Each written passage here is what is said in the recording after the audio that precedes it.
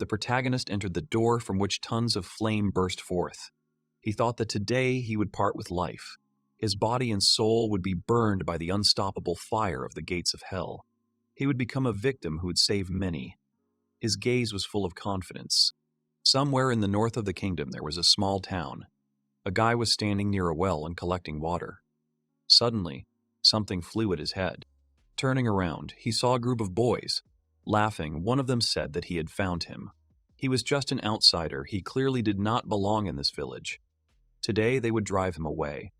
After that, he directed a fire attack towards him. Sometime later, the main character sat on the beaten guys and said that he still needed to prepare food for the teacher and asked them not to interfere with him. One of them screamed, not understanding what kind of magic it was. The guy replied that he just kicked them. It wasn't magic at all. His teacher taught him that every day. The beaten guy realized who he was talking about. He remembered that this was a magician who loved to swing his fists the most. And he added that, like teacher, like student, the protagonist grabbed him by the collar and lifted him into the air, saying that he could say anything about him, but he would not allow anyone to insult his teacher. The opponent began to foam at the mouth. Suddenly he was called out to, asking what he was doing. He dropped the boy out of fear. The teacher stood in front of him, her hands in her pockets, her face very serious. Later at home, they discussed the food on the table, saying that it was not steamed potatoes but just coals. The teacher was puzzled as to how he managed to burn it. Fleer replied that he had little time, so he hurried a little. The teacher was angry, so he had enough time for a fight. The guy turned away and apologized. He thought about how he was scared.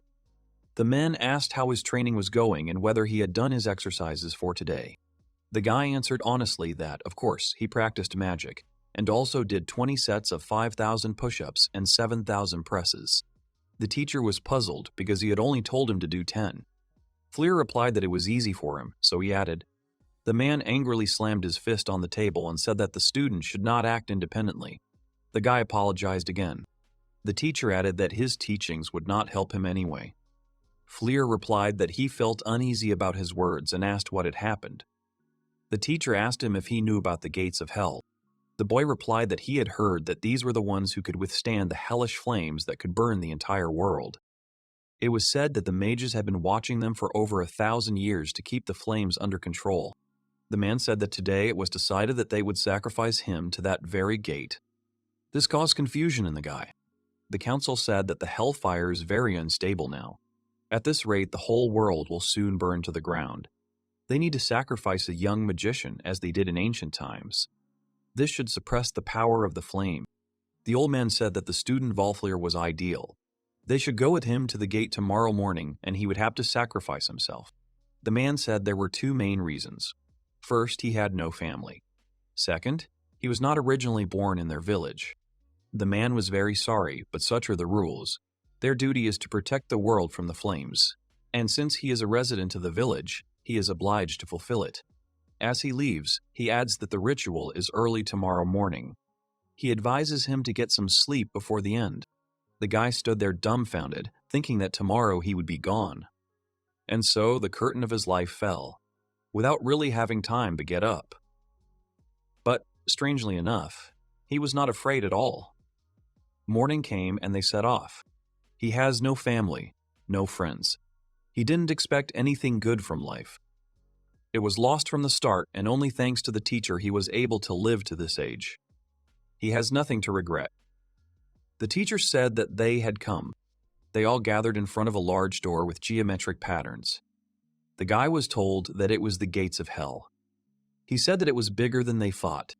The teacher replied that they were sealed with hellfire. In fact, they looked like normal gates, except for their size and ability to float in the air. For now, they were closed. He told the boy to open them, as he had taught him. Fleer agreed with him. The boy took out a scroll and began to use magic to open a gate. It creaked open and a bright flame lit up from within. The teacher said that he was burning not only the body but also the soul, so the cycle of its reincarnation would be interrupted immediately. After that, he fell silent, looking at the boy. He asked him if he hated him. The guy answered with a smile that he shouldn't say that. He was incredibly grateful to him for everything he had done for him, and he was glad that he was lucky enough to meet the teacher. The man lowered his head after hearing his words. He said that he had to go. The rules forbade him to accompany the victim further. The guy asked him to take care of himself in response. As he walked, Fleur bowed in gratitude for all he had done. After that, he turned to the gate and decided that he had no doubts or regrets. He was ready to go. As he walked inside, he thought that it was time for him to save the world. The door slammed behind him, and he was surprised that all the flames had disappeared. He didn't understand what was happening. Was it all just a fantasy? Suddenly, something started to form above him. He thought it was completely different from all the other lights he had seen, like it was different. But he thought it was very beautiful. Suddenly, the flames engulfed his entire body. His body parts literally crumbled from the heat. His eyes were bloodshot from the pain. Unable to bear it, he screamed loudly. He was in terrible pain and heat. He did not understand what kind of pain it was. After all, it was much stronger than he thought. Suddenly, his soul was torn away from his body. Looking at himself, he realized that his body was completely burned, and this was his soul. He remembered the teacher's words that it burns not only the body, but also the soul. He realized that his suffering was not over yet. A new, intense pain washed over him. He began to regret it, wishing he hadn't done it. He didn't care what would happen to the world. He wanted to be released. It seemed the soul wasn't as easy to burn as the body. He wondered how much longer he had to endure this. The sense of time was very vague there. Would he really have to wait until the next victim arrived? Because of this, he understood how they were holding back the fire, so he continued to be there, without the slightest idea of when the pain would pass. The soul still did not want to disappear, and it seemed like an eternity had already passed. However, over time he got used to this pain. He calmly stood among all this flame, paying absolutely no attention to it. Apparently, he had been roasting there for too long. As a result, he was able to tame the Hellfire. He reflected on the fact that he had lost all sense of time. He enthusiastically decided that he needed to explore what was interesting there. At first he didn't care, but suddenly he would find something interesting. Something like treasure or something, because he was tired of sitting and waiting. He saw that there was a hole at the top, not occupied by fire. He decided to climb higher and look around. Flying up, he thought that it was very convenient. In this form, you can move anywhere with just the power of thought. If you look at it like this, there is a flame of various colors burning there: red, blue, yellow, green, purple, black, and others. Looking at them from above, he said that it was simply fantastically beautiful. Suddenly, in the distance, he saw some kind of stone. When he caught it, he was delighted to see that there was some red gem inside the flame. If he sold it, he could get a lot of money. But then he realized that there were no merchants there. After that, the stone began to shine, and the guy was overcome by a strange feeling. He noticed that the gem had disappeared and merged with his soul. He realized that this stone was the fires of hell, and if that was true, these gems were everywhere. He thought that maybe he could survive and save the world at the same time by finding them. After some time, he was able to find all the stones. His body was surrounded by flames. He was glad that he was able to put them out. He realized that he didn't need to be there anymore. He wouldn't have to sacrifice anyone with him, and he would be able to live on. He thought happily that he needed to tell the teacher about everything. But then he realized that he had no body and it was unlikely that he would be able to get out. After that, something strange began to happen. White flames began to form around him and his body began to appear. He was amazed that the white flame had transformed into real flesh. He didn't understand how it worked. Maybe it was because he was able to swallow it. Suddenly, tears started flowing from his eyes. He started to wipe them quickly, thinking that it would not be cool to show up in the village like this. He was ready to part with his life, but how glad he was that he survived. Opening the door joyfully, he thought about what he would do when he returned. First, he needed to eat well. He was curious. The teacher would be very surprised. He wanted to see him soon. He was extremely happy. He decided that there was no need to hurry. He would figure out what to do next when he returned with the teacher. Suddenly, a hoof with a horseshoe appeared above him. These were strange people with various weapons on horses, who were quickly chasing someone and shouting so that no one would let him escape. When they had gone, he carefully opened the door. He did not understand what the noise was. He was also surprised that they were able to drive over the gate. Turning around, he saw that they were lying on the ground covered with tree roots. Everything was overgrown with moss and the gate itself looked shabby. Perhaps there had been some kind of storm that had carried them outside the village. Looking around, he realized that he didn't recognize this place at all, whether he had really returned back. He decided that he first needed to get to the village, but he didn't understand where to go. The main character realized that those men must know something and he could still keep up with them. And so his second life began. Not without difficulties, of course, but he can do everything. At this time, the robbers surrounded the two girls near a large tree. They said that they had finally found them and that they would not be able to escape. They should simply accept their fate without any tricks. The girls tried to defend themselves from the people attacking them. At that time, the main character stood behind the bushes and thought that he, of course, caught up. But it seemed they had more important things to do.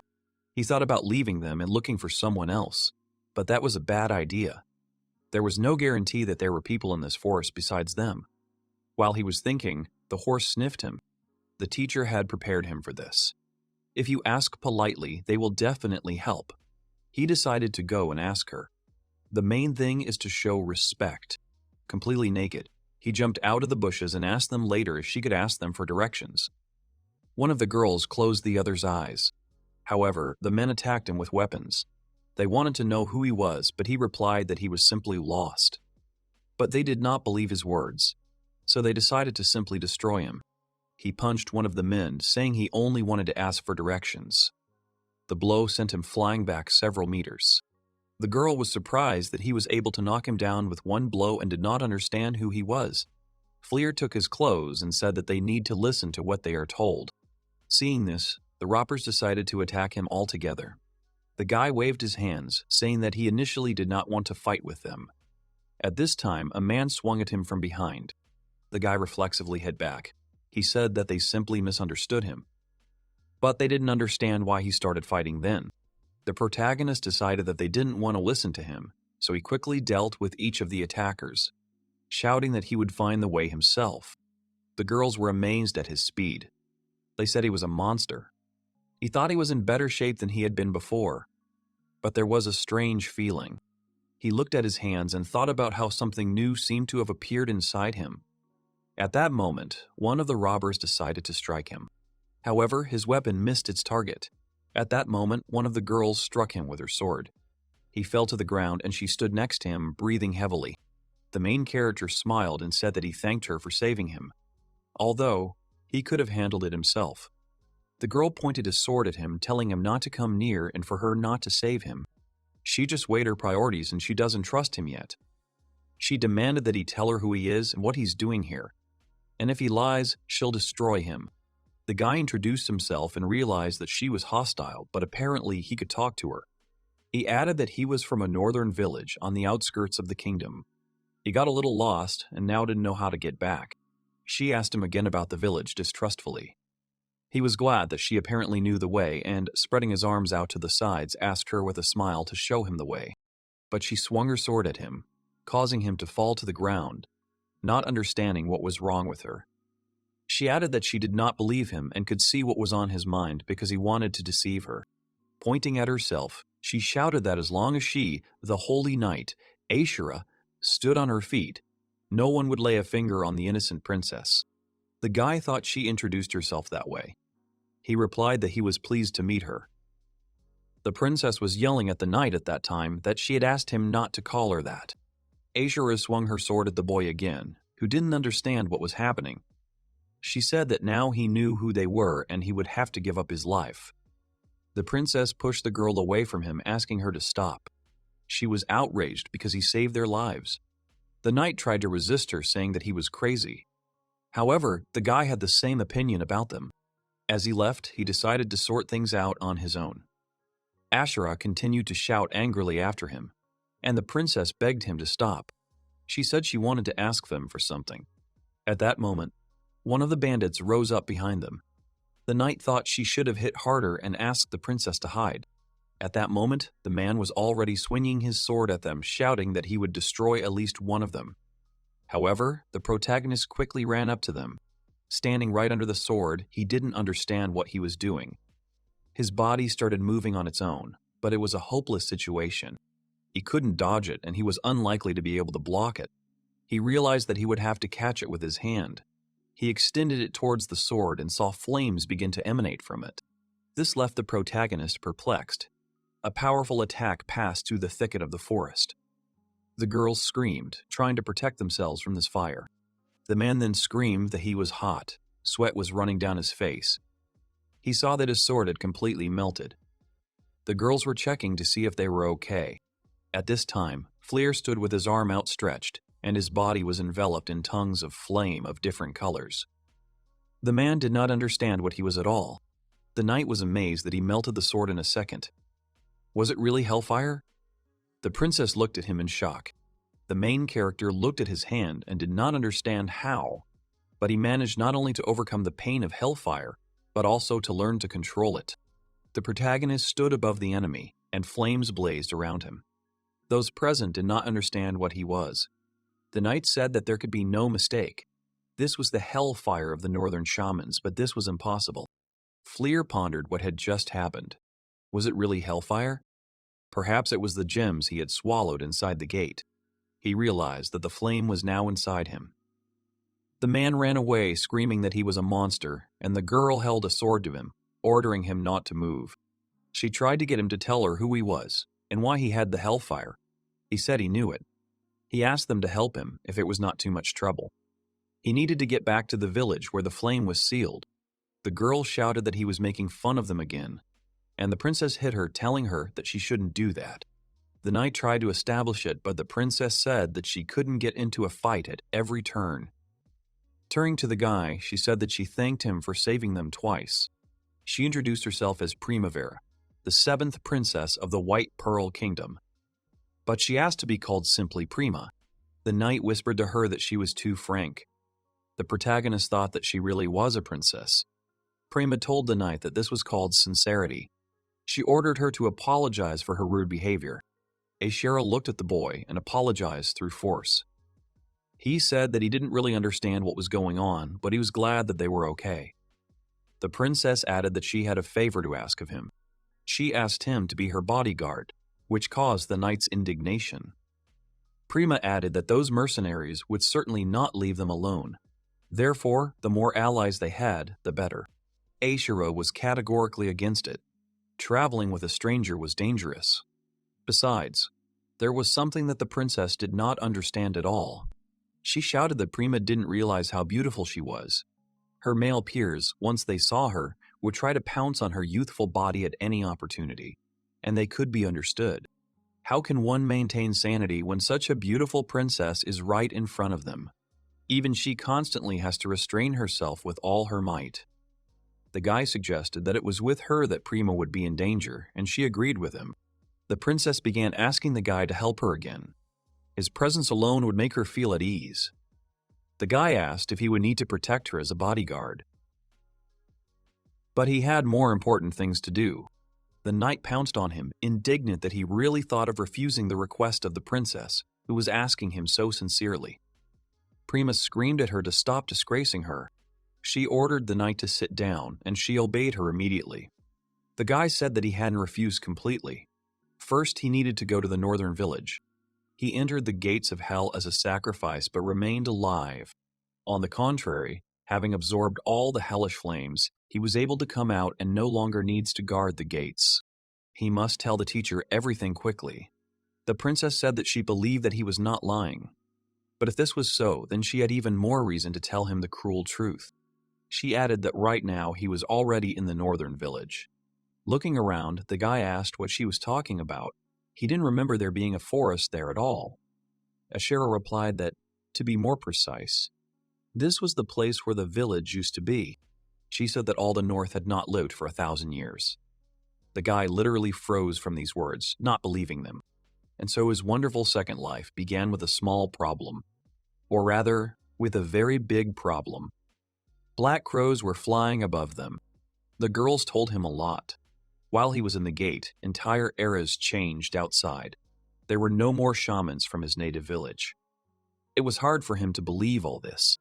Ashura was amazed, however. The existence of a shaman inside the gates of hell sounded incredible. She thought it was another dubious legend. But who would have thought that this very shaman remained alive? The princess whispered to the girl to choose her words because he was right in front of them. The shocked guy sat on a log and could not say anything. The girls tried to find words to console him. Fleer asked again, saying that he had not listened.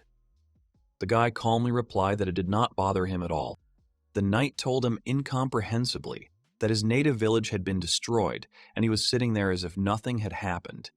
He replied that a whole millennium had passed, as if he had ended up in another world. And if you think about it, the inhabitants didn't like him anyway. He didn't even know why. And the only person dear to him was sacrificed to the gate.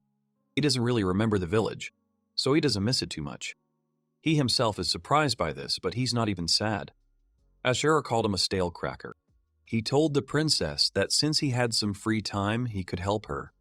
The girl happily thanked him, and the knight realized that her escape with the princess had failed. The boy added that he had never left the village and that he wanted to see the world beyond it. Prima said that to do this, they would first get out of the forest. The knight ordered him not to slow them down with the princess. The boy created flames around himself again, which amazed the girls. They couldn't even imagine that it could be used in such a way. The guy replied that he didn't have much control over it yet. However, if he could manage to handle it, it could be made into a pretty useful thing. The knight was about to carry the princess. She immediately asked that she could walk on her own. Ashura replied that he would not allow the princess's feet to tread on the soot-strewn road. She said that she would never let her go. The protagonist thought that he had absolutely no feeling of having returned.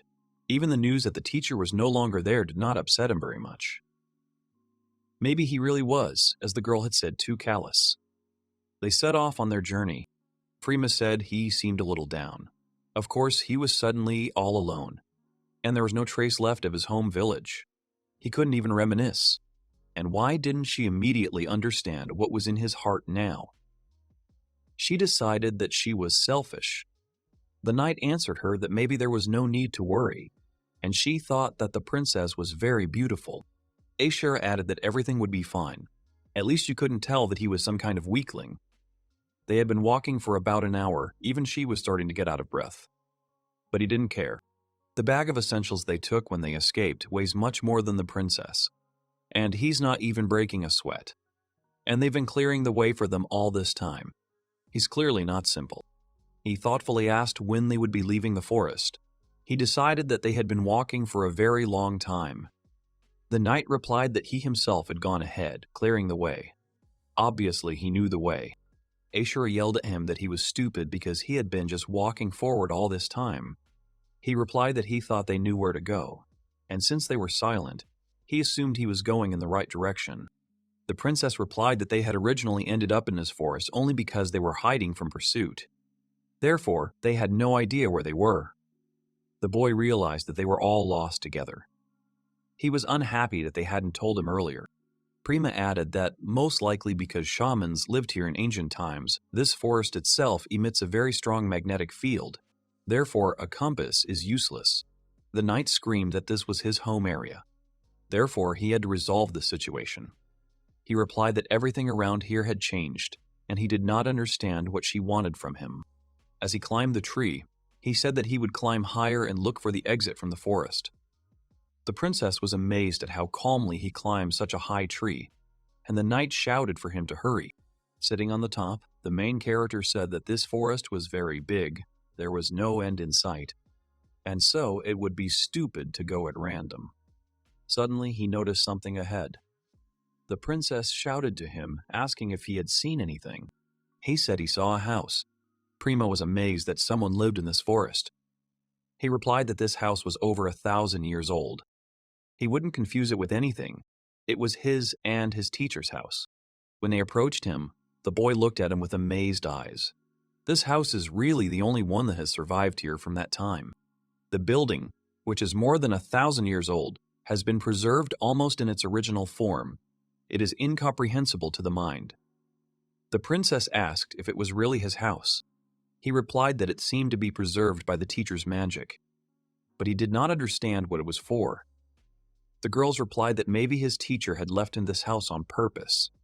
He replied that he had no way of knowing that he would return here. Ishara said that if they stood there like that, they wouldn't learn anything. They needed to go inside and assess the situation. The princess grabbed her by the hair and pulled her aside.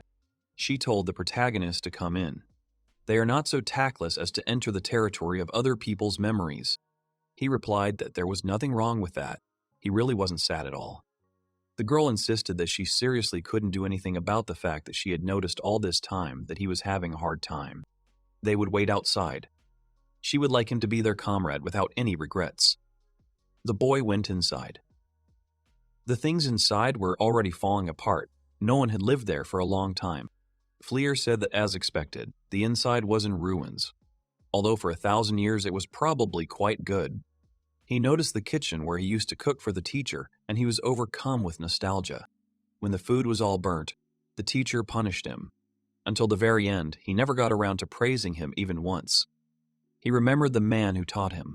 He wondered why he hadn't even tried to stop him that day. Suddenly, a knock startled him. He saw a ladle fall and noticed that there was something under the floor. Taking out the book, he realized it was the teacher's diary. He wondered if it would be a bad thing for him to look at it. He had never seen him have a diary. It said there was nothing he could do for this boy. He said that he would go to the gate, that he would use his only life not for himself, but would give it for the village, for the whole world. He is a very kind guy. That's why he had to stop him so that you wouldn't be there. At the meeting, he shouted that he couldn't understand why it was Valfleer who had to go. Their decision had to be very carefully considered because the only life at stake was the young man's. They told him that he had no relatives. No one would mourn him. Besides, the bad behavior of this boy brought nothing but harm to the village. He was a stranger to everyone from the start. It was better to give his life than someone else's. This made the man angry. It was unthinkable. They let him take him when he was still a child. They answered him that, in any case, everything had already been decided. He had to give up your student. That's why he couldn't save him, his beloved son. That's why he asked him for forgiveness. The last lines of the diary were blurred by tears. Still, deep down he harbored resentment towards the teacher. After all, he thought that he had abandoned him. But everything turned out to be completely different. But the teacher cared for him until the very end. When the teacher left, he shed bitter tears. Mostly his diary was repentance before him. He noticed that the diary did not end there. It said that now the gloves and armor he had made for him with magic were completely useless. The guy rummaged through the chest of drawers, looking through the things. The teacher wanted to give them to him when he could defeat him for the first time. It was a set of magic chaos armor. The boy found a wooden box. The man wrote that sometimes he has a dream. In this dream, the boy suddenly returns home. Obviously, this is impossible. But shamans are those who can work miracles. He will believe and wait. The boy put on the armor that was given to him. The teacher prayed that he would live and nothing would limit him, that he would see much in this world that he had never seen before, and that he would make new friends. He went out to the girls who were surprised by his appearance, smiling brightly at them. He said that was all. The teacher wanted him to live his life happily and freely. The protagonist asked if they liked his outfit. Prima replied that he looked great. The knight added that clothes make a man. Now he looks decent. The guy thanked the princess. She didn't understand what he was thanking her for. He replied that thanks to her pushing him in the right direction, he had clarified a lot of things for himself. It felt like he had become truly free. The girl smiled broadly and said that she was very happy and would ask him again, just in case, if he would mind if they became friends. The guy answered positively. The knight shouted at him not to be familiar with the princess. Prima shouted at her to stop already. Then the house suddenly collapsed. Asheret didn't understand why it had suddenly fallen apart. The boy realized that the seal placed on the house had been removed as soon as it had fulfilled its purpose. All this time, the teacher had believed that he would return. Fleer bowed and thanked the teacher for everything. Now he sets out on a journey, having gained a chance at a second life with great difficulty. And this time, he intends to dedicate it to himself. He left a diary and a flower near the ruins of his house. Having turned with the girls, he suggested that they go. Thus began his journey with the princess and the knight. He entered a world unfamiliar to him. Thus begins their adventure. Ashera, pointing to the forest, asked him where they were going. They still hadn't found out how to get out of here. Fleer realized that it had slipped his mind. Sometime later, they were running through the forest, the princess constantly urging the knight on. They were being chased by a giant wild boar, which was destroying everything in its path. A little more, and they would become lunch for this giant animal. They did not understand what was wrong with this forest. The guy said to trust him and stopped right in front of the boar. The protagonist used his flame again, ordering the animal to leave. A fierce fire flared up around him again, living on everything in its path. Turning around, he asked if the girls were okay. The princess replied that everything was fine and thanked him. He replied that everything was fine, they were comrades. However, the knight shouted at him in displeasure to do something about the power of his attacks. She was outraged that he could hurt the princess. Looking at the fire, the guy replied that adrenaline made it hard to control strength during a fight. He decided he needed to train. Prima said she felt like they would never get out of this forest. Asher said that even though they had dealt with their pursuers, the situation was close to hopeless. However, she added that if she and the princess were together, she did not care. On the contrary, she was all for it. The princess ordered her to be quiet. Fleer asked what the purpose of their journey was. The princess was not an ordinary person. He did not understand why they were exposing themselves to such a risk. Since he was now her comrade, she should tell him. Her older brothers and sisters are hunting for her. The knight added that since the current monarch of the White Pearl Kingdom is currently ill, there is a struggle for the throne in the palace. The boy understood that her sisters and brothers were going to destroy her so that she would not lay claim to the throne.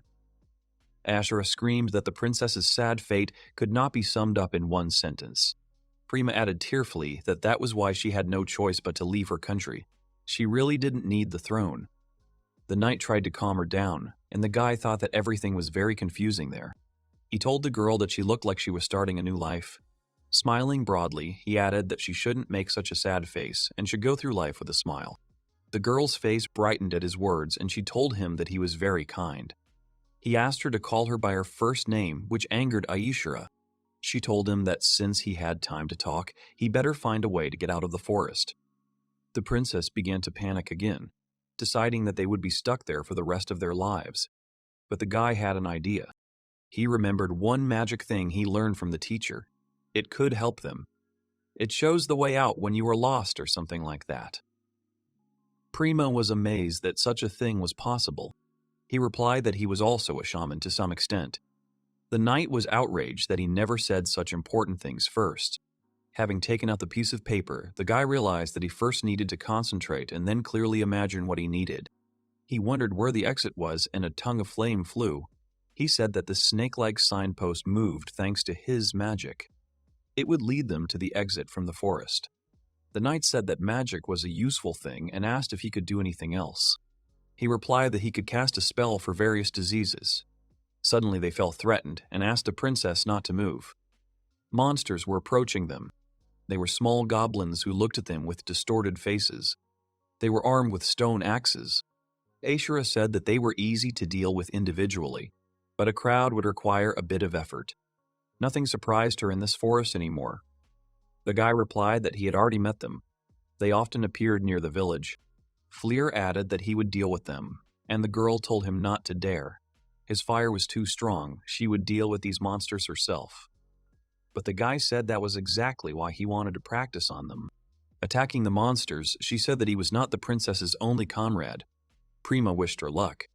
The guy decided that he would work as a magical support. Suddenly he remembered something about magic. The knight thought that these monsters were acting much more harmoniously than she expected. One of them jumped on her from behind. However, the guy defended her by throwing the monster aside and said that she almost got it from them. The girl was surprised by his actions. The monsters were annoyed that one of them was gone, and Ashera was outraged by his interference. But he asked her to wait a little. He wanted to try one technique. She didn't understand what he was talking about. The monsters screamed furiously at this time, preparing to attack. The guy stood in front of them with a lit flame. The girl said that they had just discussed that his fire was too strong and could hurt the princess. He replied that he knew. If he kept it under control, everything would be fine, so she shouldn't worry. It's hard to control fire on his own, so he'll try to do it with magic and ask them to just watch. Flames of different colors flared up again around his entire body. The guy was collected and watched him carefully. The monsters were scared by what was happening. The knight thought he looked exactly the same as when they first met. But then he couldn't control the flames at all. The whole point is to control the fire like magic.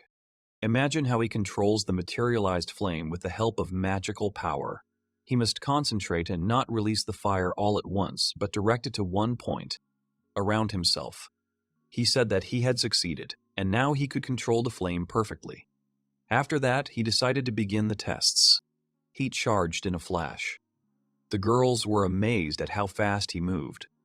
The princess thought it was incredible. Going with him was the right decision. When he hit one of the goblins, he was completely burned. Apparently, the flames around his fist were quite hot. He told the monster that if he was a good boy, he would let him live. Or the same thing would happen to him as the previous one. He screamed and rushed towards the girls. However, the knight repelled his attack, because they were not easy prey. She would not allow anyone to touch the princess. The defeated enemy fell to the ground. The guy told her that she did a great job and added that such monsters look for weak prey. After that, he used his fire attack on him. After his attack, stones and dust began to fly in all directions. He deftly jumped away from that place. The princess asked him there if he was injured. He sighed and said that this wouldn't do. He had been messing around with the goblins for too long. He needed to learn to concentrate. If the teacher saw him now, he would have punished him long ago. He decided that next time he would have to manage it in about 4 seconds. Prima realized that his progress was not satisfactory and told Ishera that she had fought well too and that her words were very brave. She replied that she belonged to her body and soul. Prima said that this time she would not close her eyes to her speech. The guy made another sign and suggested getting out of there. Ishera couldn't believe that they had gotten out of the forest so easily after so much wandering. The guy completely agreed with her. Prima noticed that there was a settlement nearby and suggested going there. The guy had truly left his native village for the first time. He can't wait to finally see the world beyond it. At this time, someone stood in the tree and quietly watched them. When they arrived at the settlement, they went to the nearest inn. Asher was outraged and said that they would pay, but the man asked them to leave nicely. He didn't need any trouble. One look was enough to understand that they were walking problems. In front of him, he saw a girl in a fancy dress, a pumped-up woman with a sword, and a guy with a huge bag who wanted to move in. He realized that they were escorting a girl who was most likely a princess of some country. The knight replied that this was a ridiculous assumption. It was completely wrong, and her princess could not be a princess. The man realized that she was a straightforward knight who could not lie. The guy approached him and told him to at least give them a snack. They did not ask for more. He replied that he could pack something for them. No one would let suspicious people spend the night there. There was trouble in their area, so they had to be careful. In the end, they will have to go outside. The protagonist said that someone needs to learn to keep their mouth shut. Ashera apologized to the princess, but she replied that everything was fine and they would try next time. She literally started falling asleep. Fleer said that everything was clear with her. It was hard to constantly spend the night in the open air, so she needed to rest. Otherwise, at such a pace, they wouldn't last long. A woman came up behind them, asking if they had a place to stay for the night. They could stay with her. Goblins and orcs were common in these parts. The guy happily asked her again, and she answered that she had a store, not a hotel, so they shouldn't count on much. He told the girls that there were still good people in this world, so everything was fine. She showed them the room and said that if they needed a change of linen, they could come to her. Looking around, the guy said that it was great. He admired the decoration on the wall. The knight said that here the princess could finally have a good rest. She asked the woman how much she should pay, but she said nothing. They can consider it just a whim of a compassionate old lady. They should accept the kindness of others while they can and not worry about trifles, having a good rest. They were very happy with such hospitality. However, the princess was categorically against such ingratitude. The knight reminded her that they had already spent a lot of money during the trip. Prima was very persistent and wanted to thank her. While sorting through the bag, the guy thought that they must have something there that he could give her in gratitude. The knight asked him to stop. or the sacred armor was there. The princess was amazed that she was with her. After all, she had told him not to take anything extra, and the guy finally understood why the bag was so huge. The girl grabbed them and said that she would not let them give them away because it was a gift from the princess. Prima shouted at her to stop. They needed to get to the Blue Sapphire Kingdom as soon as possible. The guy asked her again. She answered that this was the final destination of their journey. It is an island state located in the west. It is surrounded by sea and has the strongest fleet and impregnable fortress. If they finally get there, they will no longer be pursued. The boy thought about what the sea was like. After leaving the village, he only heard about unfamiliar things. Asher suggested changing clothes first. The princess agreed with her because they stood out too much. Fleer enters that the further they go, the more new things he will be able to see. He was already burning with impatience. Prima was going to get new clothes, but the guy stopped her. He could go alone because they were both tired and could rely on him. She thanked him. He left, and the knight wondered if he ever got tired. The guy was curious about what it was like outside, so he decided to look around. He went back to check their clothing size. However, he saw that they had already fallen asleep. As he raised the knight, he decided that there was nothing he could do. He laid them next to each other on the bed and began to take their measurements, as they said they were in a hurry. The woman was sitting in her shop, cleaning the blade of her knife. She said that no matter how many years had passed, her habits were still the same. She noticed the guy coming down. He noticed that she was still awake. She asked him where he was going with such a bundle. He replied that he was going to buy clothes for the girls, but she replied that all the shops were already closed. This made him upset, and the woman was surprised that he didn't know such obvious things. If cheap clothes would do, he could go to the closet and take what he needed. The guy happily thanked her. He placed the armor on the counter in front of her and said that it was her way of thanking her for letting him stay with her. The woman took a breath and said that she didn't need anything. However, the guy disagreed and repeated her words about gratitude. He smiled broadly at her, and she decided to take a look at what he brought. Looking at it, she realized that it was impossible to buy anywhere. It was mithril sacred armor, and of quite high quality if you bought it. Even 20 platinum coins would not be enough. But the guy did not understand the value of money. She said he was too good and she couldn't afford him, but she was glad they wanted to thank him so much. The guy had an idea of what would happen if he wasn't so good. She didn't understand what he was planning. He threw him up and started hitting him a lot.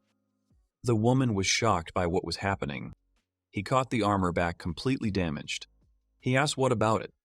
Now it has a small defect, so it became cheaper. This made her indignant. He replied that it was his own fault for bringing such an expensive thing, so there was nothing he could do. She began to laugh convulsively, saying that he was funny. When she calmed down, she said that since it was defective, she would take it for 100 zoldas. The protagonist again did not understand the price. She added that she would also pick out the necessary things for their trip, equal in value to the gratitude. This made the guy very happy. As they left, they thanked their grandmother. They had the feeling that there were even more things than before. The woman said that the guy had good taste in choosing clothes. The princess said that the dress size was just perfect. The knight agreed with her, adding that at least he could be sent shopping. The guy smiled and said it was a good thing he had measured them the night before. They asked him what he meant. He said they had fallen asleep and he had measured their clothes. Imagine this picture. The girl was horrified, and he also added that he had to tinker with the chest girth. The princess replied that he had already said too much. At this time, a man from the hotel approached. He said that he saw that she had transformed the boys for the night and also given them her precious trophies. She had finally been able to live a peaceful life, but she had never let anyone get so close to her. He decided that the heart of the former strongest assassin girl had softened. She replied that she just liked this guy. She couldn't do anything because he was so good.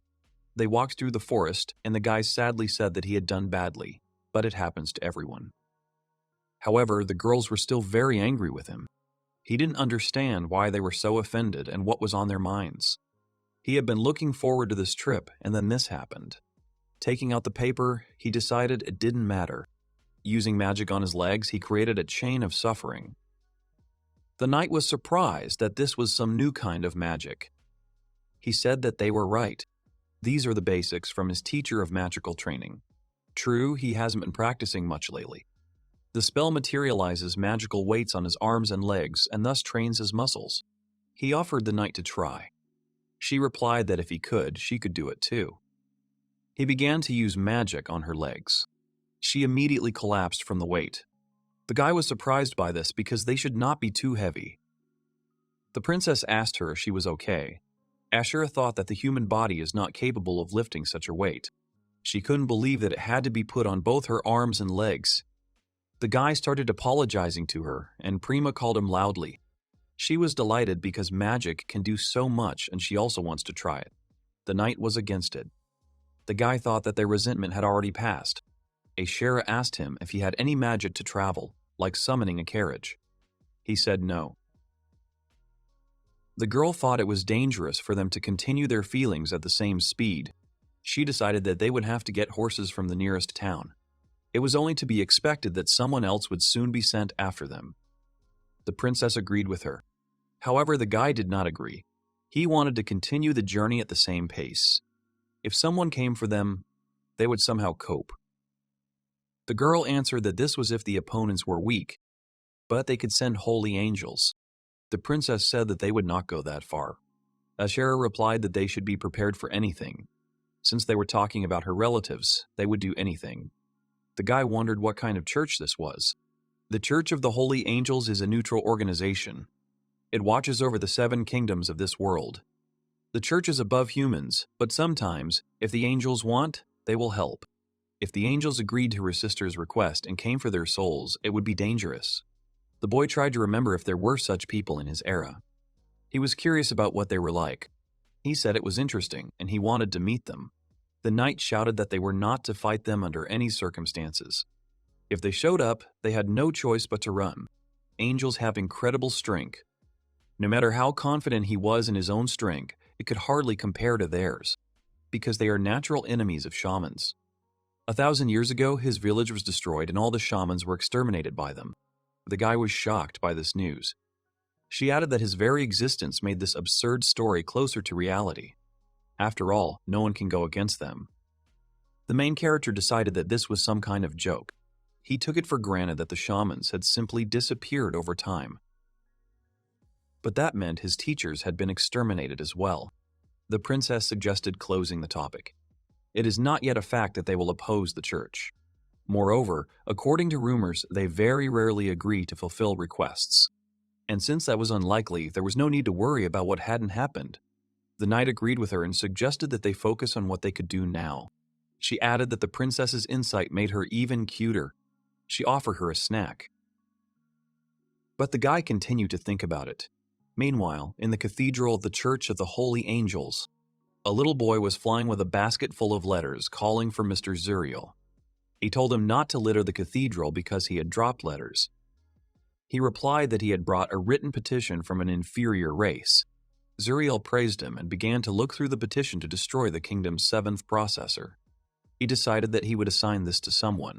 Somewhere in the kingdom of the White Pearl in the tract, a guy was talking about how he heard that the kingdom was quite prosperous, but something was quite quiet there. He remembered that the problem of succession to the throne was in full swing here. Dangerous things were happening, and that was why he was afraid. Suddenly, he was ordered to stand.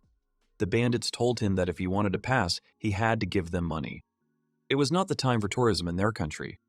Didn't he know that because of the struggle for the throne, the order in the country was getting worse and worse every day? So he has to give them everything he has, otherwise he's finished. He cried about it and said that he didn't expect to be underestimated by the likes of them. He added that they were still inferior creatures, which is why they had no choice but to train and control them. One of the bandits became extremely angry because of his words. He swung at him and told him to stop saying that. But the guy's face turned into an evil grin. At the same time, the princess was eating a snake and saying that it was very tasty. Ashura reminded her that she should not eat while walking. Prima offered her a piece. Fleer noticed that she really enjoyed the food on the hike. The princess replied that she was happy for him too. He had looked a bit down before, she was worried. He replied that everything was fine. At first he was a little shocked, but after thinking about it, he realized that there was nothing he could do about what had happened so long ago. He couldn't do anything, but it had thrown him off balance. He holds no grudge against the angels, but he does not think that they have defeated his teacher. The knight joyfully reported that they had come. The guy remembered that he had sworn not to limit himself in any way and to enjoy life. A big city appeared before them, and it is better to have fun than to give in to despondency. He wants to live a second life for himself. At this time, the man was attacked. He said that they had apologized for being wrong. They had begged him to forgive them. The angel replied that he was just doing his job. For the sake of human selection, he was purging the population of low-grade individuals. More importantly, can he resist a little? When he's like this, he's really giving his all to his job. If his duties are going swimmingly, he's not enjoying them. He wanted to ask him for something, but at that moment the man started running away screaming.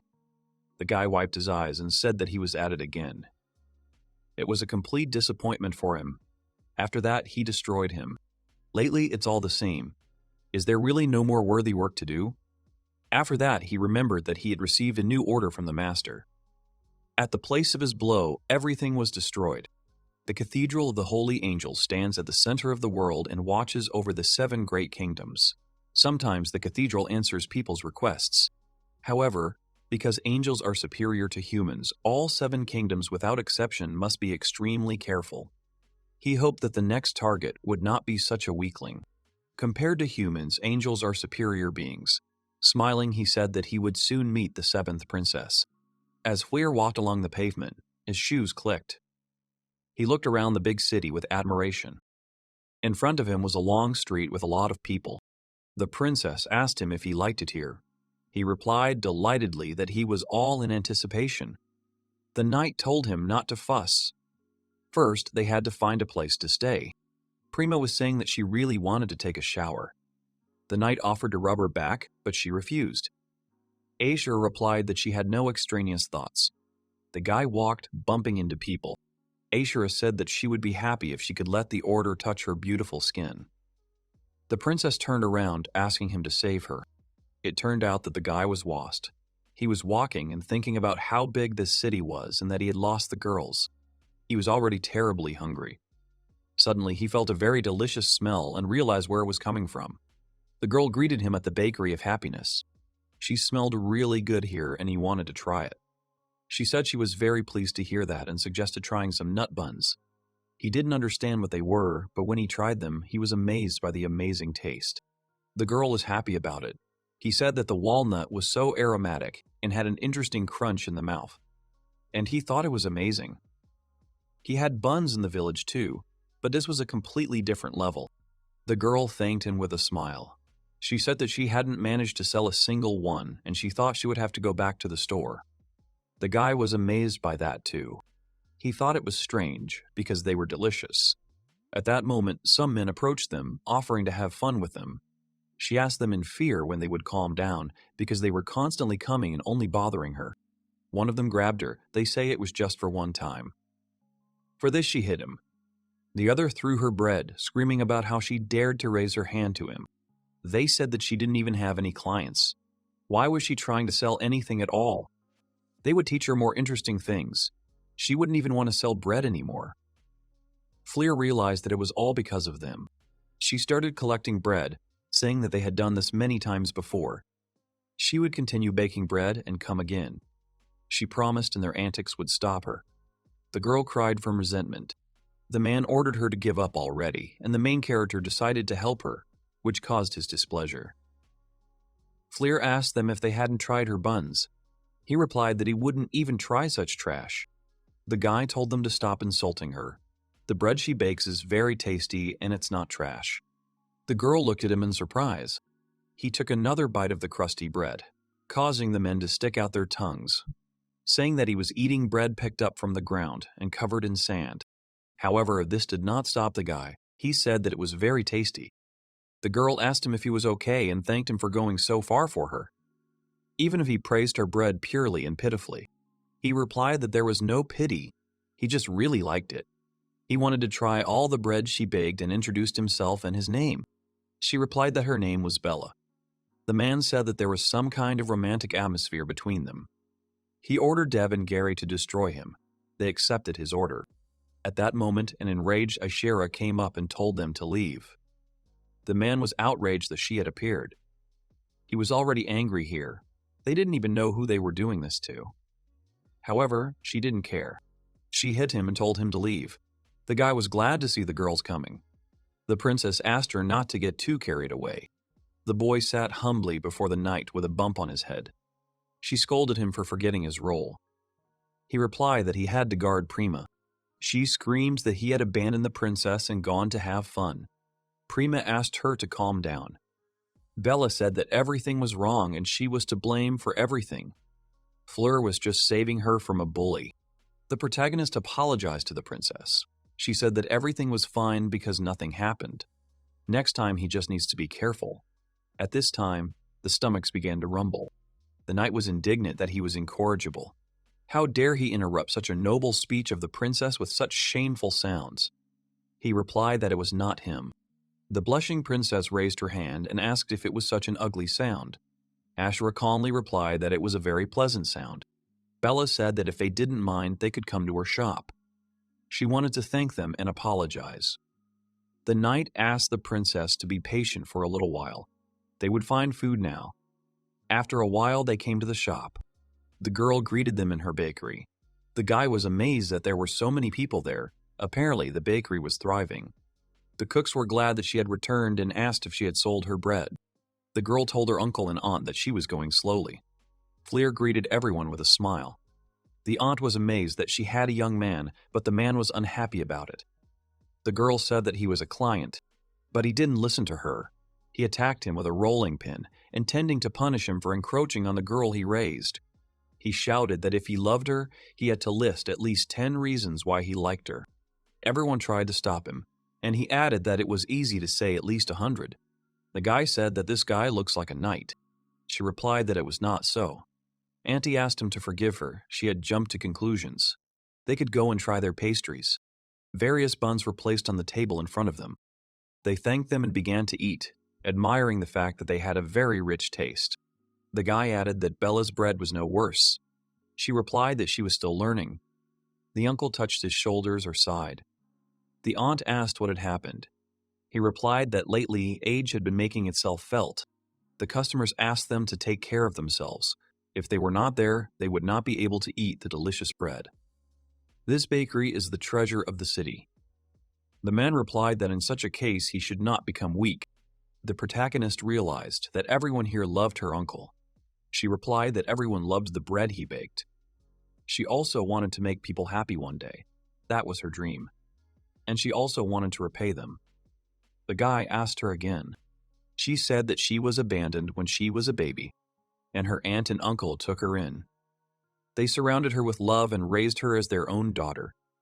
She always wanted to repay them for their love.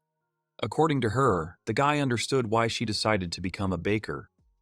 She replied that she always liked baking bread, but she was not so good at it. He replied that he understood her.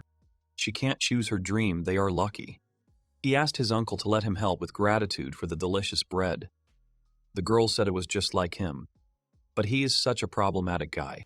Carrying the stand into the bakery, the girl thought that today was a good day. The guy gave her confidence. From tomorrow she will try even harder.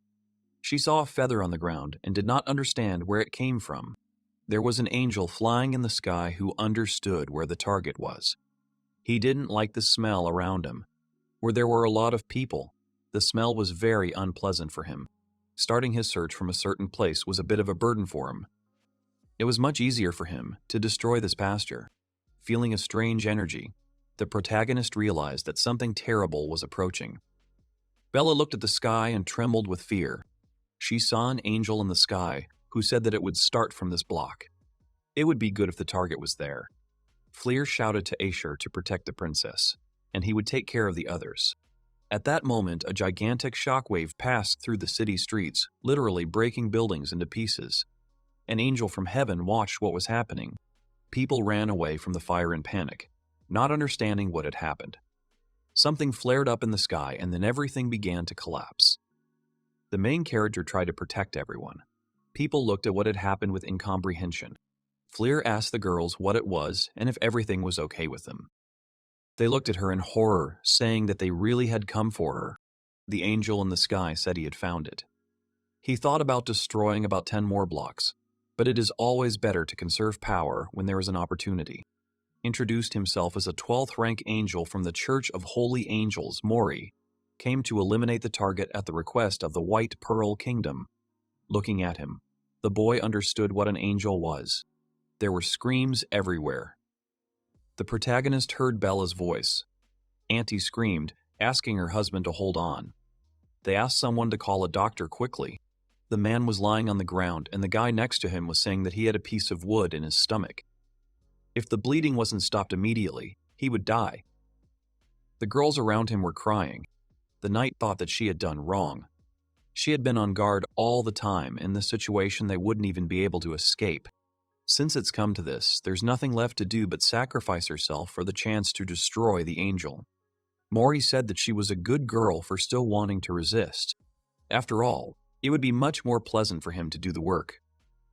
The girl sighed heavily from this pressure. There was simply a whole gulf between the powers of a man and an angel. At this rate, they will all be destroyed. The protagonist asked the girl if this man in the sky was their enemy. The angel looked at him in confusion, trying to understand who he was. It was strange because nothing was said about him in the task. Aishera tried to stop him because she said that humans can't even scratch angels because they are on a completely different level. Mori interrupted her, saying that she was right. He was too cheeky for a lower animal. As he prepared to attack him, he shouted for him to know his place. Aishera thought that this was a very scary energy. It was as if the blood was boiling and this energy was coming from an angel. The protagonist easily parried his attack with one hand. He said that he didn't care who he was or who was stronger than whom. People around him were crying. The guy enveloped himself in fire and said with fury in his voice that he would pay for everything and would burn in Hellfire. The White Pearl Kingdom was also called the Land of Precious Stones. It was a prosperous state whose main industries were the development of springs and the processing of precious stones. However, the current ruler of this kingdom was bedridden due to a serious illness. The people were very sad about this. Within the palace walls, an unsightly struggle for the throne was taking place. The children gathered around their father's bed. The doctor said that the king needed as much rest as possible. They shouted at him to be quiet, because he was an outsider. The first prince told his father that he would take care of all matters of state. The second Prince Grunder replied that it was too early for such speeches. Mackenzie replied that he thought his brother would only add to the stress. His father could trust him and leave everything to him. First Princess Finey said that he was not the one to talk about worries. He had done a lot of damage to the mining industry. Second Princess Mana added that they were too much trouble and the people did not approve of them. The other brothers also shouted for him to rely on them. However, the king groaned for them to stop. He was interested in where Prima was. He added that he wanted to see her. He was told that she was away on business. Finny was not happy about this. Prima was always close to the king. She decided that she could have planned this. A servant called her. He reported that the Church of the Holy Angels had accepted the mission. An angel of the 12th rank had already been sent for the lady. She was delighted. She had known that paying them a tidy sum would be the right decision. The servant added that it was too much to send an angel for the mistress. She was alone. She replied that she had no other choice. Now she would not have to worry about her. Meanwhile, the girl with big eyes watched the actions of the main character. He told them to hide with everyone else in a safe place, and he would deal with the angel. The angel realized that it was him who was called. Bella called the protagonist, saying that the store was destroyed and the uncle was badly injured, and she did not know what would happen to him.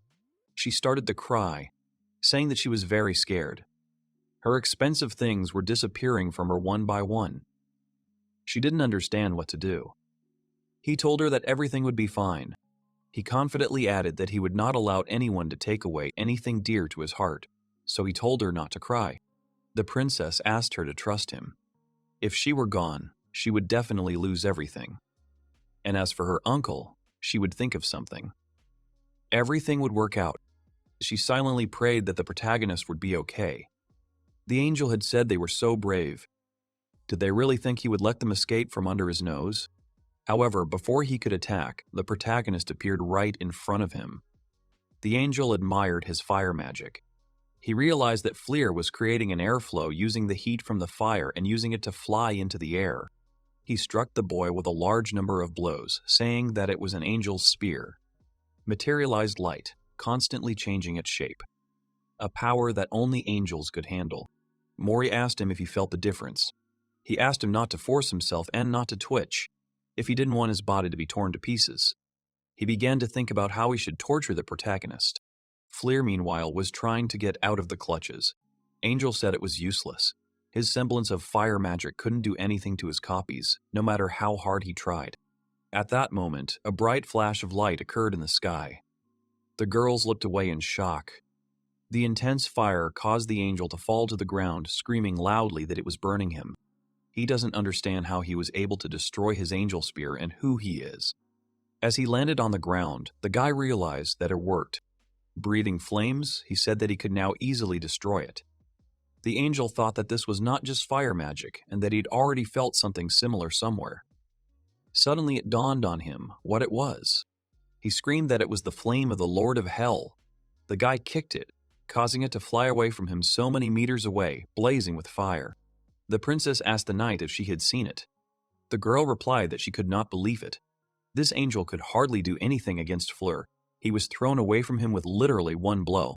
Flying to the side, the angel began to rise, saying that he did not understand anything. This flame should have been destroyed along with the ruler of hell more than 1,000 years ago. Fleur did not understand what he was talking about. The angel said that now he clearly saw with his own eyes why he had created angels so that they would pass the tests given to them, so that they would eliminate the remaining shamans and wipe out this cursed flame from the face of the earth. The 12th rank angel from the Church of Holy Angels began to transform. He became the size of a building several stories high. He said that he would crush the protagonist. He should not underestimate angels. His face was extremely self-confident. The boy said that he had just gotten bigger and that nothing had changed. His words angered Mori, who began to attack the boy, shouting at him to shut up. His blows shook everything. Each blow shook the ground and shattered the building. The girls shouted at Bella not to stop and to run after them. The angel continued to rage. He asked if he could do anything to counter his power. He knew perfectly well why he was furious. He wanted to avenge his kinsman from the past. The boy remembered his teacher. The angel continued to shout that history had already proven that the shaman was no match for the angel. He couldn't even dispel their regrets. The guy started to counterattack. They say that an angel's strong point is to miss the target, so he doesn't care if he overdoes it. However, there are living people here, and he is infuriated by guys like him who calmly take away from them what is dear to them. The shamans were warriors who defended the gates, so they were prepared for the outcome that befell them. But the local townspeople were a different story. They should not part with their lives in such a way. He thought that this was how his teacher wanted him to live, to protect those dear to him here and now. He struck the angel again, and it screamed at him furiously. Flying to the side, he told the angel to attack him, if, of course, he could keep up with his speed. Then he jumped off the ground and ordered him not to dare run away. They moved around the city, the angel pursuing the main character. Sometime later, they found themselves outside the city. The angel said that he had cornered the shaman. Now no one will interfere with him anymore. He will be able to deal with him as he pleases. The guy completely agreed with him. Throwing off his cape, the protagonist said that he had not introduced himself. From this moment on, a serious fight begins, so it would be necessary to follow the rules of decency. Surrounding himself with a strong flame, he said that he was a first-class, third-class battle shaman Valflair. He thought of something and asked if the angel was ready. The guy concentrates, concentrating the flames on the tips of these fingers and directing them at the enemy. The huge man rushes with fury at the guy who pointed his fingers at him. The main character fully concentrated and fire came out from his fingers aimed at the enemy. The young man called this technique a magical fire projectile. Several projectiles on fire flew forward. The enemy asked what it was, to which the guy said that he just had an idea and apologized, saying that he wanted to test different things on him. The man angrily told him not to be impudent, calling him a brat, and stretching his hand out in front of him, used a shield of spears of light. The shield did not allow fireballs to hit it, and the enemy said that there had not yet been a single attack that could penetrate the shield. But unexpectedly for him, the shield could not withstand the napalm of fire shells. The man was thrown back when the shells reached him, and he screamed with a piercing cry. The young man stands in front of him. The protagonist thought with a smile that this technique works, and noted that he can already control the power of the flame quite accurately. The enemy looked at him and called him a freak, but suddenly spears were directed at the young man from above. The man smiled in superiority, saying that these were 30 spears of light that destroyed the city and wished him to die under the righteous rain. The young man raised his hand. The main character folded his fingers and pointed them towards the sky, easily repelling the attack to the enemy's gloating laughter. The man, seeing this, did not understand how this could be. The young man smiled and said that everything was as he said. The girl saw an explosion in the forest from afar. She became a little worried. People were sitting the wounded man down. The man was badly wounded. A piece of wood was sticking out of his wound and it was bleeding. Everyone present was worried and asked if this girl would be able to save the man, and noted that it did not seem like she knew anything about medicine. The girl tied her hair in a ponytail. Bella is very worried and cries. The lady with dark hair asked her to calm down and assured her that her uncle would survive. The lady stretched her arms out in front of her and began to work, thinking that Fleur was trying for all of them right now. The protagonist looks forward. The enemy, already heavily deified, speaks indistinctly about how an angel cannot lose to an ordinary person, and added that they are a superior race. The young man noticed that he was more stubborn than he thought, and although long-range attacks were a good idea, it seemed that the fire's power had decreased somewhat. The angel continued to burn. When the enemy struck with a scream, the guy jumped back and, aiming with his fingers, released another fiery projectile, hitting him right in the eyes. The man screamed hysterically. The main character swung and thought that in this case, he would concentrate all the fire into his fist and hit him with all his might. The angel grabbed his eyes. He raised his fist towards the enemy, preparing to strike. Suddenly, someone grabbed his hand as he was about to strike, and a huge eye looked at him saying that it was hot, but not hot enough. The young man turned around wondering who it was. The huge mouth asked if he was happy with this grain of fire and added that he was disappointing, adding that they did not need such a master. The voice continued to say that this was not enough. It needed to be even stronger, even hotter, and calling for him to heat up to red hot. The glove on the guy's hand, which had been burning weakly, began to heat up to the limit. The protagonist swung with full force, thinking about Hellfire number 1, the fire of Kagetsuchi. The angel put his hands in front of himself to protect himself and screamed in horror. The guy dealt him a crushing blow, calling it a lotus blossom attack. The man screamed in pain. The angel was beaten half to death. A crater formed around him from the force of the blows of the young man who now stood before him and was silent. The guy looked at his gloved hand, turning to himself, hearing the voice again saying that this was still not enough. He unclenched his fist and looked at it, wondering what had just happened. The protagonist looks at the angel he just hit with his attacks and wonders what that was. He looked at his hand and thought that what he felt now was completely different from what he felt before when using the flame. For a moment, his consciousness was occupied by something. The young man remembered the voice and how someone grabbed his hand and thought that suddenly this something did it. He was surprised to hear how his enemy lying on the ground said that he would pay for this. The angel was completely burnt, including his wings, and began to crawl and say that it couldn't be that some semblance of a shaman could defeat an angel, to which the guy remarked that he was a tough nut to crack. The enemy smiled and told him not to think that he would get off so easily by speaking out against the angel, and said that he would forget what peace meant, and noted that his brothers would find the guy and kill him. He laughed, saying that he would regret it, calling him a lower life form and an upstart for daring to pretend to be someone. The young man sat down and poked him in the forehead, telling him to shut up already. The enemy asked what he was doing and began to scream hysterically in pain.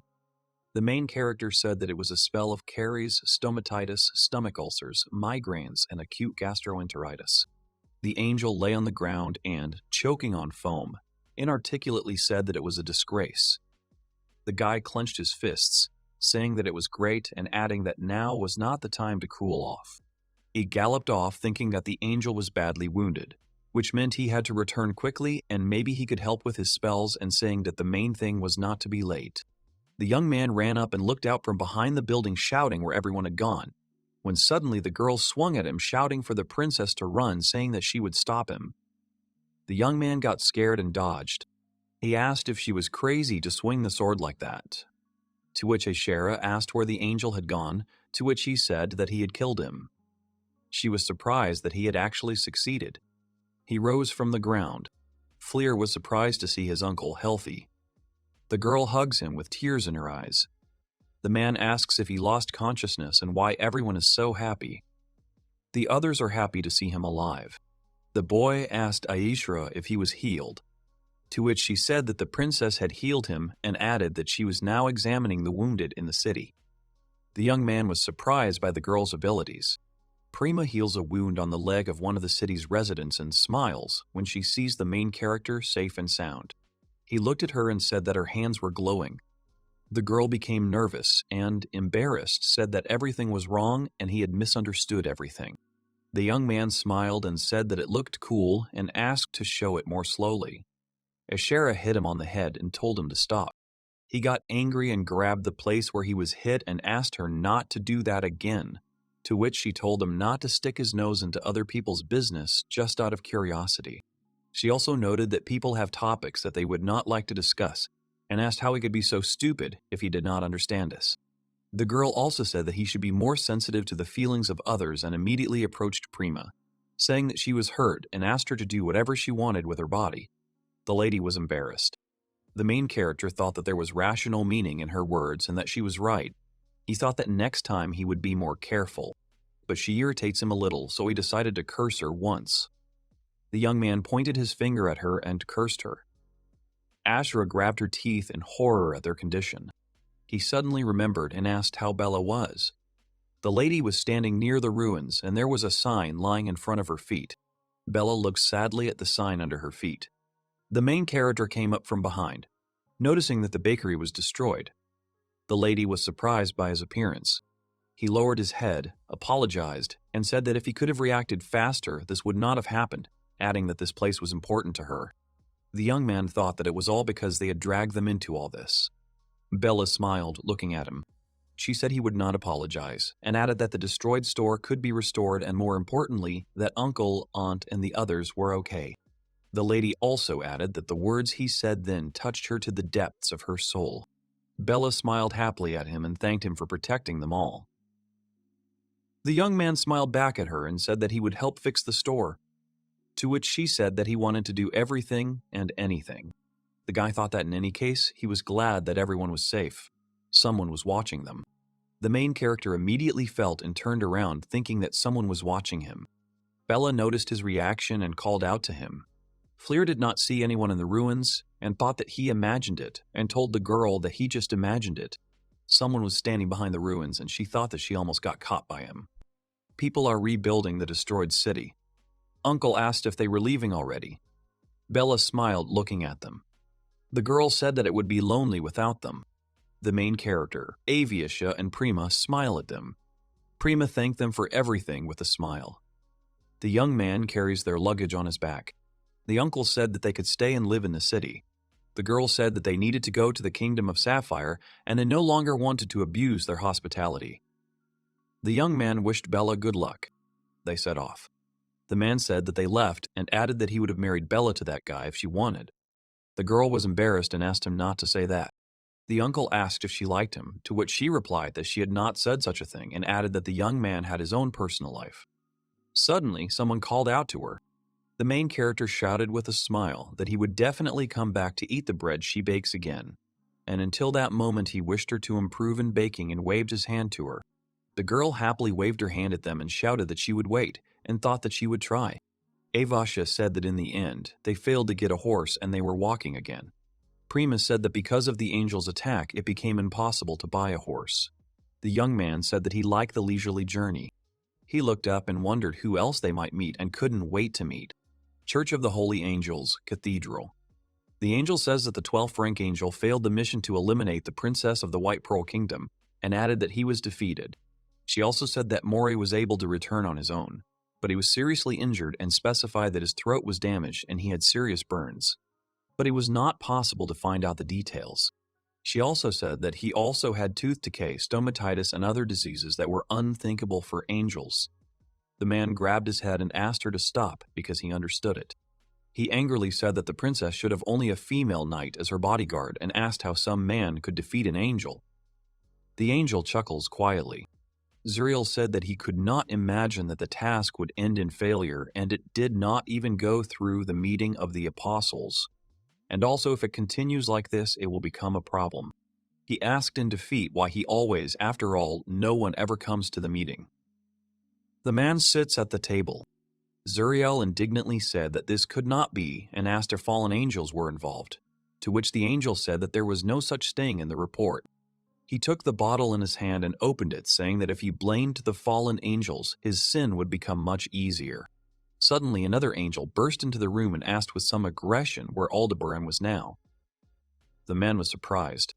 The man called her madam in surprise, after which she immediately hit him in the face with her fist and asked who he was calling an old woman. With obvious anger, Gabrielle stated that they had an emergency that needed to be reported to Aldebaran. She is one of the 12 apostles.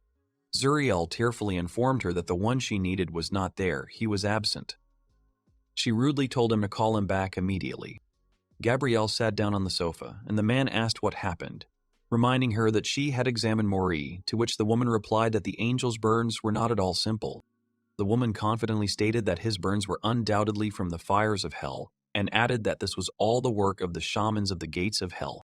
The man reminded her that the Hellfire had been destroyed 1,000 years ago, to which she said that if the burns had been from ordinary flames, she would have cured them in an instant. But she added that she could not do this and noted that this very flame is the only poison for angels. Gabriel added that they, the 12 apostles, must sort this out and stated that this time they must convene a council of apostles. When suddenly someone said that they know how to intrigue. The young man sat with his hands behind his head and smiling and suggested that they entrust this matter to him, and reminded them that he too was one of the apostles. Zariel turned to the young man and wondered when he had appeared there. The woman asked if he had heard everything. Raphael smiled and said that this was the same battle with the shamans that was a long time ago and said that he missed it because he was slacking and asked if they were strong. Gabriel said that if he underestimated the shamans, it would not end well. The young man stood up and asked her not to be so cruel and added that she should not put him next to the lower ranks. He also added that although he is the youngest of the apostles, he is absolutely confident in his abilities and asked to demonstrate his strength. Spreading his wings, everything around him flew into the air. Zariel and Gabriel had to cover their faces with their hands. The guy said that he had accumulated quite a bit of strength recently, so he would let loose in public. The man was frightened by his strength, but the woman continued to look at him sullenly. Raphael is one of the 12 apostles. He smiled and said that he was looking forward to it and added that the meeting with the shaman would be unforgettable. The main character sat down saying that they had walked quite a lot today. Prima, who was about to drink some water, said that the flask was empty. Avashi was surprised by this, after which she asked the guy to go to the river nearby and collect water. He lowered the flask into the river, collecting water. The young man thought that as soon as he dealt with that angel, he became much calmer and said that on the way back he would need to catch snakes. Remembering that Prima liked them, the main character also thought that he would cook snake soup for dinner today. From the dark bushes behind him, someone's 2 eyes were watching the guy.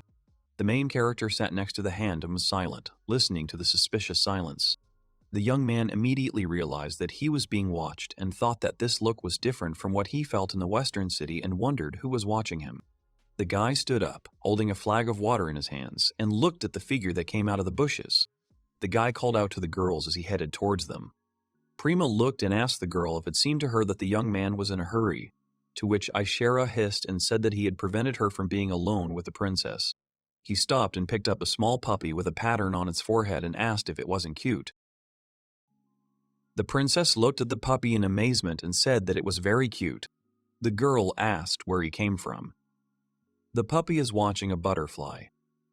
Fleer said that he had just met him and offered to take him with him, to which Prima agreed, but Ishera refused. She also said that their trip is not entertainment. Plus, in everything, angels are hunting them. The guy said that everything is fine and added that everyone already understands that he can deal with them.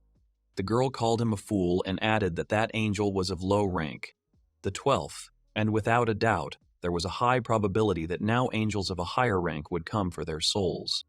Prima called her mean. The young man said that the girl was just jealous of this puppy. Ashera said that in any case, they cannot afford to take him with them and said to take him back. She also added that if rumors are to be believed, this is where the lands where giant wolves live are located and noted that they cruelly love to feed on human flesh. The girl said that who knows, maybe this cute puppy is a cub of these wolves. The puppy bared his teeth and began to growl. The puppy started barking at Ashera, scaring her. The boy noted that he was barking because she was saying nasty things about him. The girl said that she was just saying that they have no right to tame someone they can't take care of, after which she admitted that she also did it, gritting her teeth. A giant wolf jumped out of the bushes from behind, growling and already opening its huge mouth to bite. Everyone was surprised and scared. The main character told them not to panic, and was about to act when he suddenly saw something passing by. Wolf's mouth. The young man was afraid for him, thinking that he would be eaten, but the puppy began to glow before his eyes and became bigger. Before their eyes, the little puppy turned into a huge fiery dog with a terrifying grin. The guy couldn't believe his eyes.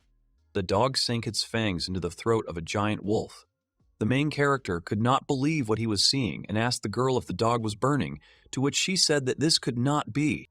Prima exclaimed that this was a sacred animal, the fire dog Amparasu, and added that there were animals that could control the 8 elements of their world, and he was one of them. The fire dog, grinning, covered the defeated giant wolf lying on the ground with earth. The dog barked in a friendly manner and, transforming back into a puppy, jumped into the boy's arms. The princess said with delight that it was amazing, adding that meeting him was destiny, nothing less. The young man and Prima began to persuade Afisaru to take him with them, saying that he would be useful in battle and promising to take good care of him. The girl agreed and looked at the puppy. She leaned over and thanked the puppy for saving her and noted that he had let them know of the danger by barking.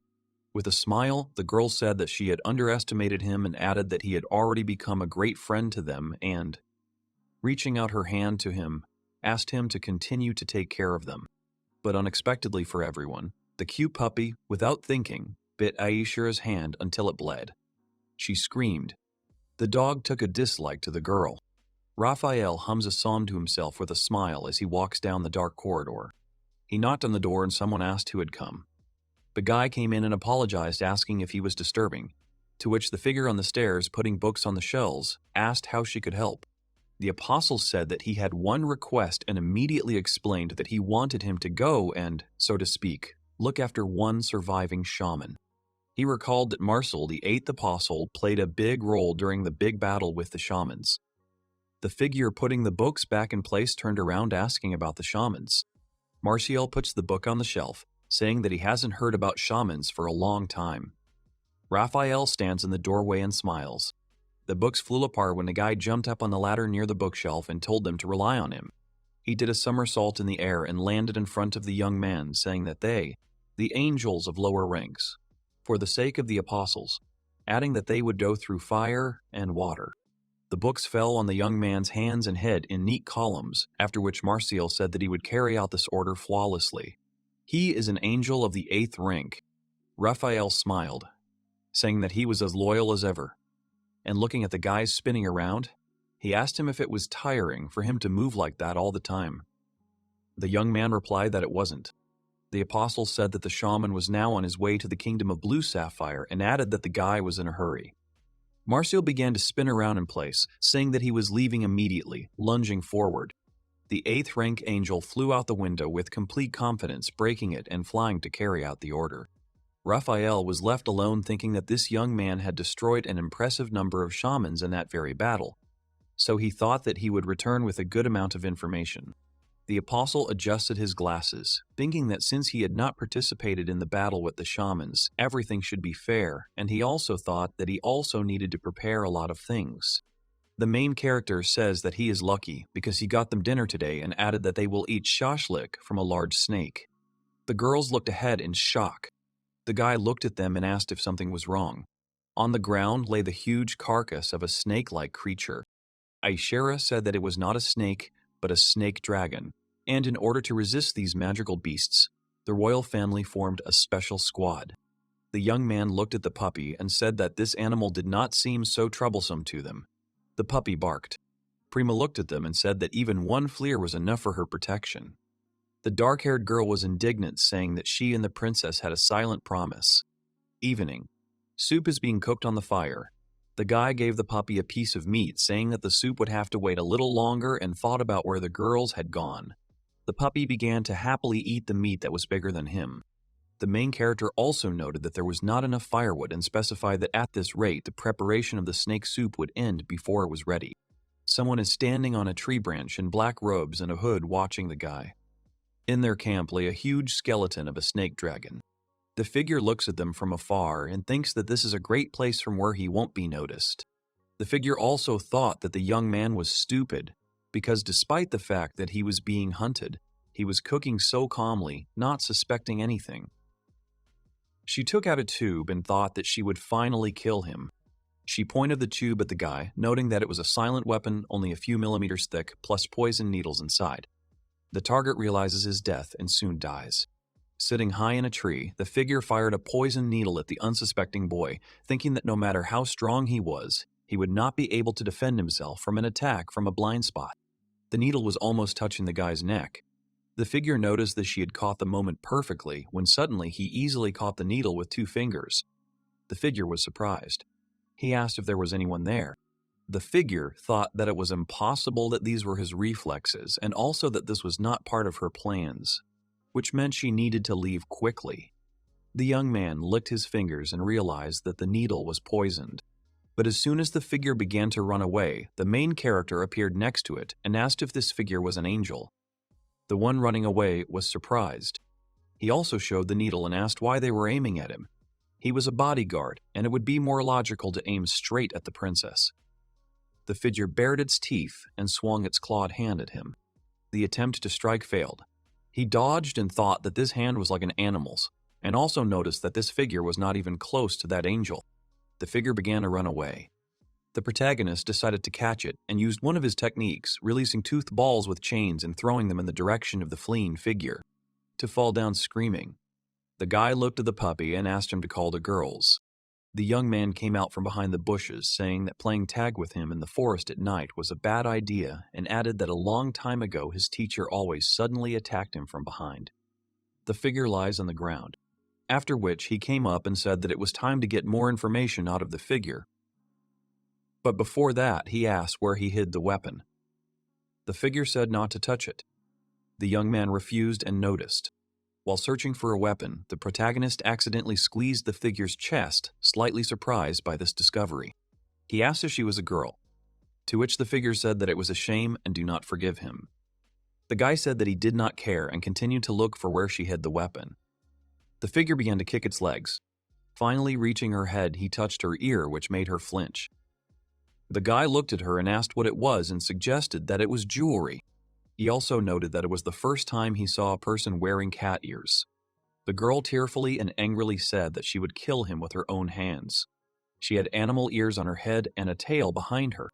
The main character touched her ear again and noticed that it was her weak spot. The girl blushed slightly and let out a meow.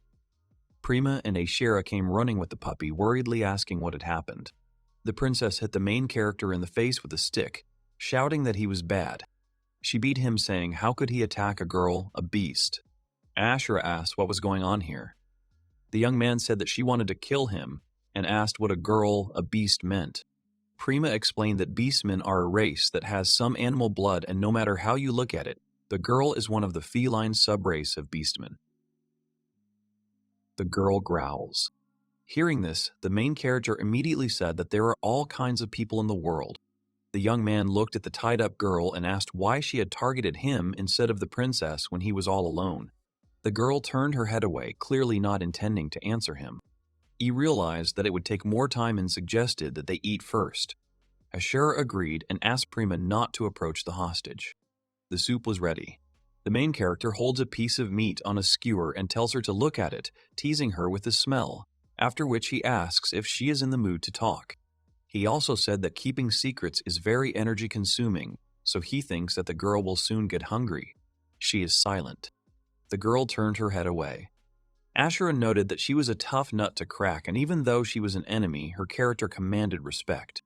She also said that if the enemy was aiming at him, then it turns out that she and the princess had nothing to do with it. The guy asked if he was determined to leave him here and suggested tying the enemy to a tree without clothes. Ashura said that this was too much because she was a girl, to which the young man said that his teacher often tied him up like that when he was angry with him. The princess looked at the tied-up girl and said that she wanted to ask the guy for something. Prima asked to let the girl go, thereby surprising everyone around with her request. Isera said that this cannot be done and added that she welcomes those who came for Fleer's head. But there is a possibility that this girl came for the princess. The princess said that while the young man was with them, it was obvious whose side had the advantage. And it was not surprising that the girl did not say anything without a guarantee that everything would be fine with her. She offered her meat. Prima smiled kindly, telling her not to be afraid. They would not do anything bad to her, and saying that the shashlik was delicious. She offered her to try it. The shackles disappeared. The girl asked why she was doing this, to which the princess said that she just wanted to talk to her. The girl snatched the shashlik from her hands. The beastman stepped aside, eating meat. The puppy yapped near her. The guy noticed that she started talking. Ashera said with delight that nothing less was expected from the princess. After eating the meat, the girl looked towards the forest. But the guy immediately sternly told her not to act up. She got a little nervous and said that she gave up. The young man told Prima that everything worked out. Avashi added that thanks to her kindness, the princess is able to communicate with commoners. The princess asked them to be silent. Crony introduced herself and said that she was an ace and took orders from important people of the White Pearl Kingdom. She also added that she is currently carrying out an order to eliminate the corpse of the 7th Princess Primavera. Prima got scared and said that she knew about her brothers. But now, because the guy beat up that angel, her mission has changed, and now she is the one who must kill the princess. The guy asked if she had been watching since the moment they met the angel, to which she said that much earlier. Corona also said that she has been watching them since the moment they hired the guy as a bodyguard. The main character was surprised by her words. Prima was surprised and asked why she had never tried to kill her then, to which the girl said that her mission was to eliminate the corpse. There was no talk of murder. She also said that she has a principle. She does not accept additional tasks, but if she won, the one who was able to defeat the angel, then her name became known. The guy understood why she was targeting him. The girl said that for an assassin, failure of a mission is equivalent to death, and at this rate she will simply be thrown out. In the worst case, she will simply be eliminated, and even if she escapes, there will be no trust, and she will be left without a job. The girl said that she herself was greedy, so nothing can be done. The guy asked what they should do. Prima decided to suggest something. The princess confidently declared that she was hiring the girl. Everyone was surprised by this proposal. Prima said that her task was to return to her previous employers and report that she had successfully eliminated her, and added that after that, the girl should do whatever she wanted. The princess handed her a necklace belonging to a member of the royal family and told her to take it because if she sold it, she could get coins and could use it as proof. She also added that if she agreed to the offer, she would receive a worthy reward and would be able to maintain her status. The girl looked at the necklace with delight. After thinking about her offer for a while, she took the necklace from her hands and said that she would take the order. Prima smiled happily and said that it was wonderful. Fleer and Avashi started praising a princess again for her idea to lure away the enemy who came to kill them.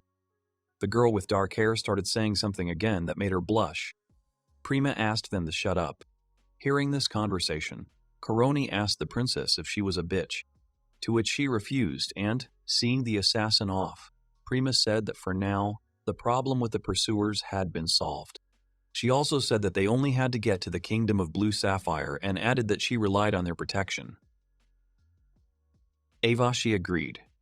The young man thought that there was not much left to the kingdom. Watching the girls fool around chasing each other, he thought that his journey with them would end. The main character thought and went into himself.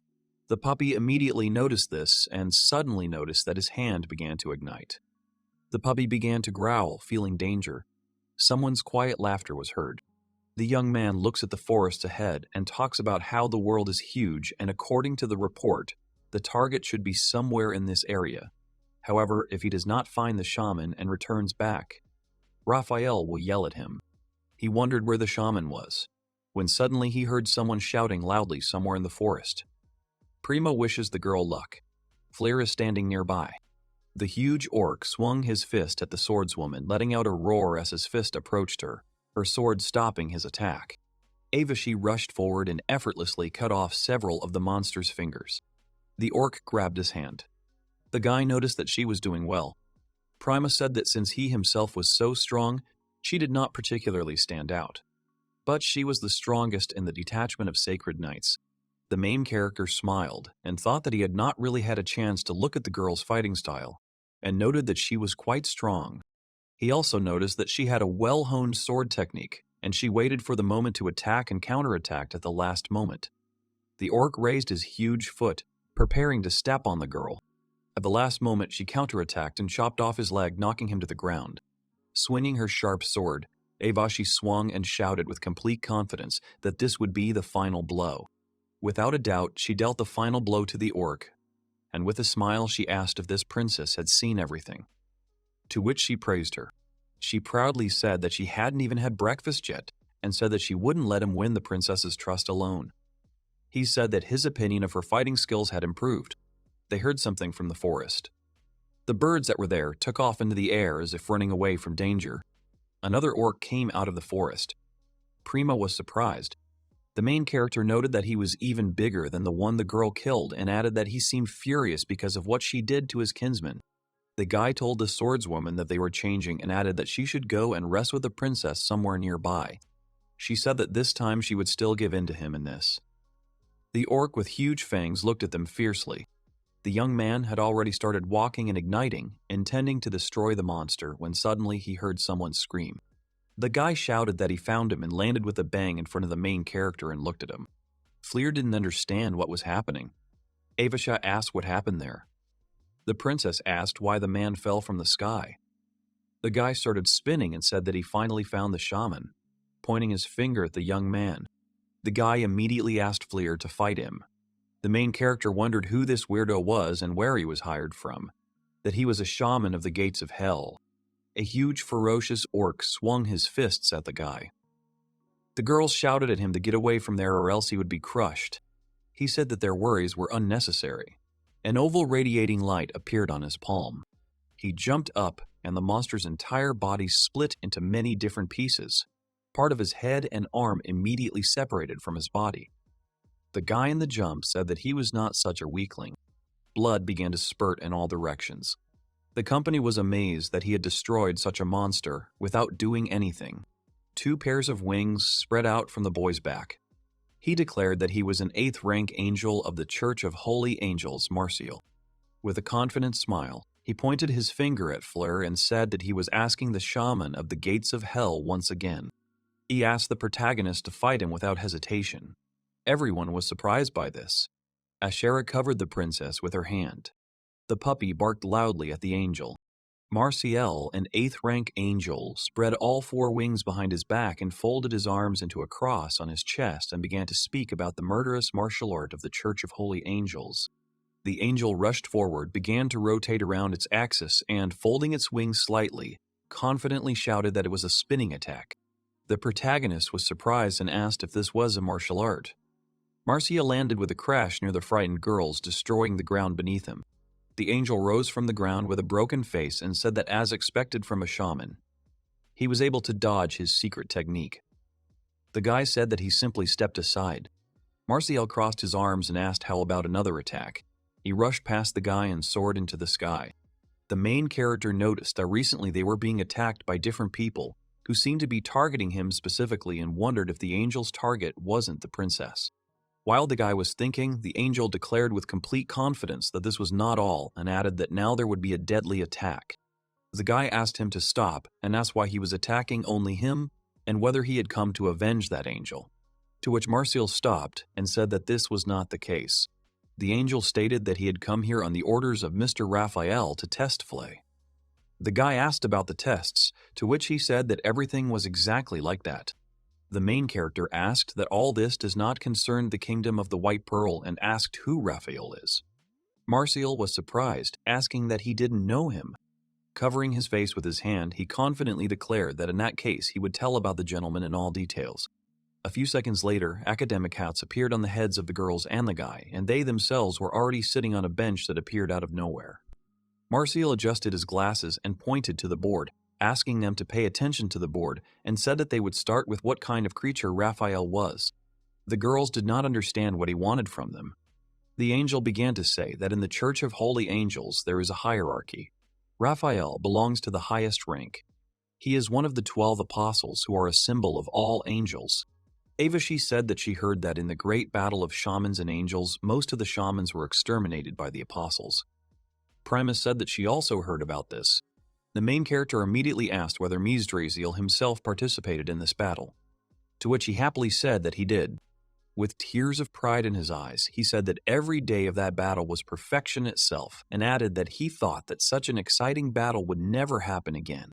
But then Marcel pointed to the guy, saying that he, the shaman, remained alive and saying that this was fate, and he was very deeply touched by this. The angel took off his glasses, saying that he had orders from above, so work is work, and added that he was fully fulfilling his duties. The girls covered themselves with their hands from a sharp gust of wind. Extending his hand forward, an angel ring appeared in his palm, and he stated with confidence that he would test it using the shrine. The young man wondered what he was talking about. Marcial began to take out a folding, flexible whip from the angel's ring and stood in a stance with it. The guy immediately noticed that a weapon had appeared and asked if this weapon was like the spears that the other angel had used. The angel chuckled and asked not to compare his weapon with the light spears of low-ranking angels, and added that this was a top-class weapon that angels of the 8th rank and above received. And he also added with fury that he should prepare for the test. The main character looked at him. Fleer rushed forward and grabbed the girls, telling them to hold on. Angel had already swung. His attack was powerful, knocking down trees around the affected area, and stones flew to the sides. The guy jumped back in time. Avashi saw this and said that it was unthinkable. The main character said that it was close in the kill zone and noted that it was with this weapon that he cut that orc. The blade of the weapon returned back to the angel, becoming a stable weapon in his hands. He said that the shaman is not bad, again dodged the attack. The guy shouted at him, reminding him that his target is him, and told him not to drag uninvolved people into this. Marcial realized this and said that it was his mistake and he would be more careful. Fleer let the girls go, saying that he was not so bad and even gave him a little fighting spirit.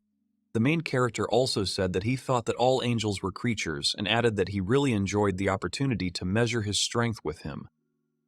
The angel stood up. The young man began to flare up. Marcial raised his hand, straightened the whip, said he would introduce himself again and said his name, adding that he was an angel who had come to test him. The main character rushed forward, ignited and said his name, adding that he was a shaman who would destroy him. Suddenly, Fleer found himself in the dark, not understanding where he was. He began to wonder what had happened and where the angel had gone. He also noticed that he could hardly feel his arms and legs. He looked at his hands in the fire. The young man noticed that this feeling was similar to what it was like inside the gates of hell. Suddenly, he heard someone's voice calling out to him. The voice asked the guy if he would continue to use this flame and added that it would not be easy against an angel with a shrine. The unknown monster looked at him with its big eyes and began to laugh rudely and asked if Fleer wanted him to lend him his powers. The main character in the fire turned around and looked at a huge creature with terrifying fangs. A huge firebird appeared before the main characters, saying that they had finally met and introduced itself as Kagutsuchi. He looked at the guy with a fierce gaze, saying that he was the Lord of Demons, the first flame of hell. The bird spread its wings and said that it was quite expected that he thought that fighting against an angel with a shrine would be a real problem, and added that he would allow him to borrow his special power. His keen gaze fell on the guy and offering him to sign a contract with him. And then he would become stronger. He asked if he agreed. Without thinking twice, the main character answered his question by refusing and adding that he was fine with it. The bird did not expect this. The guy asked if this darkness was his doing.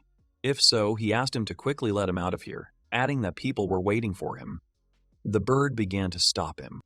Kagetsuchi asked furiously about his calm reaction and added that he should have been scared and was just offering him a flame boost.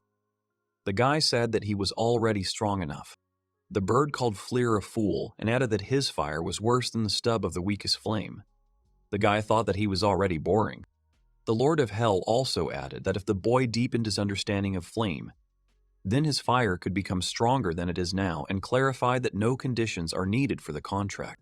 The young man looked at him and said that he was suspicious and asked what he was planning. The bird asked why he was not answering and added that if the guy died, then he would disappear too, because their destinies were connected.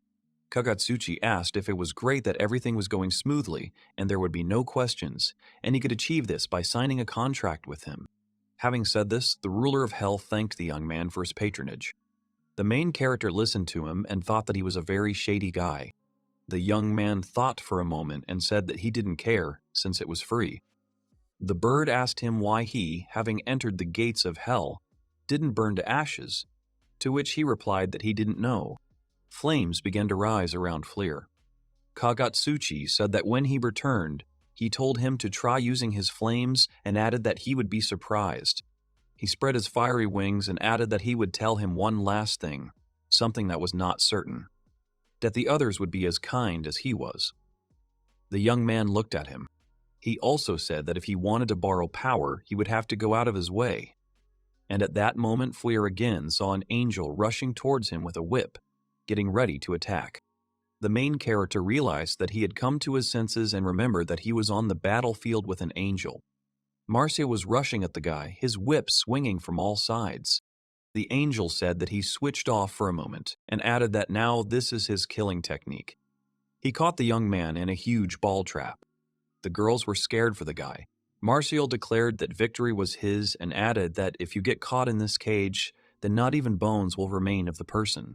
The main character is trapped, thinking that it hurts and noting that if this continues, he will die. Gathering his strength, he looked ahead with fury and thought that he was not going to lose. From the cage created by the angel, tongues of flame began to spread out, tearing apart the trap. Martial was surprised and looked ahead. The whip's blades were falling apart into pieces. The girls covered themselves with their hands from the sharp gust of wind. Gloves appeared on the protagonist's hands. This was the first demonic flame artifact called Hai no Kagutsuchi. The young man looked ahead with confidence. The angel looked in horror at the angel ring in his hand and could not believe that he was destroyed. But noticed how Fleur was rushing towards him. When the guy came very close to him, a fiery outline of a bird with outstretched wings appeared around him. Fleer swung his flaming fist at the angel and thought that it was the #1 secret technique of Hellfire. The angel looked and said that he was finished. The protagonist delivered a powerful blow with a fiery fist straight into his stomach. The blow was so powerful that the 8th rank angel was sent flying into the sky a very long distance. The protagonist rejoiced at his victory with the help of his new powers. Prima happily praised the young man. Avashi looks at the sky. The princess looked at the burning glove of the main character and asked what it was. The young man happily asked if it looked great. Fleer said that there was a bird inside him that lent him its power. He also thought that if they met again, he should keep his gratitude to himself. Prima tells the girl to come up and look at his gloves. The young man looked at Ivasha's face and said that he felt more sick than usual. She noticed that an angel had come for him. The young man agreed, saying that it seemed that he was the target, and added that the angel was not interested in the princess. Abashi said that in that case the princess should make a decision. She added that given the task that Prima had given the assassin, perhaps it would have been better that they had said goodbye to the young man. The princess indignantly asked why this, to which the girls said that the angel's target was the guy, which meant that they had finally managed to get rid of their pursuers and the guy's presence made everything meaningless. She also said that it had already reached the point where there was a possibility of apostles appearing and staying together was irrational, and she also added that they should break up with the guy in the next city. Prima said that this was not possible because they were hunting him and asked if the girl wanted to suggest leaving him and going away. Avashi confirmed her guess, saying that this was true. Without thinking twice, the princess said that she did not agree, saying that he was their friend because they had been through so much and she could not part with him. The girl said that first of all, he went as a bodyguard. Prima said that in that case, she wants him to fulfill his duties to the very end, and stated that she refuses her offer and looked at the guy. She asked the young man about the fact that he didn't like the way the girl treated him, and added that it was as if he had taken advantage of her and was going to throw her away. The young man thought about it. With a calm face, the main character said that he absolutely didn't care about the girl. Prima asked why he was saying that, to which he replied that he would like to travel with them as long as possible. But, he added that, as Aishura said, the truth is that the princess will be more dangerous with him, and added that if you think about the princess's safety, then it's better to go on without him. Fleer remembered that the girl said that you need to think about the feelings of others, and added that if Prima asked him to go further with her, he would agree. But the princess said that he was cruel. With tears, she asked about the fact that the journey meant nothing to him. She said that she had fun, and even though her life was being hunted, life outside the palace walls turned out to be wonderful. She also liked the way they camped outdoors and cooked over a fire. But she said it seemed like she was the only one who felt that way. The princess started to run away screaming that she didn't want to know him. Avashi told him to run after her and added that he should stay with them for now until they reached the port city and everything would be decided there. Fleer asked what he had said wrong. The girl said that he said everything correctly and thanked him for putting the princess's safety interests first. After that, they headed towards the city, dealing with monsters along the way. The boy and the girl defeated the monster, and all this time, Prima was in a depressed mood and an unpleasant atmosphere accompanied them along the way. And in such a mood, they reached the port city. Avashi said that they had arrived. Before their eyes stretched the sea with the beach, and a little further the city. Prima and Fleer were delighted with what they saw. The guy asked what that strange smell was, to which the princess said that it smelled like seawater, so it was the smell of the sea. Prima wanted to laugh, but pretended that it wasn't funny and turned away. Avashi said that the appointed meeting time was coming soon and added that it was worth waiting here for a while. The woman sat on the barrels and said that she was there and turned to them, saying that she asked if this was the princess she had written about. She stopped drinking alcohol from the bottle. Afwashi was glad to see her. Prima asked who she was. Elizabeth said that she was a vice admiral of the naval patrol, captain of a military ship, and said that they agreed to meet. Avashi asked about her being as drunk as always and thanked her for agreeing. Elizabeth put her hand on her shoulder, saying that everything was fine and to take her away safe and sound. To meet her. Prima said that it was mutual. Elizabeth approached the guy and asked the swordswoman who this young man was, to which Fleer greeted her, calling her Granny. Avashi said that he was rude. The woman suddenly grabbed him. Elizabeth laughed, saying that he was very brave and added that she liked him. After which she offered him to work for her. She asked the girl if she could take him to her place. The girl said that she could do whatever she wanted, to say goodbye anyway. Fleer grabbed Elizabeth's hand and asked if she wanted to let him go. The girl apologized for being in a hurry and asked where the ship they would be sailing on was. Elizabeth said that she understood that they wanted to sail as quickly as possible, but added that there was one problem. Marcia lies on the ground burnt. Someone says that he was beaten pretty badly and added that it was the opposite of their angelic shrines, and thanks to him, he received the data. Raphael smiled creepily and looking at the angels, said that it seemed like his time had come to test the shaman. People relax on the beach, play volleyball, sunbathe under the scorching sun, and some do their own business selling various snacks. The water hits the sand. Fleer looks into the distance, saying that wherever he looks, there is so much around that he sees for the first time in his life. But some things impress him the most. What impressed him most was the huge sea, and he noted that the other shore was not visible at all and said that the lake in his village was not comparable to this one. The puppy happily barked and jumped into the water. He tasted the water and was surprised that it was really salty. Fleer plopped down into the water and lay on his back, thinking that he hadn't seen so much in the world yet, and now he was happy. The guy noticed that the puppy became sadder and asked what was wrong with him, and if he was hungry, and added that he was also hungry and would like to try something from the stall. But there was no money. Someone called out to him. The protagonist turned around and saw the princess and her bodyguard in bathing suits. Prima was a little embarrassed. Avashi asked where he had gone ahead of them. The guy was glad to see them and thought that they had finally arrived. A couple of hours ago, Avashi indignantly asked about the fact that they couldn't sail right now. Elizabeth reported that they, the Marines, had docked a ship in this city to replenish supplies, and according to the plan, the princess would mix with the crew and get on board, as this was an informal migration to the kingdom. She also added that the loading of supplies would be completed tomorrow morning, so the stop would last for one day, and suggested that they look at the sights and unwind after the journey. The main character picked up the puppy and said with a smile that they were going to go eat. Fleer asked the girls for money, noting that the food stalls smelled delicious. Aishra said that he was not at a resort and added that he was still a bodyguard and could not relax. The girl also asked the guy if he wanted to say something. The young man did not understand what she was talking about and asked what she was talking about.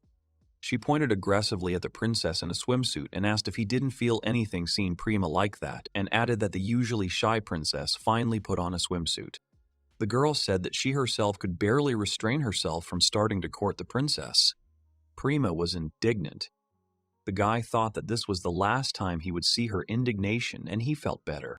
Prima hit the girl on the head to calm her down and apologized to him and asked him not to force himself, and added that it was okay if he didn't react. She holds a stick in her hand. She added that since this was the last time they would spend time together, she decided to wear something bolder, but she admitted that she went a bit overboard. The main character smiled and said that nothing of the sort happened and added that it suited her very well and that she looked great. Avashi angrily insulted him and asked him about the fact that he took advantage of the situation and decided to court Prima. The guy was clearly surprised and had no intention of doing so. The main character suggested to the princess not to waste time and go have fun. The girl smiled and agreed. At the sea, the company had fun until the evening playing ball. Avashi watched them. The guy strokes the puppy while sitting on the sand and says that they played well today and added that he was able to enjoy the fish and was able to fully enjoy the sea. He added that for some time he and the puppy would travel with him alone. Someone came up behind him and called out to him. The young man noticed Prima and asked where Avashi was, to which the girl said that she and Elizabeth were planning tomorrow morning, so she thought that she would stay with him for now, since it was dangerous to be alone. The princess smiled and asked if she could sit next to him. He agreed. She sat down on the sand next to him and said that she had fun today and added that perhaps today was even the most fun day of their entire journey. Fleer said that it was good that the last memories would be good and the angels would no longer hunt her. She agreed and asked about his journey, whether it had ended. The guy said that it was not over and added that he could not stop such a journey, and also noted that he was going to see the whole world. He also added that he was thinking about visiting the kingdom of Blue Sapphire one day and suggested that they have fun there together again. The girl stood up abruptly. The main character looked at the flushed girl and called out to her. Prima squeezed the hem of her dress and said that she needed to tell him something. The main character looked at her and asked what exactly she wanted to tell him. Prima blushed slightly. Under the sound of the sea, she said that she wanted to continue traveling with him as before, and asked how he would react in that case. He looks at her. She looked away, saying that for the first time she was living a full life, and before that she was always in the castle, comparing herself to a bird in a cage. Prima said that she dressed every day as she was told and behaved as she was told. People praised her and cared for her, but that was because she was a princess. She looked at the moon, saying that no one had ever tried to look at her for real. The girl said that it all started with the fight for the throne and added that it gave her a chance to throw off her princess status, and she began to think that she could start living like an ordinary person. She added that having cast aside her royal title, she turned out to be a girl who knew nothing about the world, completely helpless. The girl remembered how Ivashi protected her. Prima noted that she realized that she had been naive and frivolous, and it was then that someone appeared before the regretful and repentant princess. Prima said that she met him and added that he was always optimistic and carefree, sometimes under duress, but he always continued to be with her. She also noticed that he was always so straightforward and truly free and looked so happy, watching him enjoy life with all his heart. She envied him and wished to be like him. Prima remembered how he ate snacks from the stalls with joy. The girl clasped her hands over her heart. With tears running down her cheeks and smiling, the princess said that she wanted to travel together and see the whole world with him. Prima added that when she is next to him, she feels that she can truly be herself. Crying, she said that she wants to continue sharing the joys of life with him. Prima stands in front of him and cries, asking him to let her be near him. The puppy is sleeping." Fleer agreed and asked if they would go together. The girl did not hear and began to say that he was a burden and brought only trouble and got in his way. The girl finished speaking and realized that the guy had agreed to take her with him and looked at him questioningly, clearly not expecting this. Fleer, with a smile on his face, suggested that they continue to seek adventures together and also added that he and the puppy would only be happy about it. The girl hesitantly asked if he really allowed it, to which the young man replied that he had been telling her this from the very beginning. He added that there was no need to worry about the angels because he would protect them from any danger, so she could do whatever she wanted, because she was no longer a princess, and adventure with him. The girl begins to wipe away her tears. With tear-stained eyes, Prima smiled happily and said that she wanted this more than anything in the world. Fleer smiled. The girl said that now they will always be together. He said that they would first prepare a home for her to return to in the kingdom of Blue Sapphire, and then set off on their journey. Prima agreed. She asked what they would say to Ashura and noted that she would definitely be against it. Fleer said that everything would be fine and added that if Prima wanted something, the girl would agree with her. But unexpectedly for the couple standing on the seashore, Ashura came up and declared that nothing like that would happen. Elizabeth stands next to the girl. Ashura stated that she will not allow this to happen and added that this journey is still ongoing. She is on her way to them. The girl added that the journey continues because the princess had to flee abroad because they wanted to kill her. She could not believe that they wanted to forget about it for the sake of adventure. Prima was surprised to see the girls. Elizabeth said that Ashura was worried, so she was left alone with the guy, and because of this, preparation for tomorrow morning became impossible. Ashura noticed that her worries were not in vain and sharply called out to the main character. She sternly told him not to fill Prima's head with nonsense, and added that he could no longer remain her bodyguard. The princess stood in front of the young man and said that it was all her idea. Fleer said that the girl was not her property. He pushed Prima aside and continued by saying that he understood Ashura, that she treasured the princess to the point of insanity. However, the guy said that he didn't think it was a good idea to force her to live her life.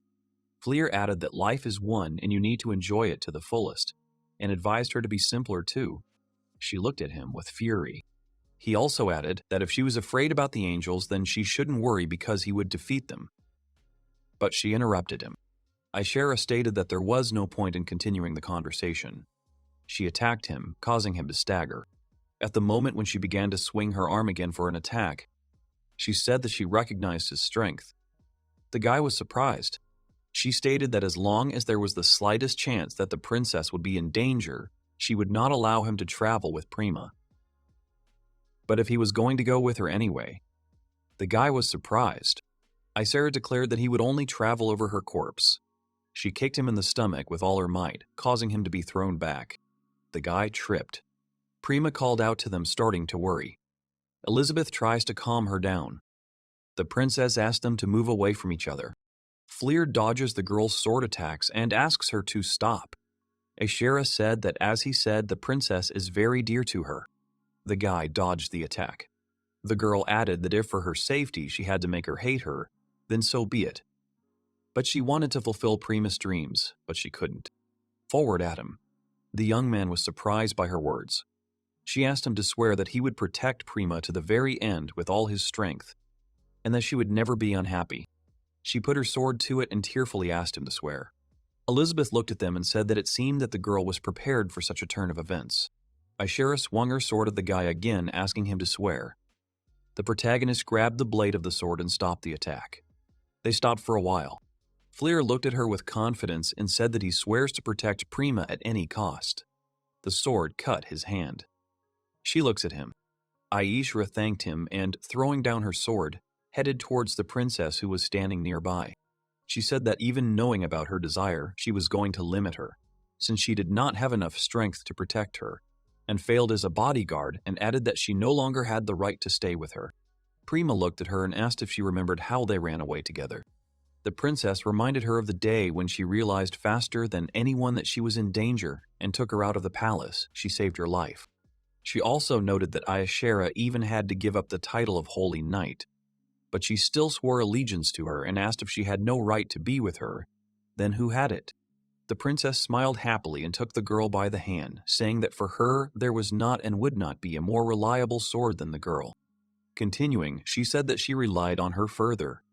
Ashera began to cry and said that she could bow to her as many times as she wanted, and would always be next to her, like her faithful sword, and wanted to add something.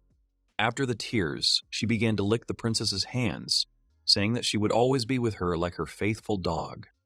The princess screamed in complete horror from this. The guy noticed that the girl had ruined everything. Prima, in horror and anger, began to ask the young man to kill the girl. Elizabeth smiled and noted that it seemed that everything had been resolved. Prima hits Ashera. Elizabeth told everyone to go to bed and added that they had already finished loading supplies onto the ship and that tomorrow they would sail to the kingdom of Blue Sapphire. Elizabeth opened the box apologizing for the wait and said that while they were on the open sea, everything would be fine. But when they entered the port of Blue Sapphire, they would have to hide again. Ashera looked out of the box indignantly and asked if it was necessary to put them in the same box, obviously referring to the heat. Fleur got tangled in the hem of the princess's dress, asking if it was night already. Prima blushed, trying to stop the guy. Elizabeth said that since they were going to enter the kingdom illegally, they needed to minimize the risk of being discovered and suggested that they take a look at the view. Looking over the side of the ship, they saw a beautiful view of the sea surface and the ships sailing nearby. The main character and Prima fixed their gaze on the sea and exclaimed that it was amazing. The princess said that the wind was pleasant. The guy asked the girl how such a big boat did not sink, to which Elizabeth said that it stayed afloat thanks to her power of love and smiled. The young man was surprised and said that it was a good thing, clearly not understanding what was being discussed. The girl asked Ashera if maybe they would give it to her after all, to which she said that it wouldn't work.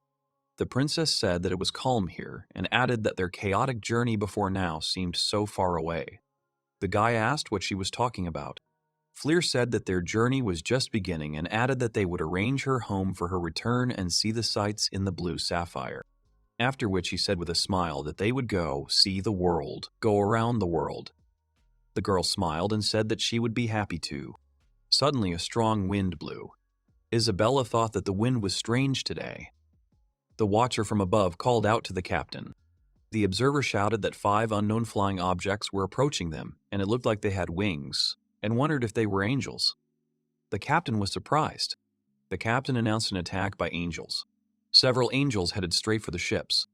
The woman ordered to prepare for a counterattack and said that the angels' target was the princess and her companions, and ordered to show them the power of the Blue Sapphire Marine Patrol. To say without emotion that the target had been discovered and, having confirmed the information, said that the target was a princess and a shaman, after which they began to repeat the word about destruction several times. The emotionless angels had different weapons already preparing to attack to destroy their targets. Friel noted that he had seen them somewhere before. The woman reported that they were mass-produced angels, low-grade soldiers of the Church of the Holy Angels Killers. The guy noticed that they were too calm and that Aishara was very afraid of angels. The girl was indignant. Elizabeth said that they were not calm. The woman said that even though they were mass-produced, angels were angels and, apologizing, she asked to prepare for the worst. The captain's subordinates announced that the cannons were ready. Elizabeth ordered to open fire. The cannons fired. The angels easily parried the attack using the shield. The sailors shouted that it was a shield of light spears and reloaded the guns. The woman ordered not to stop and continue shooting, adding that angels are weak in a fight of attrition. One of the angels attacked the ship, destroying one of the guns. The sailors announced an attack on the accompanying ship and added that it was aiming at the artillery. They informed the captain that the target was too agile and they could not aim. The woman ordered not to panic and to follow the tactics of fighting against angels and ordered the girl to take Prima away. She saw the guy walking towards the angels and asked if he wanted to die and ordered him to leave it to the professionals. The angels began to transform into monsters, going into combat mode. The angels kept repeating the words of destruction. The woman wanted to stop him. He folded 2 fingers and pointed them to the sky. A huge fireball larger than the ship appeared at his will, aimed straight at the angels, and rushed forward, wiping the angels off the face of the earth. The captain and her crew were shocked by what they saw. The main character said that he had gone too far and added that he wanted to shoot them one by one. Glove appeared on his hand again, and there was flame around him. He said that thanks to Hai no Koguchuchi, his power had increased and reminded that, as the bird had said, the power of his fire could grow and grow. Prima said that it was him. Ashera said that such a level no longer surprises them. Elizabeth was in shock. The main character stands in the flames with a fiery glove. The angels burn and slowly fall down. The captain and her crew were amazed by the fiery power they saw that destroyed the enemies in the sky. The woman said that it surprised them. He waved his hand at them, saying that it was all over. Elizabeth said that he was the shaman of the gates of hell, which were destroyed 1,000 years ago, and added that it was amazing that he remained alive even in that era. Asher said that she did say that he could destroy everything, to which the woman was indignant, saying that no one would take that seriously, and added that she thought she was joking. She asked if it was a demonic artifact. The sailor said that it seemed she knew about angels and shamans, and asked that didn't she say that it was all some kind of fairy tale. Someone was watching him. Suddenly, someone appeared behind the guy and said that it was because there was a fallen angel in the Blue Sapphire Kingdom, and they knew much more than the people of other countries. He also added that, as expected, the mass-produced angels were useless, but he managed to see the demonic artifact again and greeted the shaman. Raphael introduced himself and said that he was one of the 12 apostles of the Church of the Holy Angels. The sailors did not understand where he came from. Ashera blocked the princess's path and told her to duck. The girl thought that she knew that stronger enemies would probably go after them, but she couldn't believe that Fleur didn't notice the enemy right under his nose. Elizabeth said that it was an honor that the apostle himself had honored them with his presence and asked what they had done to deserve such an honor. The apostle said that it was nothing special, just killing time. He said that he didn't care about them and added that he came to the shaman and asked them not to get underfoot. The woman said that this would not happen. They pointed their weapons at him. Elizabeth declared that this was her sea and her ship, and this guy was her important guest. She and her crew pointed their guns at him. She asked to stop her further bullying. Raphael said that he was scared and added that the kingdom, behind which the fallen angels were hiding. He stood up and added that the angels who had been cast out could at least encourage them. The woman said that they were not going to stand and wait to be killed. The captain ordered the sailors to fire from all guns. Apostle smiled looking at the flying bullets. But suddenly all the bullets slowed down. Raphael grinned and said that it was brave and touched the bullet with his finger and added that over several hundred years, people have developed more interesting weapons. He added that however this weapon is useless against angels. The apostle looked at them terribly and touching the bullet said that he was returning it. The bullets flew back in an instant. The bullets flew back, hitting the sailors and the captain who, gritting her teeth, began to cover herself with her hands. She fell to her knees and clutched her side. The young man called her granny and ran to her. The woman, through the pain, told him not to call her that. The guy looked at her. People were lying on the deck of the ship clutching their wounds. Raphael goes to Fleur saying that he has finished with the commoners and is ready to start on the guy. The apostle noticed the girls and asked if she was by any chance the 7th princess of the White Pearl Kingdom, and added that the request to kill her had been postponed and said that he would deal with her in advance. Hearing this, the puppy again transformed into a huge fire dog and rushed straight to the apostle, intending to attack him. Raphael looked and noticed that this was a sacred beast, and this was interesting.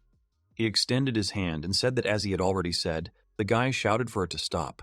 The dog felt hellish pain. Raphael said it was nothing special. He parried the dog's attack and threw it back. The young man caught the dog in his hands, which had become a steaming puppy again. The apostle clapped and said that he had a good reaction, as was in the report, and added that he was glad that finally there was someone in front of him who could probably be tested. The young man looked at him. Raphael steamed his wings and called his name, calling himself the Windy One, and asked him not to give up too quickly. The protagonist was furious and told Ayishra and Prima to take care of the others.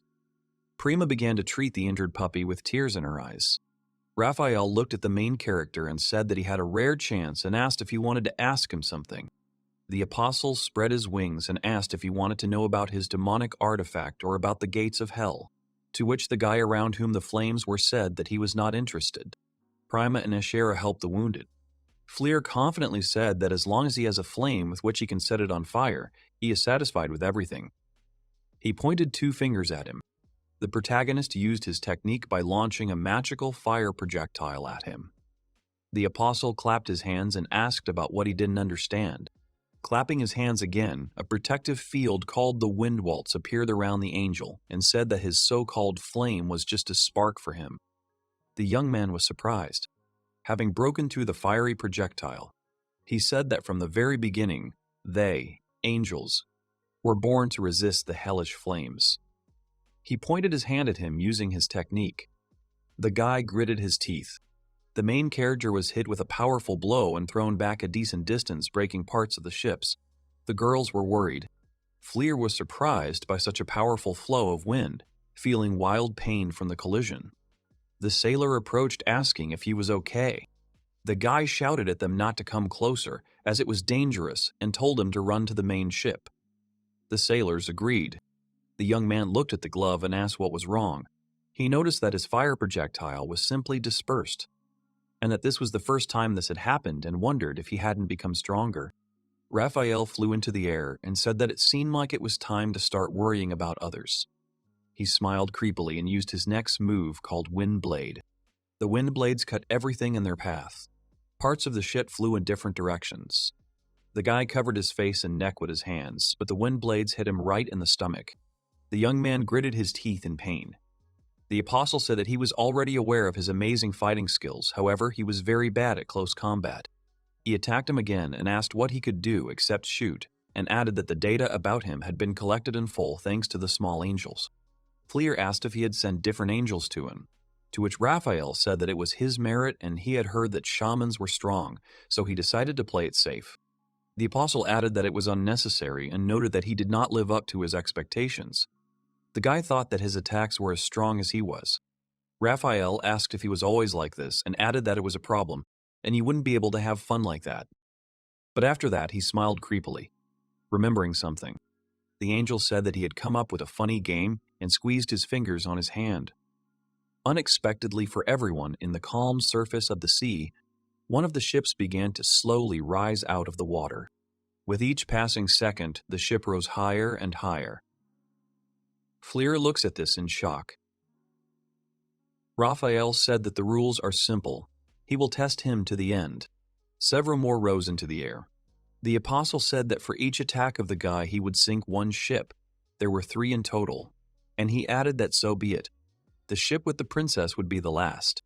The main character was furious at what he heard and flared up, asking with rage in his voice what he was doing. Raphael smiled and told him not to make such a scary face and added that there is nothing more fun than playing with human lives. The apostle spread his angelic wings, spread his arms to the sides, and announced the beginning of the games. 3 ships hung in the air behind him. Fleur in Flames looks at him. The angel with black wings mocked the guy and said that if he hit him even once, he would win and they would never meet again. But if the angel himself hits the guy 1 of 3 times, it will end badly. There are only 3 ships, and to protect the main ship, the young man can take no more than 2 hits. Otherwise, there would be casualties. Knowing he couldn't afford it, he decided he would get rid of the angel without taking a single blow. With that in mind, he charged into battle. The young man mentally asked his comrades to hold on.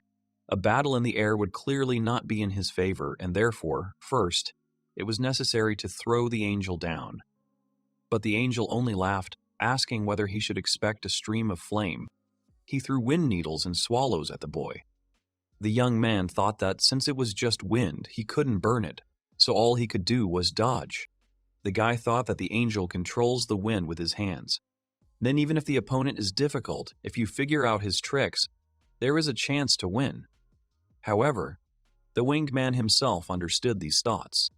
Thanks to such assumptions, he was able to catch the guy and hit him right in the stomach, honestly admitting that he was waving his arms just for show without any meaning. He controlled the wind without any effort or tricks, so it would be impossible to see with the eyes. The angel noted that he had hit the target. He confirmed his words that it was not in vain that he spoke about punishment and blew up the first ship angrily, killing the frightened guy with the reaction. The ship sank sharply, and the young man could only watch in horror, imagining how his loved ones were disappearing. The angel continued to laugh loudly, and then noted that there were only 2 ships left, and if the shaman didn't try, his friends would become food for the local fish, and therefore the guy should become more serious. He was furious, not understanding what this angel wanted from him and how he had managed to annoy him.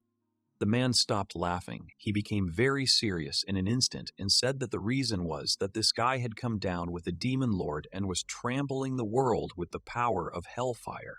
He said that he couldn't let him walk free like this. It was his sacred duty as an angel to deal with him. And then he burst into loud laughter again at his own joke, noting how successful it had been, while the young man looked at him in surprise. After that, the angel honestly admitted that he had no special reasons. He just came to have fun. Because there are fewer and fewer situations where he can use his power to the fullest, and therefore he thought that he could while away the time with this guy. And while the shaman was thinking about everything that had been said, the angel was already behind him and putting his hand on him. Asked if it was really possible to just leave his back open. The guy jumped up in surprise. He didn't understand when the angel managed to get behind him and why, when the man suddenly flew in his direction, he realized that he had been caught again. It was a whisper of the wind. The angel continued to mock the boy because he had let his guard down and jumped into the air himself, which was extremely stupid. The next moment, wind needles were flying at him. Hundreds of needles pierced the guy's body, and even the armor did not save him. The man smiled. In this situation, there was no need to even count. The game was already over. Having said this, he aimed at the main ship. Realizing this, the young man shouted, asking him not to do this, because that was where his friends were. The angel, pleased with himself, was already saying goodbye, slowly destroying the ship. He shouted both denial and the names of his friends, and in the shaman's head, Prima immediately appeared, to whom he promised that he would go on a journey with her. While the angel was enjoying what was happening, however, to the ringing and disgusting laughter of the angel, the entire ship quickly sank to the bottom, and the shaman could only watch silently. The young man regretted that he could do nothing at all for his loved ones, that he could not even protect them from Raphael in such a fate. He was terribly upset because he couldn't get to the angel and prevent all this, for which he mentally apologized to the entire crew. His flames proved powerless against this angel. The ship was sinking, and the shaman himself was sinking. He had come back to life with such difficulty. But apparently this was the end. The guy remembered how he had promised that no matter what, he would protect the princess. He mentally apologized to Prima for not being able to keep his promise to her. However, someone thought his thoughts were charming and did not hesitate to say so out loud. The shaman looked around in surprise, looking for who said it. But the girl continued anyway. In her opinion, a young heart grieving for a young maiden is beautiful and worthy of respect. She added that love is such love. The lady sitting not far from the shaman joyfully spread her arms. She confessed that she was deeply touched by the feelings of the young man when he remembered this girl, and then asked if this could be considered the beginning of love. The guy froze in surprise. This woman seemed very pushy to him. Not wanting to offend her, he asked with interest who she was, but such an address clearly angered her. She told him that she was the demon queen, the second flame of hell, and if he decided to address her, he should speak appropriately. After all, she was the Ice Queen Aurora Cossidus, who was going to lend this guy her power. When the shaman asked if she was friends with the roast rooster, her face twisted. She admitted that if she could, she would break all ties with him. She noted that everyone in their company except her was just uncouth boorish. Since the shaman seemed nice to her, she promised to help and not be stingy for him. However, the guy thanked her and said that her intentions were enough for him, which surprised the woman. He admitted that he fought Raphael from afar and the flames couldn't reach him. No matter how much stronger the fire became, if you couldn't hit the enemy, it simply didn't make sense. Aurora just said that the shaman was stupid. After all, her flame is the best, and if he understands it and can master it, he will never lose to someone like that bird. The boy was surrounded by flames.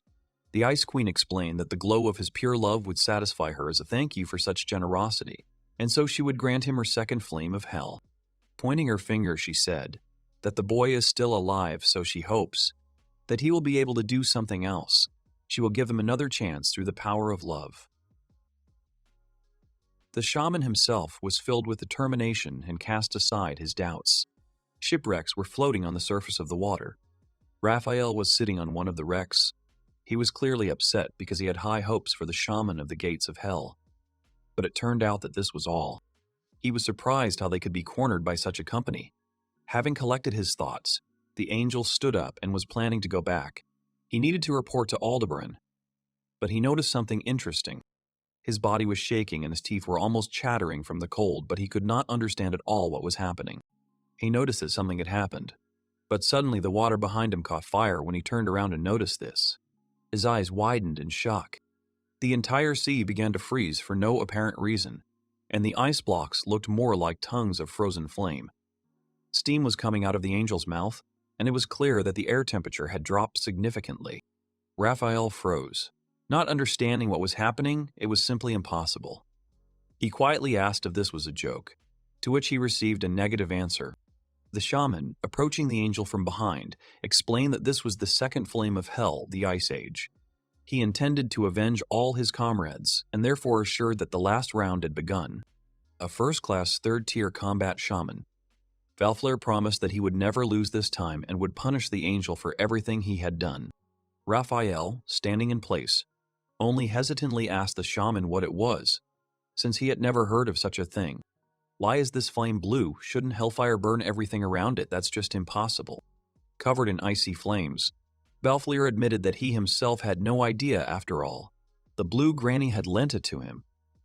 But this did not particularly worry the young man. Full of determination, he declared that it did not matter at all how he won this fight. The angel, who had not expected this, still stood there in complete shock. However, he quickly realized that standing still was not the way to go and took off into the sky. He confidently stated that the point was that the blue fire simply froze everything, nothing more and nothing less. But the angel was not ready to continue the fight, and so he said that he had enough entertainment for today, and it was time for him to go back. Raphael reassured himself that nothing had changed, and even if the shaman tried to fire a stream of flame at him, it would still miss. He decided to return when he had collected more data about his new fire. However, something went wrong. A path appeared in front of the angel, heading straight towards the sky, along which Valflair was already confidently running upward. The angel was clearly surprised by how it was possible to create an ice path right in the air, but he did not receive an answer. The thing was that this flame could freeze absolutely everything because it was the flame of absolute zero, and including moisture in the air, and therefore angels having superiority in the sky will not be a problem. Rising closer to Raphael, the shaman grabbed him by the wing, so that the angel could not stay in place. Raphael tried to cover himself with a wind shield, but it didn't help him at all. The shaman remembered Aurora's words. She said that if the guy could cope with the attacks in the sky, then the angel would become just a punching bag. The guy dealt a powerful blow to Raphael's face, causing blood to immediately gush out. The angel's glasses shattered into pieces and the fragments scattered around. The angel himself flew down from such a powerful blow. The shaman took aim to strike again. Raphael consoled himself with the thought that the guy was just lucky. He was about to take a pose for flight, but he couldn't. His wing wouldn't obey. Raphael realized with horror that the wing the shaman had rolled down earlier had frozen and was beginning to crumble. But he didn't have much time to think, and Valflair had already struck the next blow. The angel flew down at a rapid speed, and at great speed he flew into the frozen water, causing it to immediately crack and scatter around the area. The shaman asked if Raphael understood that he was faster, even if the angel was flying. As long as there was somewhere to die, the young man would not lose and therefore suggested surrender. The angel opened his eyes, his face twisted with anger. A column of wind appeared around him, and the angel himself declared that the jokes were over, since the shaman had to hear something from Marcial, namely that angels above the 8th rank have their own shrine. A shaman should consider it an honor to be able to see it. The maddened angel promised to show his true power. 3 spears hovered above his head. It was the storm of the gospel. Breathing heavily and with a wolfish grin, the angel said that he would bring down punishment on the boy in the name of the 12 apostles of the Church of the Holy Angels. The shaman only threw down a challenge. He is ready to respond to this with the recently acquired power of the second flame of hell. The shaman focused his energy and directed the knife-sharp ice spikes towards the angel, using a powerful and rapid flow, to which Raphael responded with his wind shield. The two elements clashed in a fierce duel, creating a whirlwind and shards of ice flying around, each side trying to gain the upper hand. The angel smiled and noted that it had been quite a while since he had actually tried to defend himself with all his might, and he found the sensation incredibly exciting and fun. He laughed like he was going crazy. Fortunately, the shaman had a constant idea in his head of how exactly to use the various techniques. However, it is worth noting that despite this inner understanding and readiness for action, Raphael's spears still inspired fear. It was clear from the start that the power of an angel who could manipulate wind greatly increased their accuracy. Even if he had to attack his opponents with ice, he would be able to destroy that attack without much effort.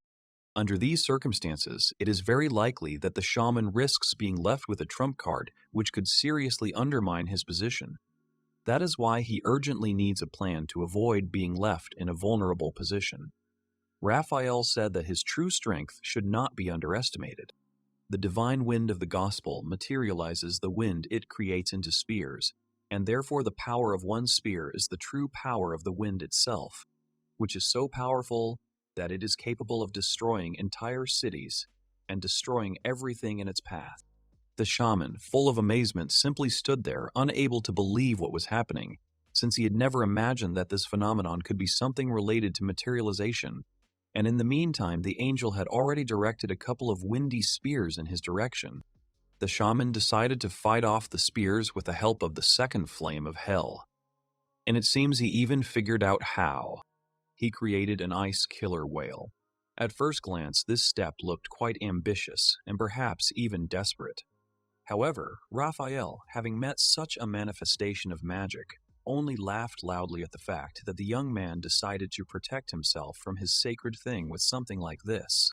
The spears, confidently and with complete determination cutting through the ice animal, quickly headed towards the shaman without slowing down at all. They pierced the guy, penetrating through him. The angel laughed. The guy now reminded him of a shashlik, and when he was already sure of his victory, unexpectedly, the young man grinned in response. He held the spears in his hands and haughtily noted that his teacher's strikes were much faster. Raphael was surprised by this, but the young man explained that since these spears were materialized wind, it could be caught, and if you can touch it, then freezing it is not a problem. After these words, the angel tried to stop the guy, but he still did what he had planned. He froze the spears, after which they scattered around the area as pieces of ice. The guy was pleased with the work done, but Raphael could not contain his anger, because this was done to his shrine. The angel, realizing that he still had one spear left, was going to pierce him from afar so that the young man could not touch him. But suddenly he felt something strange. These were massive ice chains that tightly wrapped around the angel's figure like steel shackles, preventing his movement. The shaman, demonstrating all his strength and abilities, pulled Raphael towards himself with incredible effort. The guy who used the demonic artifact repeated his words about being faster than an angel, and at the same time he continued to drag on. Hildjalva chain, in Scandinavian mythology, the throne of the god Odin. With its help, the shaman attracted Raphael to himself, who could no longer resist. The chains that tightly and rigidly wrapped around the guy's body were squeezed with force, causing his every movement to turn into an excruciating ordeal, causing unbearable pain and discomfort. When he was already at a sufficient distance, the youth used the secret technique of the second flame of hell. The desperate angel finally realized what a shaman of the gates of hell meant. The guy sent a boundless impulse at the angel and he froze, frozen with horror on his face. The last thing he managed to think was that he clearly shouldn't have messed with this guy.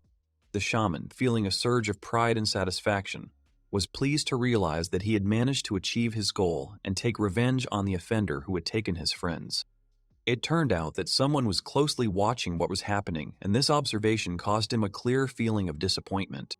Aurora, watching everything from the side, admired the guy. He had just received her flame and already handles it so deftly, it seems she is falling in love.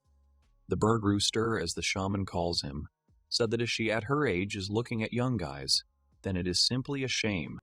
But Aurora quickly found something to answer and said that now it has been proven in practice that her flame is stronger. But the interlocutor objected to her in his opinion. The guy simply did not fully master his fire. But what will the shaman do? Now that the shaman found himself alone among the icy expanses and scattered shipwrecks, he had many questions and thoughts. The young man sat on an ice floe. The sea had already begun to melt, and he himself remembered his comrades. He was terribly sad that he was again left alone for no apparent reason. He even thought that he had just said goodbye to a second life. The boy noticed that he was tired. However, suddenly he noticed a light. A small red light seemed to be descending towards the water. From him, like a miraculous creature, the entire sea melted and thick steam rose above its surface, creating an atmosphere of mystery and magic. The water suddenly began to catch fire and quickly became simply unbearably hot. As a result of this rapid process, all the ice that had previously been around instantly melted, and now only a small piece of ice remained. He immediately realized that this fire was not his. Unexpectedly, a girl with snow-white wings appeared not far from the guy. Turning to the shaman of the hellish gates, she declared that he had charmed her with his flame. He turned around and saw a beautiful lady floating in the air, and the fire seemed to be a part of her, causing no harm at all. The shaman was surprised by the appearance of the stranger. It seemed she was another angel. The girl grabbed Raphael and lifted him up. The man addressed her as Michael and noted that she saved him. The girl, disappointed, replied that everything that happened was a terrible shame. Using the powers given to her by all the apostles, Michael demoted Raphael to the 7th rank of angels. The guy was only indignant, but he was quickly shut up. She assured that when they returned, Raphael would be publicly punished by Aldebaran. Meanwhile, the shaman was thinking about what to do. He couldn't just talk to this girl. She introduced herself as one of the 12 apostles of the Church of the Holy Angels, the fiery Michael. Noticing that the guy was about to attack, she asked if he was interested in whose flame was stronger. She extended her hand and stopped the guy, assuring him that there was no need to hurry. She asked the young man's name, and then he introduced himself as Fleur. The girl promised that she would remember this name, but now she had to go because she still had to deliver the barely alive Raphael back. She added that they would have time to talk again, and this time there would be a truce, since, fortunately, everything did not end in the worst possible way for both sides. This statement surprised the shaman. Wasn't it in the worst possible way for both sides, common? Michael assured that the next time they met, she would burn his flame to ashes. Fleur called the girl to ask what she meant, but apart from a rude remark that she shouldn't be called that, nothing came in response. She shouted 80s and disappeared into the sky, and the shaman froze in place anxiously. He thought that Mika simply did not know that Raphael had gotten rid of everyone. That was why he was saying that. However, suddenly something huge burst out of the sea, knocking the shaman off his feet and breaking the ice floe he was standing on. Flying through the air, he screamed in surprise, and the fact that he was already tired of being surprised today. Something floated out of the very depths of this sea. The shaman thought that it did not look like something alive and, not knowing what to do, decided to try to simply set it on fire. However, the door on the deck opened, and a girl ran out of it. It turned out to be Princess Prima, who, unable to hold back her tears of joy, jumped straight into the water into Fleur's arms. She hugged the guy tightly, not calculating her strength. Like a dropped bomb, she created a huge wave and a violent reaction from the sea. Everyone looked around happily. Some asked the princess not to behave so recklessly, and some were surprised at how great the power of love was that it allowed one of the apostles to be defeated. The shaman held the princess, but he still couldn't come to his senses. He was happy and at the same time confused about what had happened and why the guys were alive. Eliza said that in front of him was a special technology that only the Blue Sapphire Kingdom had, a submarine. It was always nearby in case something happened to the ships. Thanks to the guy distracting the enemy, everyone managed to evacuate. The princess, in the arms of the shaman, admitted that she was very scared, and not even of the angel, but of the fact that something could happen to Fleur right before her eyes. And after these words, she began to cry even harder. She asked him not to break the promise he made to her on the beach about traveling together. The young man assured that he would keep his word, of course. He was very glad that everyone remained safe. A little later, when the journey continued, the shaman was asked what had happened during the battle. Eliza said that when they wanted to return to the surface, the sea was covered with ice as far as she knew. An angel was not capable of such a thing. The shaman admitted that it happened because of him. He admitted that he used the second flame of hell for the first time and therefore overdid it with freezing. The girls looked at each other in surprise. Is this really a new trick? You can't freeze with fire. Prima asked if she understood correctly that the shaman of the word made his flame stronger, and upon hearing a positive answer, she smiled happily and said that he was simply inimitable. The young man decided to check on the wounds of Eliza and the others, but the girl assured him that everything was fine. Eliza assured that Prima's miraculous healing power had done its job. The girl could not even imagine that she would experience such rare magic. The princess reminded that she did not want anyone to know about her power. Fleer wondered why the girl was hiding such strength, but decided that since she wasn't talking, there was no point in asking. The door opened. It was one of the guys on the ship. He ran to the guys and said that there was land ahead, which meant they were at the kingdom of Blue Sapphire. While they were looking for a port, the shaman, unable to contain his joy, shouted loudly. Everyone grabbed their heads and covered their ears at such a sharp sound. After all, the sound resonates inside the submarine. The guy awkwardly apologized for what he did by accident. The inspired young man was already inviting everyone to see the sights in the port and try the local seafood. However, his joy was interrupted by Eliza, who reminded him that their arrival here was illegal, which meant they could not do such things. Initially, they were going to leave the boys in the port, hidden among the cargo, but under current conditions they will have to enter by a roundabout route and disembark them.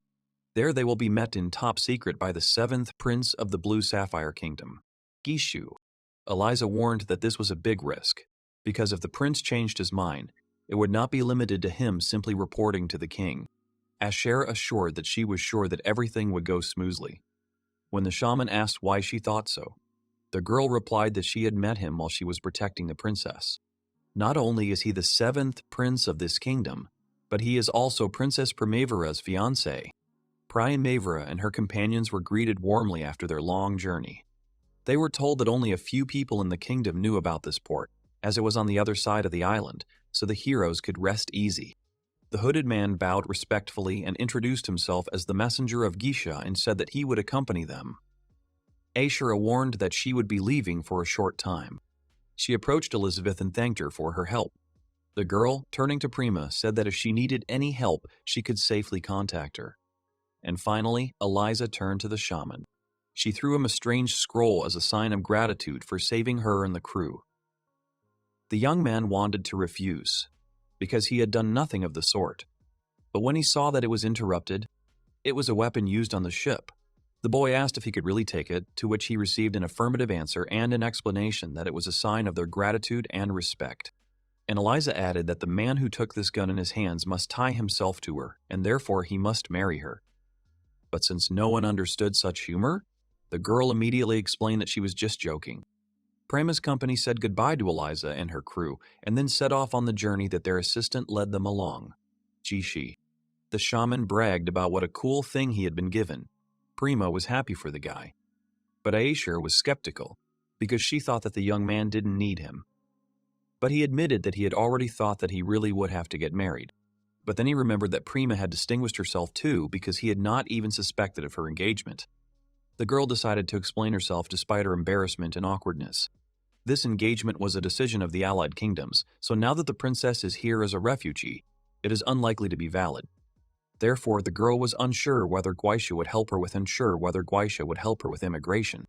Aishura explained that it was she who suggested going to the Blue Sapphire Kingdom. She thought that Prince Guisha would help the princess despite her current status. Although she had only seen him once, she had clearly understood something from just one glance. He was crazy about the princess, and the girl understood her completely. Only for the sake of the princess she restrained herself from vile thoughts. Well, for a start, it was not bad that they were allowed to meet him personally, Prima thought. The shaman realized that they would have to negotiate. Ashura did not retreat. She was absolutely confident in Guish. After all, they were called to meet him. However, the man who was leading them suddenly stopped in the middle of a small area and said they had come to the right place. The company thought that this place, which looked more like an abandoned village, would be ideal. This whole matter was of the highest importance. They couldn't allow anyone to see them. Ashura noted that this place was indeed well suited for a secret meeting. The shaman remained silent, as if sensing a catch, and the princess asked where Gishia was. The escort, without turning to the company, explained that his master was not there, which clearly surprised Fleer. Half turning, The unknown man admitted that the decision on this issue was completely entrusted to him.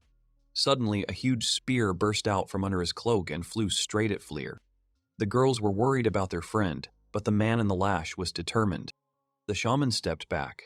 It became clear that he had managed to react by making himself some kind of ice armor. However, he admitted that it was close, but he did not understand at all where one could hide such a long spear. The man in the cloak continued to spin his weapon, and in the meantime, Ashera began to get angry and asked what he was going to do. The man with the spear ignored the girl's words and turned to the shaman, speaking about the rumors that his skills had forced the apostle to retreat. The young man asked if they were going to get rid of them right here and then clarified that it turned out that from the very beginning it was from Geisha and he had not intended to talk to Princess Prima. The stranger turned out to be a girl who stated that negotiations had already begun. Everyone froze in amazement. However, apparently someone was watching everything that was happening from the slope, calmly sipping something sweet. It was the 7th prince of the Blue Sapphire Kingdom himself. He watched, waiting to see what they could do. He took a sip without looking away from the spectacle, and then he turned his gaze to the princess. He admitted that he missed Prima. The shaman asked the girl to finish already, because if this continues, he can seriously hurt her. But the guy's actions angered her. He does not use Hellfire, as if he is trying to humiliate her. But in fact, he simply believed that it is dangerous to use it against people. The girl shouted because she didn't like being underestimated like that. Prima awkwardly said that it was quite expected. Fleer defeated the enemy with a long spear with his bare hands, although the enemy's fighting skills were nothing more than strange. The girl in the cloak furiously declared that this was far from all. The inspection simply could not end there. Footsteps were heard behind the girl, and then an order to stop. It was Geisha who came down from his hiding place and assured them that they had passed the test first, and then smiled. He spread his arms and greeted Primavera, admitting that he missed her. The offended princess asked why the guy was doing this. He promised that he would accept them. He asked sternly, and if this was all his revenge for breaking off the engagement, what then? Ashera explained that it was a matter of circumstances, but the shaman interrupted her. He asked the guy to stop meaningless talk, because he himself invited Prima to his kingdom. Fleer was furious. If this was all really true and the prince had done this just to get revenge, then it was simply disgusting. The prince exhaled heavily. He realized that the shaman was very kind, which meant that Geisha didn't have a chance. Geisha bowed and bowed to the Primavera company, apologizing for the harsh greeting, surprising everyone. He asked to forgive him for this rudeness. Prima awkwardly asked him to raise his head because everything was fine and she was not angry. Without raising his head, the young man assured her that the princess should believe him, because all this was done only for her sake. Standing up, he explained that in order to be in this country, proof of residence permit was required. The king had recently issued this decree. Primavera very well, as she fled from her kingdom and their engagement was annulled, and in this, his father sees a disregard for the legitimate relations with his kingdom, and therefore the princess will not be able to live in the kingdom of Blue Sapphire. All the guys were upset, not believing that the prince could not influence in any way. And to everyone's surprise, Geisha said that he actually had a plan. They can do a favor for the king and negotiate with him on that basis.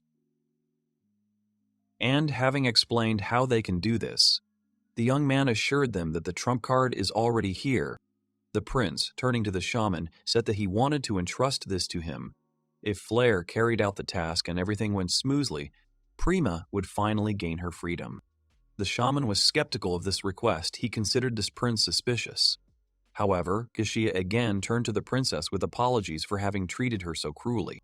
He knelt down and kissed Primavera's hand, assuring her that it was all just a trifle, and that even now he loved her. He doesn't care at all that his feelings are one-sided, which is why he swears his love with all his heart and asks for permission to help her in any way he can in the future. The girl awkwardly thanked the guy, and the shaman was convinced that Geisha was a good guy. But Ashera did not share his views. The prince stood up and said that it was time to show them his trump card. The girl, who had previously held a huge spear, carefully led a small boy out to the guys. The shaman asked who this child was, to which Geisha said that it was his younger brother, and asked Fleer to accompany Nia to the king of the Red Ruby. The girls were surprised. Why would they send a child to such a place? The kingdom of the Red Ruby is also called the country of the Red Desert. The shaman was upset. He had just arrived in the kingdom of the blue sapphire. The girl in the cloak suggested to refuse the assignment if the young man was so scared. Since it was Geisha's idea, the girl did not even doubt, but she did not know the shaman. Having said this, she confidently threw off her hood and looked angrily at the shaman. The prince finally introduced this girl. She is a bodyguard, the holy knight Rachel, and added that she will help him. The shaman even seemed interested in the possibility of going on a new journey with new people. The shaman stretched tiredly, driving away the remnants of sleep. The boys were already standing at the port, ready to set off on a journey. Geisha apologized for sending the boys so early, because it was necessary to avoid prying eyes. The shaman confidently assured him that he was used to it, because when he lived with the teacher, he got up every day before dawn. The prince thanked Fleer for agreeing to carry out his assignment, but the young man again said not to worry, because he had long ago decided that he would travel around the world. Just yesterday, Primavera asked how this could have happened, since the youngest of the princes was Geisha. But he explained that this was only official, but since the matter was absolutely secret, he could not tell more. The guy asked to trust him, because if the matter ends well, then they will all be free. And therefore he relies on Fleer, knowing that everything will be fine with Nia, as long as the shaman is with him. The prince admitted that he would now be in debt to the shaman, but the young man reassured him because he was ready to do this for Prima. And besides, with the addition to the company, it would only become more fun. But Geisha stopped the guy's reasoning. Considering that Ahishra and Prima were in danger, they had no need to go anywhere, and therefore they remained here in the kingdom of Blue Sapphire. Fleer was already confidently walking to the ship with a bag of things. The prince promised him that he would hide Primavera and take responsibility for her so that the shaman would not worry. But the guy was interrupted by a scream. Someone was calling him by name. It was Prima and Ashra who came running to see the guy off. They were clearly in a hurry to make it on time. The young man said that they could have not seen him off. But Prima did not agree because he was going on a journey for her sake. Ashra added that the guy should not forget that the princess's future now depends only on him. He is strong, but too straightforward. It is important that no one can take advantage of this. The girl extended her hand to the boy and assured him that he could not worry and focus on his mission, and then added that it would not hurt him to become stronger. Prima called the guy and said that she should take all the responsibility, and therefore she felt awkward that he was putting everything on his shoulders. The girl was about to say that she had to go with him, but the guy interrupted her by putting his hand on her head. He promised that he would finish the task and return immediately, and then they would go on adventures together again. And so he asked only to wait for him, and the princess, smiling brightly, promised that she would do it. She assured that instead of Ese Iserwoy will be waiting for his return. Geisha wished him luck at the end. And then the shaman finally climbed on board, ready to go. And it seems someone was already tired of waiting. The bodyguard sat on a box and looked at the guy with displeasure while Naya sat next to her reading his book. Rachel asked the guy to concentrate already, because this trip is not just entertainment. The shaman extended his hand, inspired by the fact that this time his companions would be these two, and introduced himself as Valfleer. But the girl only sternly turned her head away, making it clear that she did not approve of this. Traveling with him was only part of her mission, so she wasn't going to play friends with the shaman. The guy froze in place at such rudeness, looking at the girl in surprise. He asked her if she was mad that he had beaten her yesterday, and then gave up trying to get along with her and decided to get along with Nier. He extended his hand to the boy and smiled, which scared him greatly. When he asked what Nia was reading, the boy threw the book away and rushed to his bodyguard, who immediately threw her spear sharply at the shaman. She angrily asked what the young man had done with her master, and when he said that he had just wanted to get to know her, the girl assured him that they did not need that. Hugging the boy tightly, she said that the boy only needed to protect the master until the arrival of the Red Ruby in the kingdom, and therefore he should just try to bother him as little as possible. Nia had some redness on her forehead, which made the girl immediately order an antiseptic to be brought to her. Fleer was surprised at how much she reminded him of Ashura. However, this situation reminded him of the time when he was just setting out on his journey with Primavera. He asked the princess to wait for him. Even though the adventure was different from what the shaman had imagined, his heart fluttered as he looked into the distance, in the direction of the ship. He was excited about what was to come, and his first target would be the Red Ruby Kingdom. Little Nier didn't understand why he had to go through all this. He didn't want to leave the house or go anywhere. Everyone except Rachel seemed so scary to him. Even Fleur, who became his bodyguard.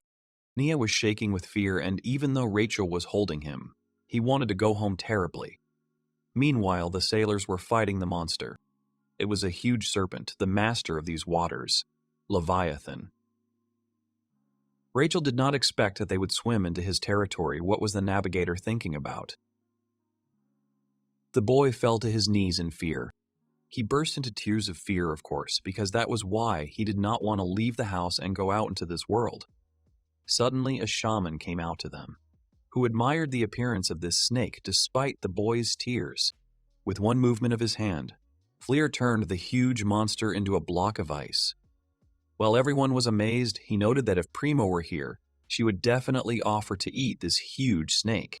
The young man took out the weapon given to him by Eliza and fired straight at the Leviathan, causing it to immediately shatter into small pieces. The shaman noted that now he would have something to tell about the adventures and asked to call in case something happened again.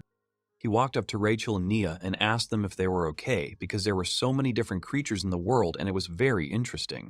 But Nia was too scared and couldn't stand it. His pants were hung on the line to dry. And the boy himself shamefully apologized to Rachel. The shaman said it was shameful because he thought Nia was just surprised. Rachel asked him not to say that because the gentleman was only 6 years old, and during that time he had never left the Jishi villa. The shaman said that when he was 6 years old, he was told to survive in the jungle on his own for 7 days. Rachel asked not to compare Nia to herself, and she also noted that it would be worthwhile to show more respect to the gentleman. Suddenly Nia turned to the shaman, drawing attention to himself. The boy awkwardly asked what he needed to do to become as brave. He admitted that he really wanted to become as strong as the shaman. Rachel rushed to the boy and asked what he was saying. She could not allow him to fall under the influence of this man. Her words received indignation from both the boy and the culprit of such words. Hugging the child tightly, Rachel stated that Fleer's mere existence was already spoiling her master, because he should continue to be as sweet as he is. She is sure that he does not need to become stronger at all because she will protect Nia from any dangers. The shaman noted, but did not dare to say out loud, that the girl is clearly overprotective. But the boy pushed the bodyguard away and ran to the shaman. He asked to listen to him because he did not want to be so weak and whiny anymore. Fleer thought that he was a completely normal, frail boy, but seeing the determination in Nier's eyes, he realized that he had made a mistake in his conclusions. Geisha didn't really tell him anything about this guy, but there were probably reasons for that. The shaman remembered himself and how he, as a little boy, asked his teacher for the same thing. Fleer admitted that he was not good enough to teach combat techniques, but if Mia wanted to talk, the shaman would always be happy. Meanwhile, Rachel lay on the floor upset, believing that her master now hated her. Fleer immediately put forward the first condition, stating that now he can't be afraid, and if the boy continues to do this, he will never become strong. The shaman explained that first the boy needs to learn to trust him, because trust is one of the aspects of strength. The boy promised that he would obey his teacher, although the shaman did not agree with the title of teacher, as did Rachel. As Fleer began to tell a story from his experience, they were suddenly interrupted by a sailor who had found them with difficulty and wanted to tell them something important. He said that they had almost arrived at the Red Ruby Kingdom. Fleer shouted joyfully. He was excited about the adventure and was already full of impatience. His enthusiasm was supported by Nier, clenching his fists. At the same time, on the other side of the sea, the princess, looking at the magnificent view from the window, wondered how Fleur was doing. Prima thought about when she would finally be able to get rid of her pursuers, then nothing would limit her anymore. The princess really wanted to go on a trip as soon as possible. She was worried and hoped that the guy would return soon. When Prima turned around, she saw Ashera in a bathing suit, which made her immediately ask what she was wearing. Ashera had come to invite the princess to the beach. She explained that if Prima continued to dwell on her melancholy, she would simply fall into depression. The princess had escaped from the kingdom of the White Pearl and, albeit with some restrictions, had gained independence. In preparation for the next adventure, the assistant advised to rest despite the boredom. Ashera assured them that they shouldn't worry Prince Gishu anymore, since he had done so much to help them gain their freedom. And since they were already talking about it, Ashura had something to say. She tugged at the princess's dress, assuring her that she would make her go out and have some fun, and therefore asked her to put on a swimsuit, but this clearly embarrassed the princess. Ashura said that she really wanted to see the princess in a swimsuit, to which Prima assured that this was clearly the girl's original goal. From the excess of emotions and Ashura's pressure, Prima could not stand it and hit her. There was a knock at the door. It was Geisha, asking if he would disturb the princess, to which she merely apologized for the noise. Seeing the small basket, the girl asked what was in it. It turned out that Geisha had made the sandwiches himself. He invited Prima to take a walk with him along the beach, because she had looked so sad the last few days, so he decided to cheer her up. He wanted to be her support because he couldn't look at her upset face. The girl thought that she had acted selfishly. Even though she was only an ex-fiancé, Geisha never stopped caring about her. With these thoughts, the girl smiled and agreed to go. The prince called her to go right away, but asked what was wrong with Ashura, and then Prima simply replied that she needed to be given some rest. And for some time, a stranger watched all this, sitting on the window. When Ashura woke up, she immediately jumped up in search of the princess. The girl sitting opposite explained that she had gone for a walk. The girl, having comfortably settled on the sofa, greeted Ashura and then apologized. Ashura quickly recognized her. It was the assassin Karoni. But the girl herself was not worried, and only noted that it was worth making iced tea. It is interesting how she refused here, because there is a guard outside. But among the assassins she is the best, and therefore security of this level is nothing to her. In addition, she said that she can distinguish classes by smell, and if she knows where they ran off to, she can easily find them. Ashura suddenly rushed to look for the princess, who was probably with Geisha now. But the girl stopped her, pointing out that she should get dressed first. She was about to break free and run, but Karoni also had an important matter for her. She came about the task that was entrusted to her. She asked to report to her family that Prima had left this world. The assistant sternly asked what had happened.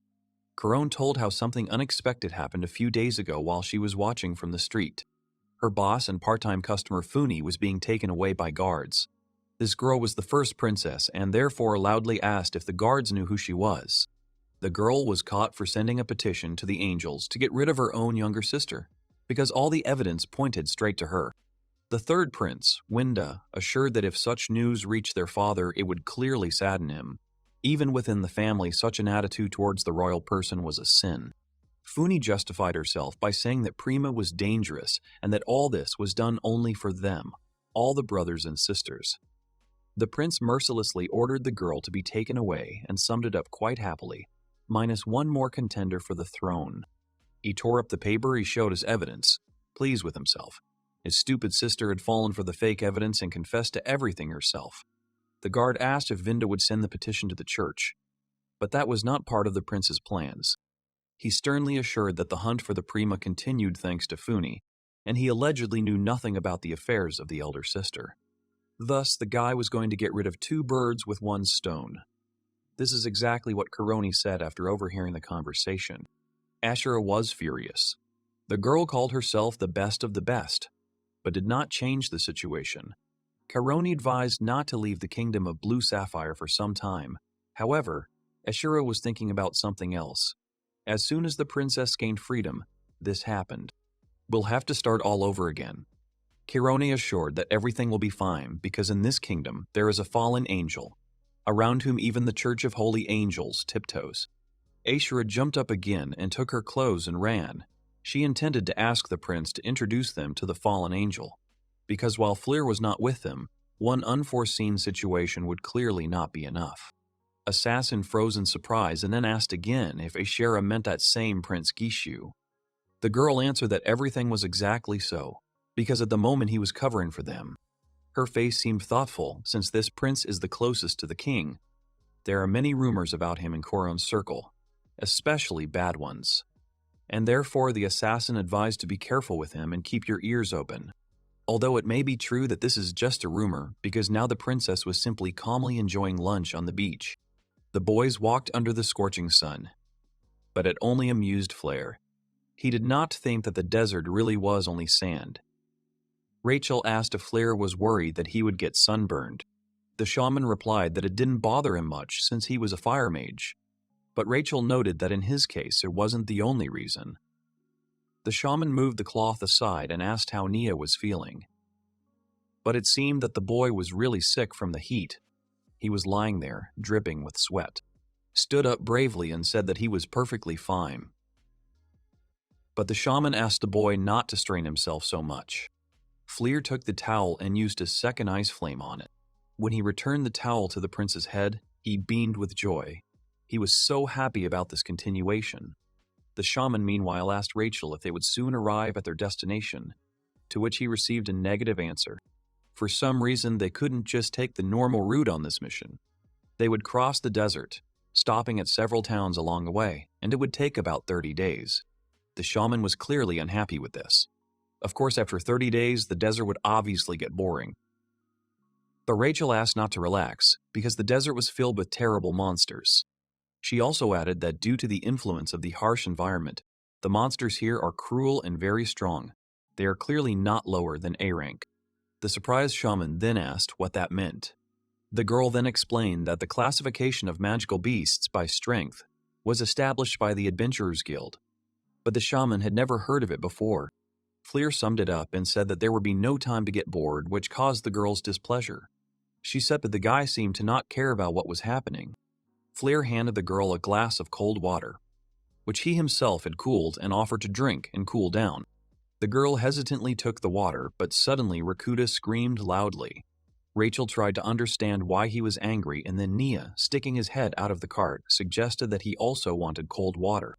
Rakuta drank the water greedily, but there was nothing surprising about it. He was tormented by thirst like all the travelers.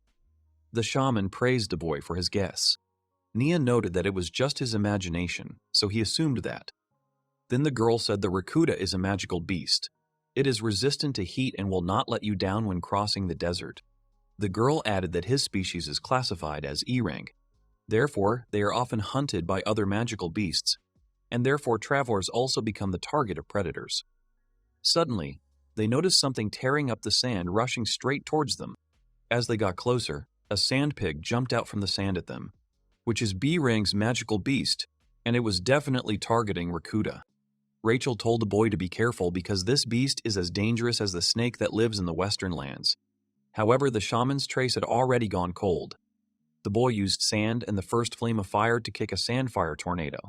When the beast was fried, Fleer declared that it was time for a snack. Nia happily admired the shaman's strength, but to his great regret, he overcooked it so much that not even the bones remained. But a group of people noticed a suspicious explosion. The boy was holding the fang in his hands, upset, wondering if it was edible, but it was obvious it wasn't. Suddenly, the group that had recently approached started yelling at the travelers. The group complained that the boys stole their extermination work, which was obviously humiliating. The team asked what rank the boys were in the Adventurers Guild. Rachel was clearly not happy that they had the misfortune of running into troublesome boys. One of the men pulled out a card and proudly held it out, declaring that they were rank 4 adventurers. And this quest was their ticket to promotion to rank 3. They furiously demanded compensation for the damage, although they did not understand how this happened.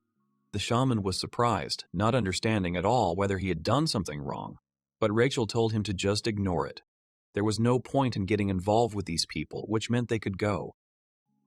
The company of seekers was indignant because only ashes remained from the monster. However, one of the guys noticed a whole and almost undamaged fang in the guy's hands. They demanded that since there was nothing left, he give them this fang. The guys happily talked about how they had the 3rd rank in their pocket. The man in armor said that they got off easy because if they were adventurers, they would definitely have been taught a lesson.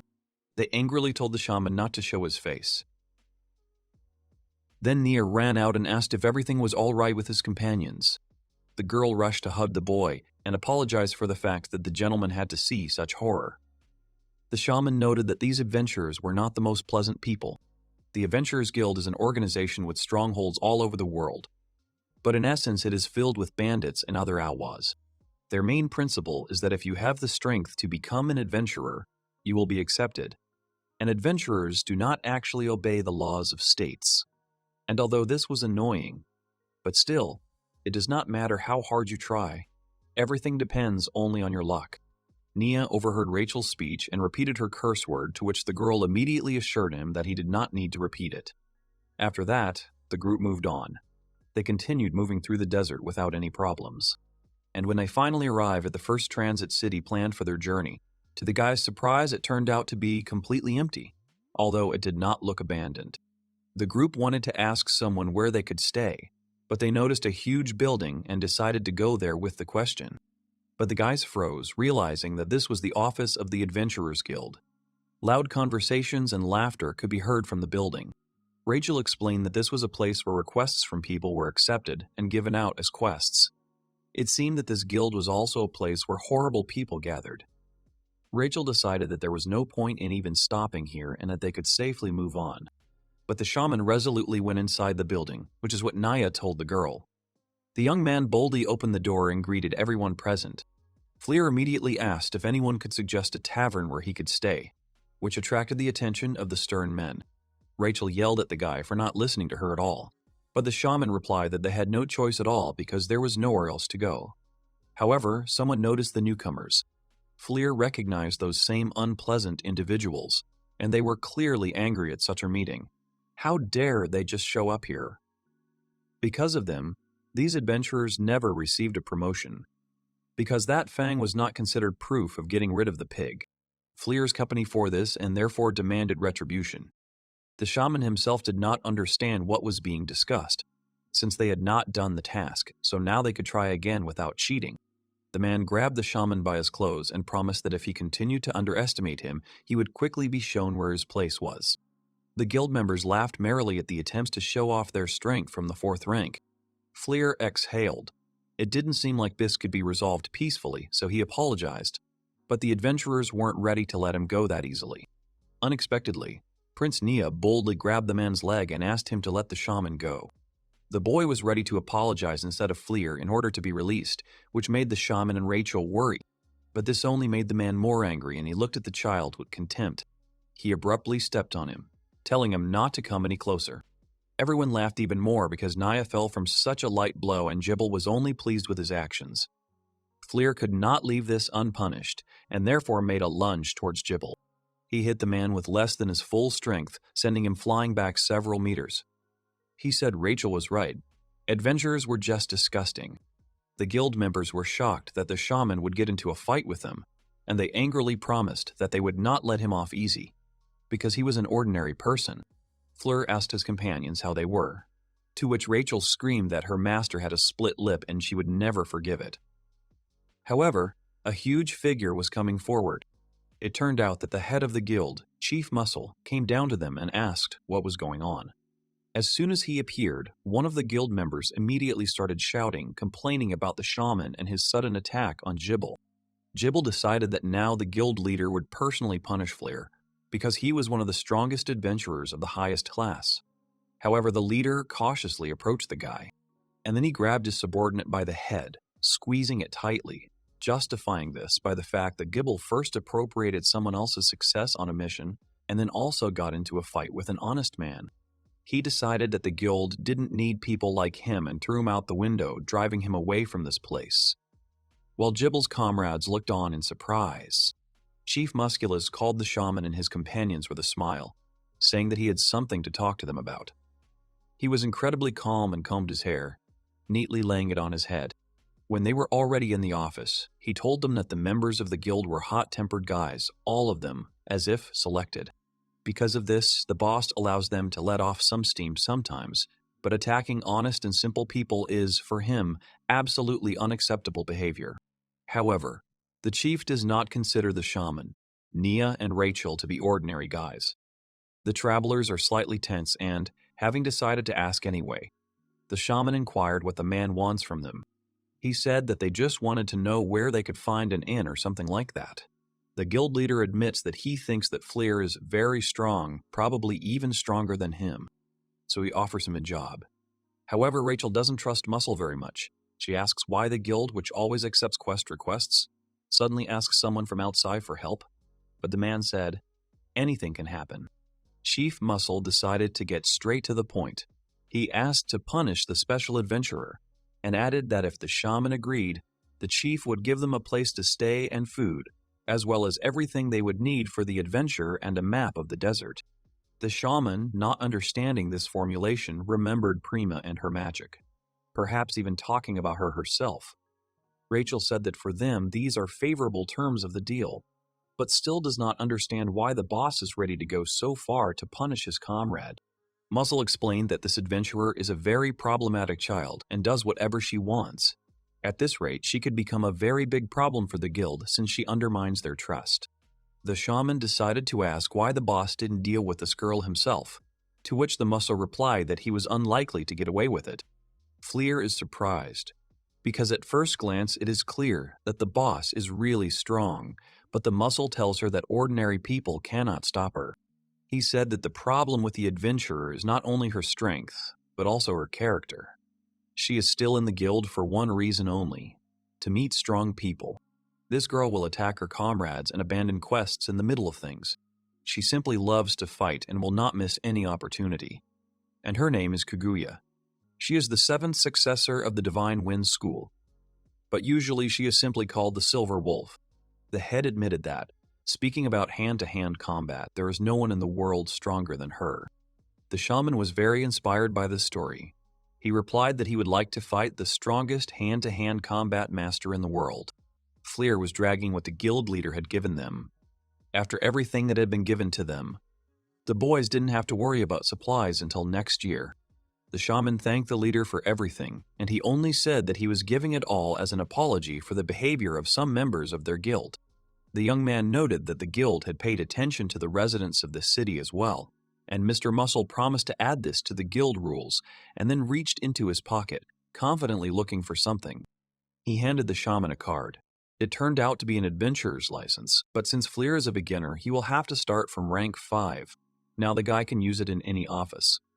By increasing the rank, you can challenge many different dungeons. The shaman thought that he had already found adventures for himself without this, but decided to accept the gift, thanking the guild leader. But the man also added that he was counting on the guy. The bodyguard apologized in case they didn't work out, but the leader was calm. He was sure that strong people are attracted, especially if they are looking for battles. Who knows? Maybe meeting Kaguya is destined for them by fate itself. Their carriage set off on its journey, and the guys themselves discussed the fact that no matter who Fleer's opponent would be, he would definitely defeat everyone, because he was able to cope even with one of the apostles. But the girl was still interested in what this special one was. However, not only she was lost in her thoughts, but also the shaman, who did not listen to her reasoning at all. He surprised the bodyguard because this guy had never been so lost in his thoughts. He apologized and asked what exactly was meant by special. The girl explained that, as the word itself suggests, these are people who have special abilities from birth, and each has their own. But there was no more information. However, Nia intervened in their conversations, who assured that if it was scary, then it was possible not to do it, and he himself was ready to listen to Fleer. The shaman thanked the boy and Shiranui for their support, and while the girl was indignant and asked to worry about her, the young man said that they would spend the night somewhere here, and when it was already dark, the company lit a fire. The shaman sat again, immersed in thought. He came to the conclusion that this would be his first time. Although he had encountered various opponents since he began traveling in the outside world, he had never engaged in hand-to-hand combat with an opponent. From the very beginning, the only real hand-to-hand combat he had had was with his teacher. Remembering the words of the guild leader that there was no one stronger than this girl in hand-to-hand combat, the young man smiled, looking at the starry sky. He definitely wanted to compare strength with her. However, the boy heard the sounds of water. He jumped up and quickly realized that it was not here, but somewhere a little ahead. The shaman thought there was no one and nothing suspicious nearby. Besides, Rachel was lying with Nia. He ran towards the sound. According to his calculations, the water was about 1 kilometer away, which meant he could run there in 5 minutes. Having reached the place, he saw a lake, and it seemed there was a girl in it. The guy was surprised that in the middle of the desert there was a lake surrounded by various vegetation. He remembered that they called it an oasis. As he came closer, he noticed that someone was swimming there. It was a girl, whose silver hair shimmered in the moonlight. She stood all alone in the middle of the pond, clearly enjoying the solitude and the pleasant water that surrounded her. The shaman could not take his eyes off such a beautiful girl and slowly approached. When he was already standing quite close, the girl noticed him. In a panic, she immediately dove into the water in embarrassment. The guy didn't even think that he could scare her. Fleer realized that he had embarrassed her because girls do not like to be seen like this.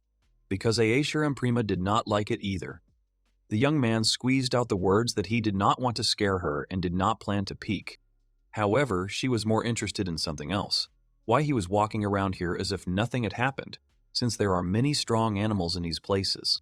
The girl asked if this guy was strong, and the young man understood that something strange was happening here. While he was wondering why she was all alone here, the girl tensed up as if preparing to jump, from which her legs broke the ground. She jumped up abruptly, declaring that she was definitely right and aimed straight at the guy. The shaman was surprised by such behavior, but the girl did not retreat and then offered the guy to fight her. He immediately realized that she was a very unusual girl. The girl, flying rapidly towards Fleer, asked him not to give up right away. While the shaman tried to stop her and understand why she suddenly turned on the berserker mode, the girl, already close, swung her arm furiously, which, fortunately, the guy managed to notice. She kicks Fleer without retreating, and after dodging, he realizes that she is serious about fighting him, despite all the circumstances. Having landed on the ground, she began confidently kicking stones towards the shaman. While she tried with all her might to defeat him, he only dodged and noted in surprise her incredible speed. When the girl finally managed to hit him, he winced from the unpleasant sensations and already assumed that her legs were her weapon.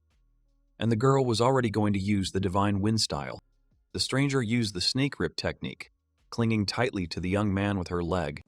Holding onto her torso with her right leg, the girl swung her left leg to strike the open stomach. The shaman quickly understands this and is already preparing to use fire. However, sensing danger, the stranger sharply increased the distance between them by jumping to the side.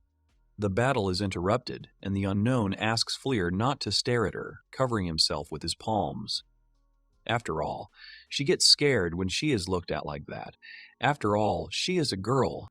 She said that the shaman was the only one who had stood up to her in battle for so long, which meant he knew something. She smiled and pointed her finger at the surprised guy and said that they should start over because she wanted to fight him under ideal conditions. The girl asked the guy to wait and ran to get dressed in a hurry, and Fleer noted that she was a fidget and also had problems with her head. But she really seemed strong to him, so he also decided to fight to the fullest. The girl runs to the shaman already dressed and is ready to start the battle again. But then the guy abruptly interrupts her. He completely forgot that he had no time, and so he sadly waved his hand to her and said goodbye. The guy runs away in a hurry, explaining that if he is distracted from protecting Nia even for a long time, it will come back to haunt him, and suggests that they fight another time. However, the girl is outraged and shouts that she does not really understand Fleer's circumstances. While he was running, she was shouting loudly after him. Why postpone the battle, and what should she do now with her desire to fight with someone? But she still would not have enough speed to catch up with the shaman. Returning back, the shaman thought about the strength of this girl. She was really very strong. Not a single gap in defense, lightning-fast attacks and honed movements. Despite his promise to never use Hellfire against humans, she managed to corner Fleer, leaving him no choice. Who knows what would have happened if he hadn't possessed Hellfire? The shaman turned around, thinking that he would like to try to defeat the girl in a fair fight. Without using his powers, he felt something like this for the first time.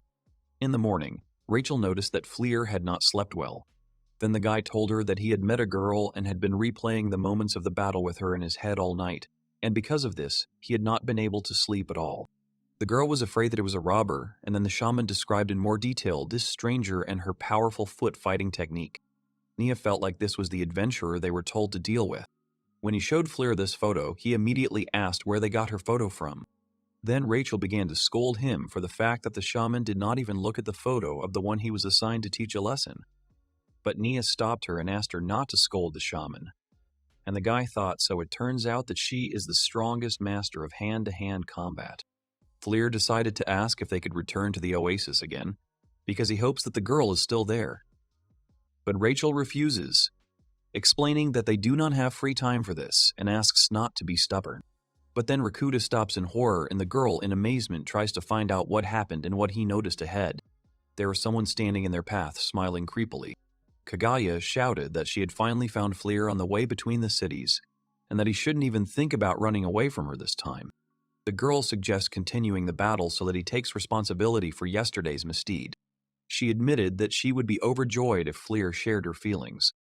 A guy with glowing eyes smiled at her, the target of Muscle's order and also the strongest master of hand-to-hand combat. The girl found the company in the middle of the desert with a smirk and asked with interest if she was Kugea. Her eyes sparkled with challenge, and her demeanor was defiant and confident. There were two girls in the carriage, and Fleer noticed that for a man who had defeated angels, this task seemed trivial and easy. The girl tried to persuade the man to use his flame against her, but suddenly her outerwear flew into the air and hit him in the face, demonstrating her insolence. The man began to warm up and calmly stated that there would be no flames, indicating that he was going to fight differently without using fire. He decided to fight using only his body and fighting skills, abandoning his magical abilities. The man asked permission to leave for a short time, and those present around him warned him to be careful, understanding the danger of the upcoming battle. The hero turned to face his opponent, thinking to himself that he had probably been looking for her from the very beginning. The man confirmed that the Adventurers Guild had given him the task of stopping the girl at any cost. However, now the hero no longer cared about the demands of the guild. Deciding to act on his own free will and not obey orders, the girl prepared to begin the fight, her eyes burning with determination and fighting spirit. The hero was also ready for battle, accepting the challenge with complete seriousness. He took a fighting stance, moving his leg back and swinging it, preparing for the first attack. Both stood in a tense fighting stance while a scarab beetle rolled a ball of dung nearby, creating a contrast between the struggle and nature. The hero dropped his hands, remembering that he had forgotten to introduce himself, but did not have time to say a word. The girl attacked with her foot, declaring that the performances could be postponed, and a fight began. A bright light appeared upon impact, and Nia and Fleer closed their eyes to avoid being blinded by the radiance. A silhouette of a woman appeared in the light and, with a clear desire to destroy the hero, she rushed into the attack. The hero barely held back the kick, feeling the power and speed of his opponent. The girl, turning in flight, immediately attacked with her second leg, demonstrating a variety of techniques. The hero was surprised at how quickly she switched between different combat techniques. A series of rapid attacks began to weaken the hero, and his opponent rejoiced in her disorientation. The girl's furious smile grew even wider as she aimed to attack her opponent's 3 vital points. But the hero used the hardening technique, reflecting powerful blows and maintaining control over the situation. He activated the ultimate shaman technique, Iron Man, then launched an attack with a lunge he called Bull Breakthrough. The girl dodged with such speed that the hero could not even notice her movement. She was already behind him, and the hero concluded that with even the slightest support she could do anything. The girl complimented the hero, noting his strength and stating that she enjoyed having fun with him in battle.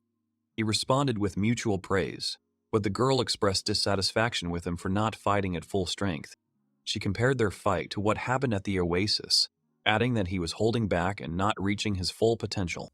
The girl admitted that she did not want to end the fight so quickly, but she had to show everything she was capable of. Her furious smile became even more expressive and demonstrative. She was ready for the second round, and the hero was somewhat stunned by the earthquake that had occurred. Everyone nearby was confused by what was happening, and Rachel called on everyone to run away immediately. The fight awakened a magical beast, a desert dragon, whose power and wrath hung over everyone who was nearby. A desert dragon rose from the ground. Its majestic and menacing appearance immediately attracted the attention of everyone present. The heroes immediately noted that this dragon was incredibly strong and dangerous, capable of terrifying any enemy. It was described as a real natural disaster, as many cities were destroyed due to such dragons bringing destruction and chaos. The protagonist no longer thought about the second round of the battle. He decided to use the flames so as not to endanger those around him. The girl in the cart was afraid, and the helmsman was preparing to move away from danger. However, the girl was full of rage and had no intention of leaving, irritated by the interference in her fight. She categorically rejected the idea of forgiving those who stole the joy of fighting from her, whoever they were. With determination, the girl jumped and rushed straight towards the dragon, ready to fight him. Fleer thought that she would hardly be able to oppose such a powerful being. The girl began to use the divine wind style, filling herself with strength and speed. The transformation began, and everyone around was completely confused, not understanding what was happening. She used a powerful technique, the iron hammer of destruction, which surprised even the dragon. The blow dealt serious damage to the dragon, causing it to let out a loud roar of pain. The girl blames the dragon for interfering in her fight. Her leg grows to enormous size, which showed her special strength. Despite this, she continued to attack, acknowledging that the dragon was indeed a tough opponent. She then used the reverse side of the divine wind style, changing tactics. The attack hit the dragon's chin, and the strike was named 1,000 Wriggling Snakes for its fast and wriggling technique. The main character was amazed and stunned by what he saw. Kaguya had the same furious smile she had during her fight with the protagonist. She even asked not to end the fight too early, wanting to continue the duel. Once she was above the dragon, she once again used the reverse side of the divine wind style. This time it was a secret technique that made a big impression on the protagonist. The technique was called the Iron Heart of the Void and possessed enormous destructive power. The dragon fell to the ground, raising a column of sand, and the heroes stood in amazement watching the girl's victory over the magical beast. They even began to consider her some kind of monster because of her extraordinary strength. The girl confirmed that she is indeed strong. With a sly smile, she turned back as if anticipating the next events. The girl humbly apologizes for the delay with the dragon. She looks at the protagonist with sincere respect and declares that she is ready to enter the second round of the fight. Her eyes sparkle with fighting passion. The girl proudly confirms that her legs are truly special. They can do anything and even more. In their circle, they are called holy legs, because they seem to have a will of their own. The girl continues her story and shares a unique feature of her legs. If they are suddenly cut off in battle, they will instantly grow back. This gives her incredible freedom of action and allows her to use combat techniques. Moreover, her abilities are not limited to just rapid regeneration. With their help, she discovered the other side of the most powerful technique, which allows her to maneuver and deliver powerful blows. The protagonist listens attentively to her story and comes to the conclusion that with such opportunities, the girl has no chance of defeat. He understands that if he wants to defeat her, he will have to show all his skill and ingenuity. Suddenly, the main character is hit by a powerful blow from an iron hammer coming from the girl. This blow sounds like a clap of thunder. Fleur tries to block the attack, but successfully dodges at the last moment, almost getting seriously injured. He is amazed by the power and speed of her attacks, which greatly exceed his expectations. The hero's mind begins to think that as long as they remain in the area of her attacks, not only they but everyone around them will suffer. He understands that with each new blow, the risk to allies and bystanders increases. The protagonist is ready to use magical power, Flame, which can stop the opponent's rapid attack and cause damage to her. He is going to use fire abilities. But then an important thought comes to mind. The flame should be used very carefully, because his companions are nearby whose lives may be at risk. Such attacks require incredible precision and strength. Therefore, the hero decides to fight without using flame magic. He decides to rely only on his physical skills, cunning, and techniques so as not to endanger his friends. To do this, he plans to use ancient shaman techniques called flow form. This technique allows him to minimize damage from attacks and increase the speed of movement, giving him an advantage in close combat. The girl watches the hero's actions closely and asks with interest if he is really going to fight her with only his bare hands, without any magic or special abilities. Using the flow form, the hero deftly dodges the powerful blow that the girl delivered with incredible force. This maneuver makes her surprised. She did not expect that she would not be able to pass the hero's defense so easily. Taking advantage of the opening, Fleer abruptly throws the girl aside. His attack was precise and unexpected, momentarily changing the course of the fight.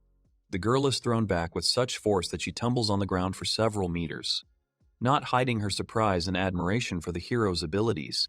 But she quickly recovers and counterattacks with the 1,000 Writhing Snakes technique, a series of fast writhing strikes that snake through the air. The hero carefully watches every movement and change in the direction of the attack, trying not to miss a single blow and prepare for defense. He quickly blocks all the blows one after another, demonstrating his fighting skill and high concentration. Despite his successful defense, his arms have already been damaged by the constant blows. The girl notices that he is only defending himself and not counterattacking, which gives her an advantage in the fight. With a furious smile, the girl prepares to launch another series of attacks, her confidence and energy growing with each passing second. She decides to show off her cherished technique. the one she resorts to in the most critical moments of battle. This technique relies on stretching and increasing the force of the strikes, making her attacks incredibly powerful but requiring a lot of concentration. Fleer's companions begin to worry as they see him tense and taking hits, worrying about his condition. At this point, the girl again uses a series of strikes called 1,000 snakes, attacking with amazing speed and accuracy.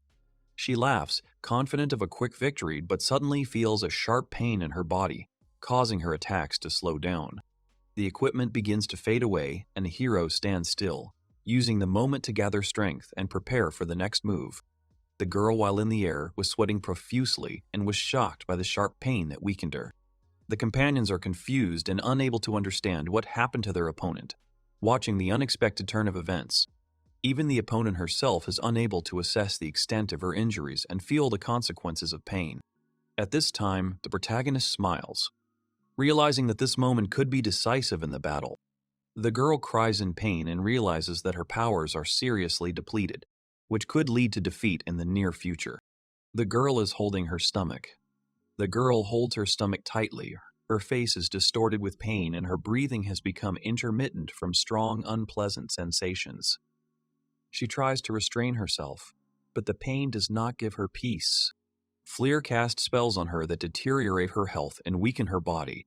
These spells act gradually, preventing the opponent from recovering quickly. He uses them as part of his tactics. He explains that he did not use these spells on purpose, but because he was defending himself and combining magic with hand-to-hand combat techniques. In this way, he tried to minimize harm but still remain effective in combat. The girl can't believe her ears and eyes. For her, such a combination of magic and combat seems like an unfair trick. She is surprised that the enemy could use such tricks in the fight. The hero sincerely apologizes for the pain he caused, but Kaguya remains steadfast in her decision. She is not going to admit defeat despite her suffering. Her fighting spirit remains unwavering. The protagonist explains his tactics and the reasons for his actions as his female companions quickly run up to him to support and assess the situation. His words sound confident and honest. The girl says that she does not want to count this fight as a loss and demands a rematch, as she believes that the result is unfair. She is ready to fight further and prove her superiority. Fleer is satisfied with the fight. He tested himself and realized that he met a worthy opponent. And the girl, despite her strength, cannot hold back her tears and sobs, expressing her emotional stress and disappointment. Rachel and Nia have already approached the hero to find out more and support him after the intense battle. Their faces express concern and worry for Kaguya's fate. The hero says that he stopped the enemy and is glad that everyone remains safe. He puts his hand on the girl's shoulder, trying to console and show his support. His voice sounds soft and encouraging. But suddenly, the girl hits him sharply on the hand, showing displeasure and misunderstanding of his actions. This gesture shows that she has her own feelings and views on what is happening. The hero justifies his behavior by explaining that he used ancient shamanic techniques that allow him to combine protection and magic without harming others. He tries to convince her of his sincerity. A little girl who is watching the events believes that the enemy was treated too harshly and expresses her dissatisfaction with this development. Her voice is full of sympathy and concern.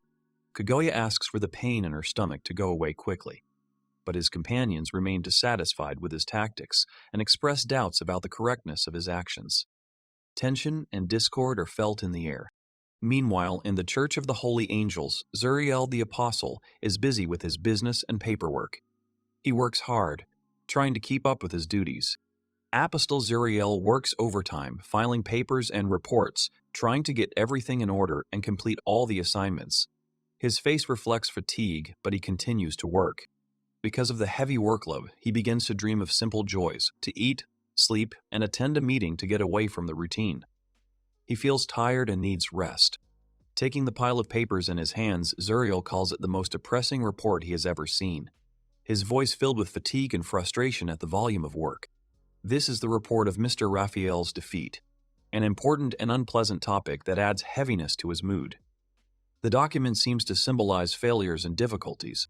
The apostle hopes that this problem will not be more serious than he expects, hoping that everything can still be corrected and resolved without catastrophe. He wants to drink hot coffee to perk up and restore his strength for further work. Coffee seems to him to be a salvation in this stressful day. Zuriel didn't expect to see anyone at this time, but suddenly Raphael appeared from the shadows, which surprised him. Raphael was already sitting on the couch, calmly sipping his coffee despite the recent events and the demotion. His demeanor seemed relaxed and confident. After all the failures and defeats, Raphael was demoted, which caused mixed feelings among his colleagues and subordinates. He hands Zuriel his coffee and says that he came to apologize, hoping for forgiveness and understanding. Raphael admits that he did not listen to warnings and did not pay attention to advice, which led to unpleasant consequences. He sincerely regrets his mistake and asks for forgiveness for the mess in the office and for his actions. Zuriel remembers that he warned Raphael beforehand and reminds him of this, pointing out his irresponsibility. However, Raphael pretends not to have heard anything and does not attach any importance to the words, which irritates Zuriel. Nevertheless, he accepts the coffee, trying to remain calm and professional in the conversation. Suddenly, the hot coffee begins to levitate in the air above Zuriel, causing him confusion and slight excitement. Coffee suddenly spills on his face, burning his skin and causing sharp pain and fear.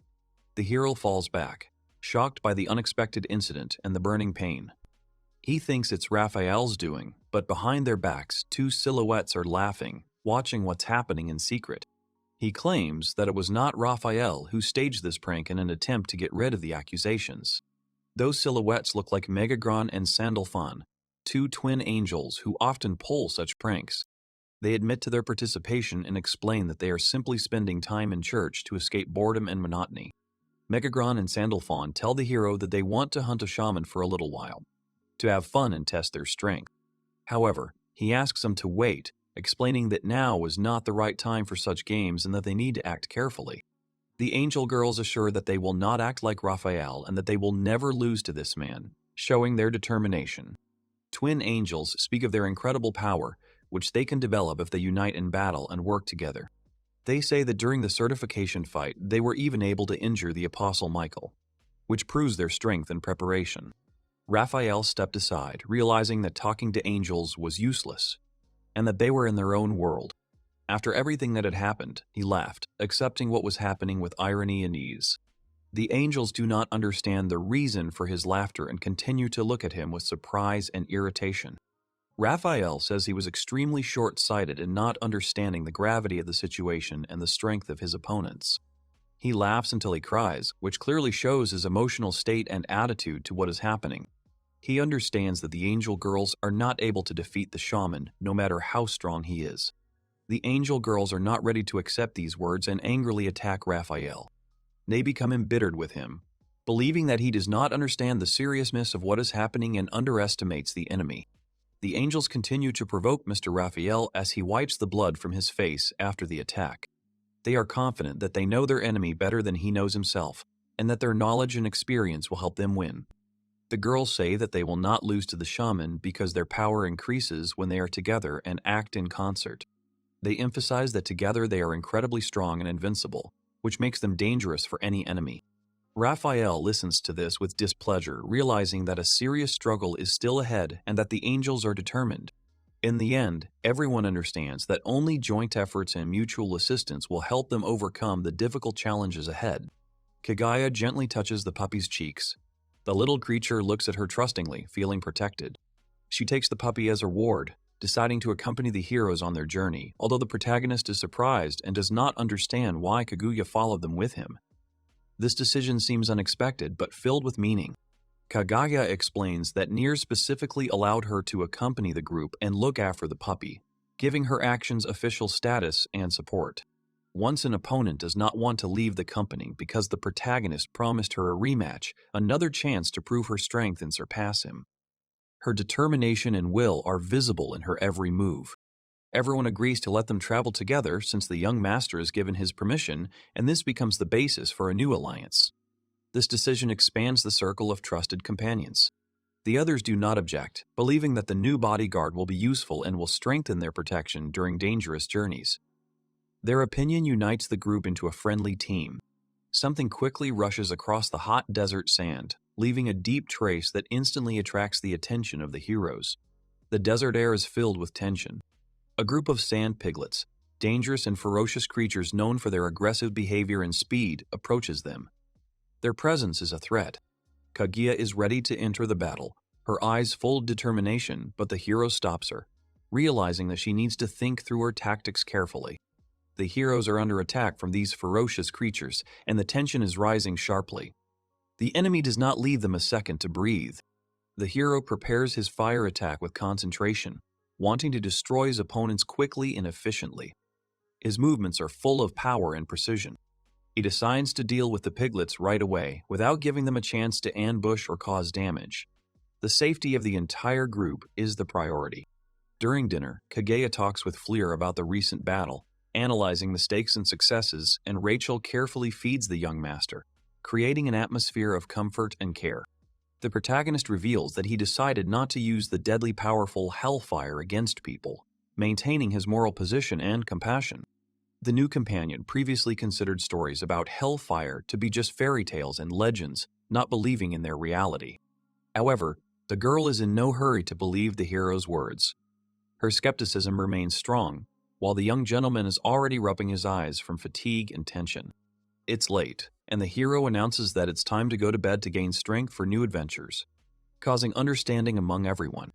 Fleur and Kaguya go on patrol at night to ensure the camp's safety and prevent any surprise attacks from enemies. But Kaguya admits that she is also tired and would like to rest a little to save her strength for the fight.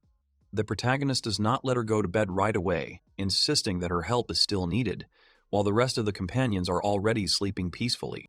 She thinks about the unfairness of the situation. She doesn't understand why Rachel sleeps peacefully while she herself must stay awake and guard the peace. The girl has a little free time, but she doesn't know what to do and feels slightly confused in the absence of specific things to do. So Kaguya decides to ask the hero to tell her about himself, trying to get to know him better and understand him. This conversation may help her understand who they are traveling with and what his motives are. She tries to start a dialogue, politely apologizing for her curiosity and making a small compliment to get Fleer to talk. Her words sound sincere and reserved. In fact, this dialogue is an opportunity for Kaguya to find the hero's weak point, to understand his weaknesses and strengths. She chooses her words carefully, watching the interlocutor's reaction. Fleer decides to reveal a little about himself, opening up and sharing a bit of his history to gain Kaguya's trust. His story brings new details about his past and goals. Surprised by the hero's words, Kaguya asks many more questions, greedily absorbing every word. He tells her about the monasteries, the gates of hell, and the time he spent there, revealing difficult moments of his life. Kaguya even feels a little sympathy for Fleer, imagining the trials he had to go through. Her emotions deepen, and an invisible connection is formed between them. She tells him a childhood rule: do not touch angels lest they follow you, adding a mystical tone to the conversation. This folk wisdom sounds like a warning and a caution at the same time. It is also suggested that Kaguya herself would like to fight an angel someday to test her strength and courage, which becomes her hidden motivation. She admits that she had never thought about fighting angels before and had no idea how difficult such battles could be. However, angels usually do not get into a fight just like that. There is a deep meaning and necessity behind each of their actions. After the conversation, Kaguya comes up with a new goal for herself: to stay close to the hero in order to have a chance to fight the demon and prove her strength. Now she understands that with Fleer by her side, she will have the opportunity to realize her dreams and test herself in a real fight. It turned out that her desire to become stronger was connected with the thirst for revenge for the deceased mentor, who meant a lot to her. As it turns out, the girl's mentor died under mysterious circumstances, leaving Kaguya an orphan and even more determined. Kaguya explains that she was an orphan until she was taken under the wing of a mentor, a kind and caring man who taught her not only martial arts but also life.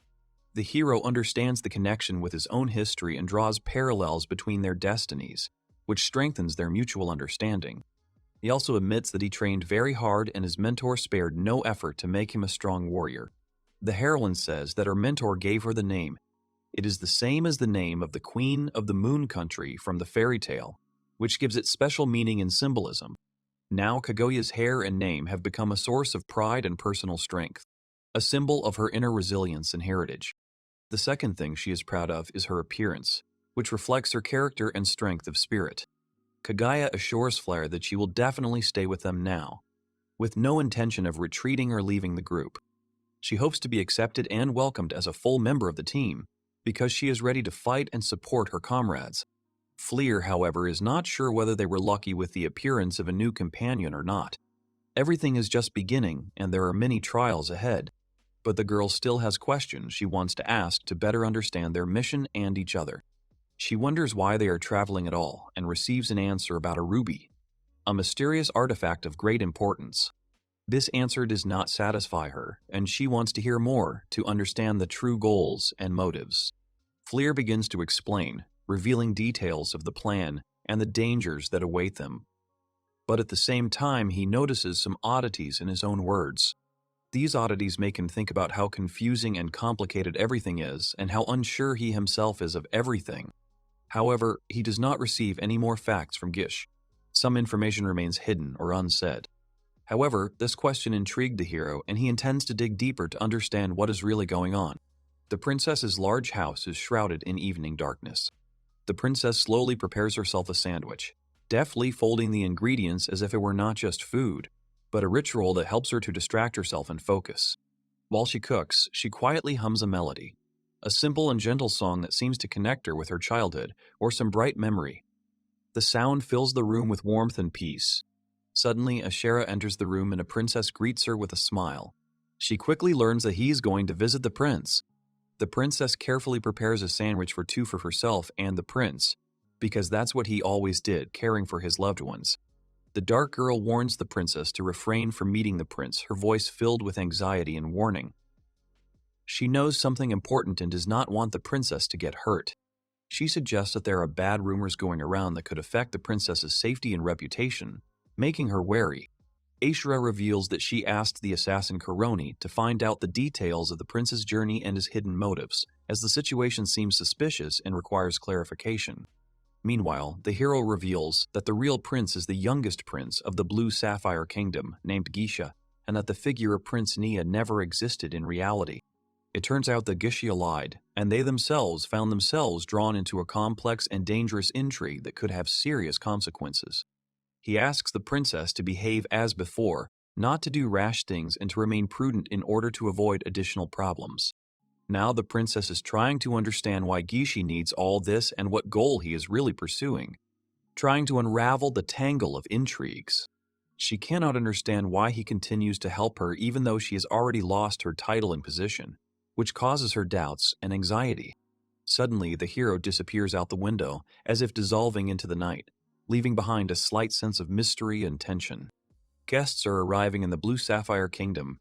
The atmosphere is becoming tense. Their appearance promises important events and changes. The prince enters the old and majestic building, his gaze serious and focused. However, he does not want to stay here for long. His mission requires speed and precision. He needs important information that could change the balance of power and the course of events in the kingdom. A certain man approaches him and begins to report the latest news and information of great importance. The prince is interested in news about the Red Kingdom. He is informed that it is on its last legs and is experiencing serious internal conflicts. The kingdom is currently in the midst of a battle for the throne, which could escalate into a bloody civil war with large-scale destruction. This war promises to be especially brutal, as the Red Kingdom is famous for its uncompromising and bloodthirsty conflicts. The speaker reports that there are two contenders for the throne, the commander of the royal army and the head of the Adventurers Guild, each of whom has their own support. The percentage of support fluctuates, and both candidates are trying to attract influential aristocrats and influential people to their side. However, both will be surprised when the prince's plan is carried out, which will supposedly radically change the situation. The prince intends to bring in a third contender to the throne, who could turn the tide of the struggle and become a key player. He strictly orders that this fact not be disclosed to anyone. No one should know about the appearance of a new contender. A letter is presented to him which attracts his attention and contains important information. Showing the letter to those present, he says that it is important for those who love to fight and strive for power. The letter contains a huge secret about Nia that could affect the fate of the kingdom and all participants in the conflict. The entire might of the kingdom will be turned against the young man and his companions, which puts them in an extremely dangerous position. The man in the hood understands that he will push the problem of one country onto another using political intrigue and manipulation. The only question that remains unclear is about bodyguards, who could play a decisive role in future events. For the prince, this moment turns out to be the most important. He understands perfectly how the strength of the bodyguards affects the outcome of the fight. He looks at a photograph of the princess, which he sees as a symbol of his plans and personal motivation. The man leaves with the letter, saying only that everything will be done and his plans are in the implementation stage. He asks to convince him that he was not mistaken in choosing a candidate and that his strategy will work. The prince speaks of his superiority in skill and intelligence, imagining how he ascends the throne and takes his place. According to the prince, nothing is impossible for him. His confidence is boundless and backed by intelligence. Suddenly, the prince begins to cry, experiencing deep emotions and an internal struggle. He shouts the princess's name loudly, expressing both love and pain over her role in his plans. His plans are that Prima should be with him, and Fleer should die so as not to become an obstacle. He admits that Fleer is strong, but he has no chance against the entire country. Looking at the photo again, the prince says that there will be no obstacles to the love between him and Prima. However, he had no idea that he was being followed and that his secrets might soon be revealed. The girl asks at this time, Rachel and Kaguya quickly run away without looking back, trying to leave the danger zone as quickly as possible. Their breathing quickens, and their hearts beat wildly, filling their bodies with adrenaline. Huge insects rush after them, making buzzing and threatening sounds, approaching with frightening speed. The girls beg the horse to run even faster, hoping to escape this impending danger. They head into the dense, dark jungle, hoping to find some shelter from their pursuers. There are many dangers lurking in the shadows of the tall foliage, but it is still the best route in their situation. Suddenly, one of the insects flies up to the heroines, its huge eyes shining in the light, and its mandibles ready to deliver a fatal blow. The girls sense the enemy approaching and prepare to repel the attack. But at the most crucial moment, Fleer suddenly attacks from above, instantly destroying the insect with his swift attack. His movements are precise and lightning fast, as if he foresaw the course of the battle.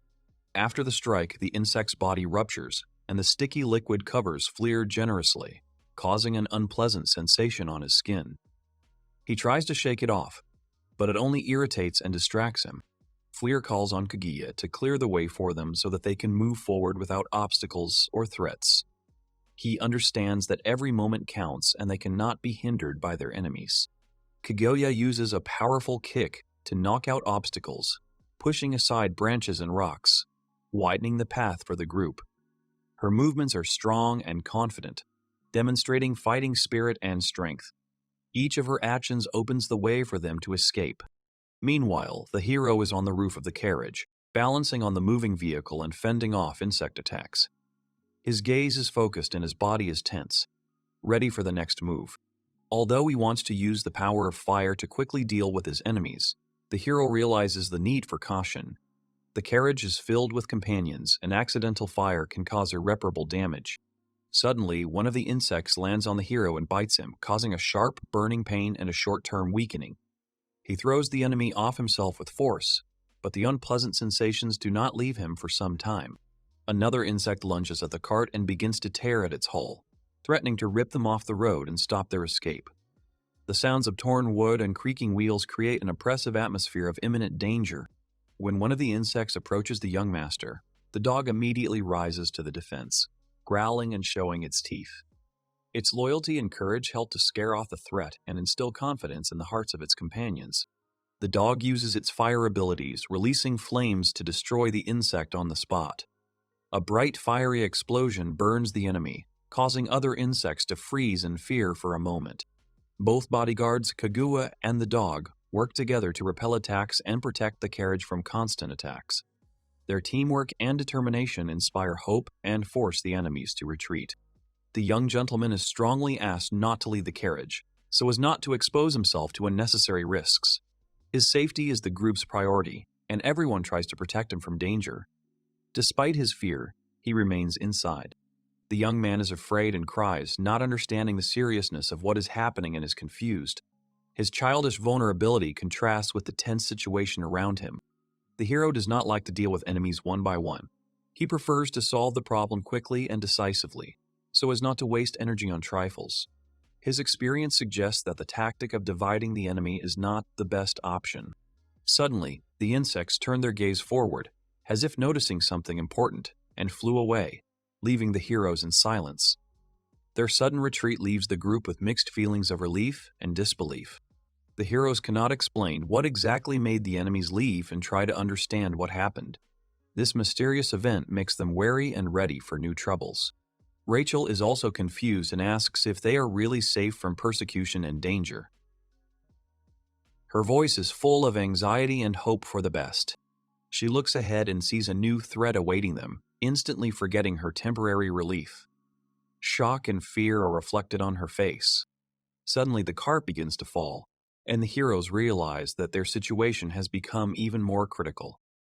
The severity of the fall and the uncontrollability of the transport increase the tension of the moment. The carriage breaks down, making a creaking and creaking noise, and the companions cannot understand what exactly happened and why they lost control. Kagu notices that she kicked the rock that likely caused the glitch and was thrown back. Something slowly begins to rise from the sand near them, causing alarm. A huge monster appears from the ground and instantly grabs one of the insects, showing its strength and frightening everyone. He turns out to be much larger and more terrible than the heroes, with a body covered in thick scales and threatening claws. The monster happily anticipates the feast, licking its lips and preparing to attack the heroes. Its predatory gaze is full of malice and bloodlust. With 3 arms, he launches a swift and powerful attack, charging towards Kaguya and the others with a frenzied fury. Kaguya is excited at the prospect of another fight, her eyes sparkling with the fire of battle and the desire to show her strength. The girl is worried and asks how things are with Radiyuka, whose condition remains unknown and causes concern. Rachel jumps back in fear and runs away from the monster, trying to protect herself from danger. Fleer stops Rachel and asks her to stay by Kaguya's side for support while he goes off in pursuit of the carriage. Kaguya intends to quickly deal with the monster and then go after the others to help and save them. Rachel begs for the young master to be saved, expressing deep concern and care for him. Nia, frightened and defenseless, lies in the cart, unable to understand what is happening, and silently watching the danger. There was a heated debate in the kingdom about what to do with Nia. People considered him dangerous and cursed, demanding a severe punishment. The boy listened to these words with growing pain in his heart. All the accusations of the curse seemed unfair to him, and he slowly lost hope for understanding and support. His soul was filled with fear and despair. The boy held an old book tightly in his hands, his only link to the past and hope for the future. It was more than just an object to him, a symbol of knowledge and power. His fingers clutched it. At that moment, Fleer's loud cry suddenly rang out, and the boy suddenly opened his eyes, interrupting his tears. It was like waking up from a heavy sleep in which he had been stuck for too long. His gaze was filled with confusion. Fleer finally caught up with the boy after a long chase. He looked tired but determined. He was not going to let him go anymore. There was something fateful in their meeting that promised change. The boy was in the carriage, overcome with fear and uncertainty. Fleer jumped in without further ado, trying to give him a sense of security and support in this dangerous world. The hero told the boy to hold on tightly to him so as not to fall, and extended his hand to him. The boy took it with hope and trust, feeling the warmth and strength in his touch. Suddenly, the book fell out of the boy's hands and he screamed in horror, trying to catch it. His heart began to beat faster because it was an important artifact, and losing it could mean disaster. He jumped out of the carriage without thinking, trying to grab the book, but Fleur didn't manage to grab the boy in time. The situation became truly dangerous. The boy's life was now at stake. The young man meekly fell from the cliff, and Fleer screamed with all his might. Panic and fear mixed in his voice as he rushed to help, to prevent disaster. They both fell into the abyss, surrounded by flying branches, and it seemed that death was already inevitable. However, fate was kind to them, and the fall was not as terrible as it might have seemed. The branches stopped their fall, and they found themselves on a relatively soft surface which cushioned the impact. This helped them survive and save their strength for further trials. The boy closed his eyes, trying to cope with the fear and pain. They fell very low, and everything around him seemed devoid of hope and light. But he knew that he had to survive. Meanwhile, Flair managed to catch the book, holding it tightly in his hands. This small victory brought him the necessary relief and confidence. The boy rejoiced along with the hero when he opened his eyes and realized that the book was intact. His heart was filled with new strength and determination not to give up. He wasn't particularly surprised to see his mentor nearby. This was the one he trusted completely and had grown attached to throughout all his trials. The boy began to apologize for putting everyone in danger with his actions. He felt guilty and responsible for every misfortune that happened. At that moment, Fleer handed the boy a book, showing that he trusted him and was ready to support him in difficult times. The boy did not expect such a gesture and was touched. Clutching the book in his hands, the boy thanked the hero through tears. For him, it was a symbol of hope and strength, allowing him to continue the fight. The character remembered that Nia always carried this book around with him and wondered what was so important and interesting about it. Perhaps it was the key to solving many mysteries. The heroes looked up and realized that the most important thing now was to find Rachel and Kaguya, so that everyone could unite and deal with the impending danger. At this time, the heroine fought to the death, showing incredible tenacity and fighting spirit. Her determination was stronger than any difficulties. Before her stood a huge cyclops with one eye, his powerful arms threatening to crush any obstacle in his path. He seemed an almost invincible enemy. She was already tired of the endless battle because the monster's arms were constantly growing back after the blows he dealt. It seemed that victory was further and further away. At the most critical moment, Rachel came to Kaguya's aid, rushing into battle with fury and determination, supporting her ally. The girls stood side by side, facing the danger together, and their shared strength and unity gave them confidence in the upcoming battle. They felt that together they could overcome any obstacles and protect each other. Rachel was determined that she needed to reunite with the Master as soon as possible to support him and try to change the course of events in their favor. She knew that time was against them. She thought about her master in her mind, imagining how he might blame himself for what had happened. And this gave her even more strength to fight. Her heart filled with concern and determination to help him overcome his difficulties. Meanwhile, Nia and Fleer were moving along the difficult and grueling road, and the boy was finding it increasingly difficult to breathe. The tests were more serious than they had expected. Every step was an effort. The hero offered to carry the boy to make his journey easier, but the boy confidently said that he could handle it himself. However, the boy looked sickly and weak, and soon began to fall from fatigue and exhaustion. The character immediately rushed to help, preventing the boy from falling and getting injured. Later, the hero found some water and began to fill the flask, realizing that even a small amount of liquid could save the boy. There was very little water, but for them it was a precious resource, better than nothing. He gave the boy a flask and asked him to rest a little, showing care and attention. The boy sat sadly. He began to quietly ask for forgiveness for his mistakes, feeling the weight of guilt for bringing trouble to everyone around him. His voice trembled, and his eyes filled with tears of remorse and regret. Fleer felt awkward from the words he heard. He tried to console and support the boy, but he insistently stated that he was of no use. He was cursed, and it would have been better if he had never been born. The hero was very surprised and touched by these confessions, making him think about the torment the boy had to go through. His heart was filled with compassion and a desire to help, despite his dark thoughts. The boy remembered Rachel and Kaguya and said that, as usual, he brought trouble to everyone, not finding peace and hope in himself. Crying, the young man remembered Gichi. This information surprised the protagonist. Nia clutched the book in his hands and cried. He said that the book was a gift from his mother. It meant much more to him than just pages and words. The hero turned around and looked at the boy with a question in his eyes. The hero admitted that they had never had money. This simple truth sounded painful in his voice. They started talking, and Fleer asked if Nia's mother thought she was a princess. His surprise was a mixture of confusion and a desire to know more. Suddenly it dawned on the hero, and he seemed to hear the whole hidden truth. His face reflected a mixture of understanding and anxiety. At that moment, the boy was crying and looking down, clutching the book tightly in his hands.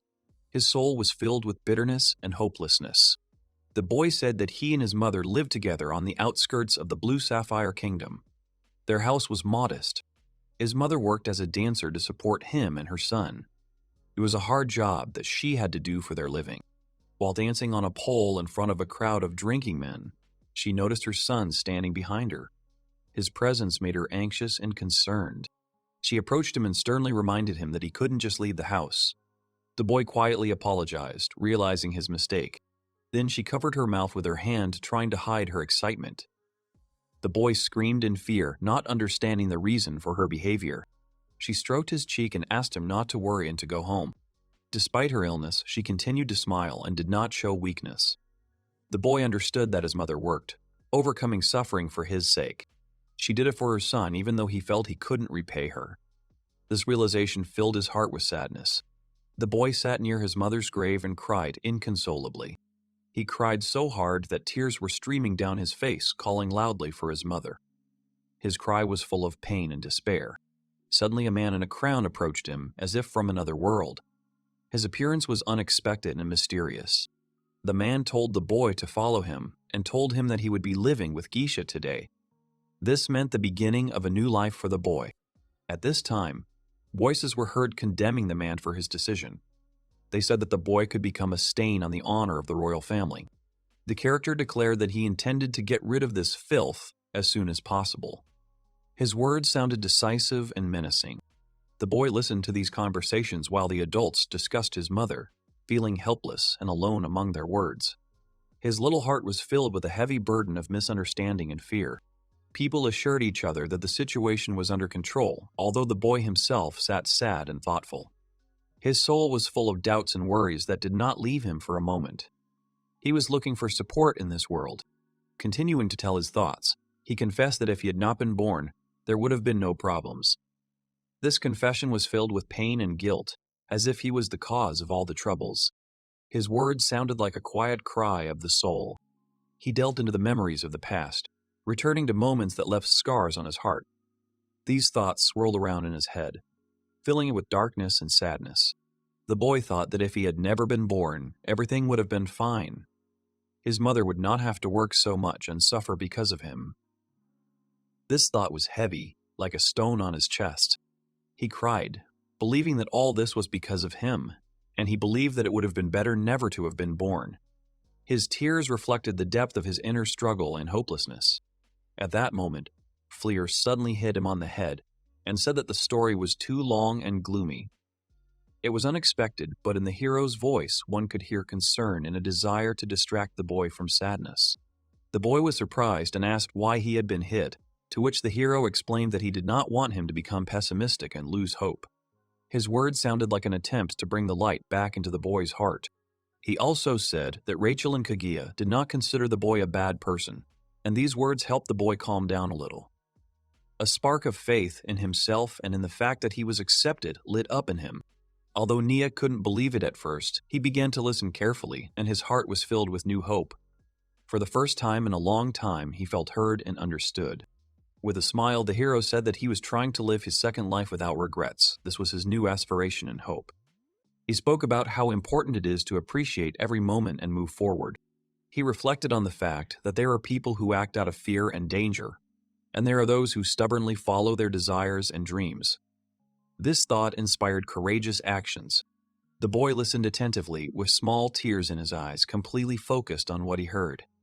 His soul opened up to change, and faith in the best appeared in his heart. Fleer noted that it was very good that the young man was born, and that no one knew when he would die. This made one live in the present. He added that their journey began by chance, but now he is glad about it. Life is full of unexpected turns. The character noticed that opinions and perceptions are constantly changing. Nothing is final and unchangeable. The boy buried his face in his sleeve and cried, and the character said that such is life. He tried to console his friend in a difficult moment. The boy turned to Fleer with tears in his eyes, showing his pain and fear. Suddenly someone screamed, and the hero turned around hearing the screams. Something was happening nearby, demanding attention. At that moment, Shiranum and Rakuta ran up to them, delighting and comforting them with their appearance. Shiranui rushed at the master, and they embraced, happy to meet. Their friendship was sincere and warm. The dog began to bark cheerfully, and the boy hugged her and thanked her. This brought him relief and joy. Anne took the leash. The guys decided to look for the girls together, planning to get out of the jungle. The boy thought about his own weakness of spirit compared to Fleer. He felt respect and a desire to become stronger. Looking at Fleer's back, Nier decided to become a strong and confident person like him. His dream became stronger. He thought resolutely that he wanted to go through life with pride and strength. A new determination grew in his heart. While they were driving, someone suddenly stepped behind them with their foot. They were masked men, and there were many of them with spears. Their appearance filled the air with menace and danger. Meanwhile, the heroine was engaged in a fierce battle with the monster. She tirelessly repelled his attacks and tried not to give him a chance. Determination and fury burned in her eyes. She ran and dodged her opponent's blows in anger. Every movement was precise and fast, like a dance on the edge of life and death. After performing one of her techniques, she suddenly felt dizzy. Weakness and dizziness momentarily undermined her strength. At that moment, Rachel screamed loudly at the heroine, asking if she wanted to finish her off. Kagura replied that she had warned Rachel about her move in advance. Rachel remarked that Kaguya and Fleur were like two sides of the same coin, very similar to each other. This remark sounded with a hint of annoyance. Rachel looked sadly at her ally and thought about the current situation. Her heart was full of anxiety and doubt. The heroine suggested checking out what was going on around her to understand the whole picture. It was a decision dictated by necessity. Rachel admitted to feeling panicky and like she was going crazy. Her words betrayed her inner struggle and despair. Wiping away her tears, she thought of Fleur and the boy, trying to find support and hope in them. These thoughts helped her stay on her feet. Kaguya confidently declared that the hero would be able to protect the boy. She was full of faith in his strength and abilities. As already mentioned, Rachel understood that the girl trusted Fleur and hoped for him. This gave her some peace of mind. Meanwhile, the young people were busily gathering a lot of mushrooms, planning to roast them on a fire later. Their worries reminded them of the simple joy of life. Fleur held the mushrooms he had collected in his hands and now wanted to find a source of water. It seemed to him that this would be the next important step. Suddenly, a young man approached him, holding out mushrooms that looked dubious. The hero looked at them in surprise, noticing their suspicious appearance. He explained to the boy that these mushrooms were poisonous, and the young man immediately threw them away. This decision was correct and timely. The hero said that enthusiasm is great, but the boy does not have to do everything himself. He needs to take care of himself and act wisely. The boy screamed that he really wanted to be useful, but at that moment a huge snake with an open mouth appeared behind him. The danger had crept up unexpectedly. The boy turned around sharply when he saw that Fleur was already flying to his aid to fight the snake. Rescue was so close that the boy's heart began to beat faster. He felt hope hanging over him.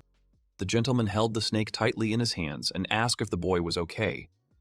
He replied that he was safe and sound. The words calmed both the hero and his companion. Fleur looked at the snake in surprise and wondered where such dangerous creatures came from in these wild jungles. Unpredictable and wild nature reigned all around. The boy sat there, scared, breathing deeply, trying to recover from the imminent danger. His heart was still pounding with excitement and fear. The character invited the young man to come closer, to which he looked at him with bewilderment and caution. There was a sense of mutual trust in their communication. The hero gave the boy a large pistol, which the young man took in his hands with surprise and caution. The pistol seemed heavy and even alien to him. The boy realized that this was the same pistol that had once been used on the ship. Memories of previous events came flooding back to him. Fleur warned that the gun was for self-defense only and that it was important to listen to all his advice. He wanted the boy to understand the seriousness of the situation. The hero added that the boy might not yet know how to handle a weapon, but it was still better to keep it with him just in case. This was wise advice. The boy looked at the gentleman in silence, and he thought that Rachel would hardly be happy to learn about the gun. Doubts and worries swarmed in the hero's soul. The boy looked at the weapon in his hands with determination and gripped it tightly. At that moment, he felt a new responsibility and the need to be strong. The young man assured that he would try and promised that he would definitely be useful to Fleur in the future. His voice was full of determination and hope. At this time, the dog was watching what was happening attentively, as if sharing their emotions. Her small eyes sparkled with curiosity. Suddenly, Shiranu started barking loudly and ran forward as if to attract attention. This movement made everyone wary. The hero did not understand at first what had happened to the dog, but everyone else turned their gaze towards the animal. The situation became tense. They followed the dog, and it led them to a source of water, which brought joy and relief. Everyone felt that they had taken an important step forward. Everyone was very happy to finally see clean water after a long search. It was a real find and salvation. He confirmed that the water was clean and safe to drink, although he didn't seem too happy about it. He playfully tossed the dog up in the air, trying to lighten the mood a little. At that moment, someone suddenly started aiming a bow at them. A danger had arrived that threatened to destroy their peace. It was the same masked men who had been watching them from the shadows. Their arrows aimed at the boys at the water source. The masked men expressed their dissatisfaction with the fact that someone was polluting their source and were determined and aggressive. They said that such people deserved the death sentence and shot arrows at the boys. The situation became critical. Feeling the danger, the hero deftly intercepted the flying arrows right into his hand. This act demonstrated his skill and bravery. The masked men were astonished by such unexpected protection from the young man. Their plans were disrupted. Fleer warned the boy not to stay near Shiranui while holding the arrows. The boy was puzzled and did not understand why this was necessary. Fleer looked at the arrows carefully and realized that even in such a wild jungle there was a civilization. This realization added tension to the situation. Soon a group of masked men with spears appeared in front of him. Fleer immediately felt that they were not friendly. Their gazes were cold and dangerous. The masked men looked at Fleer menacingly, not hiding their hostility. Their silence and gestures evoked a sense of danger. At that moment, the dog behind began to growl, warning of an approaching threat. Its behavior was vicious and wary. One of the forest dwellers knelt before the Sand People and addressed them with respect.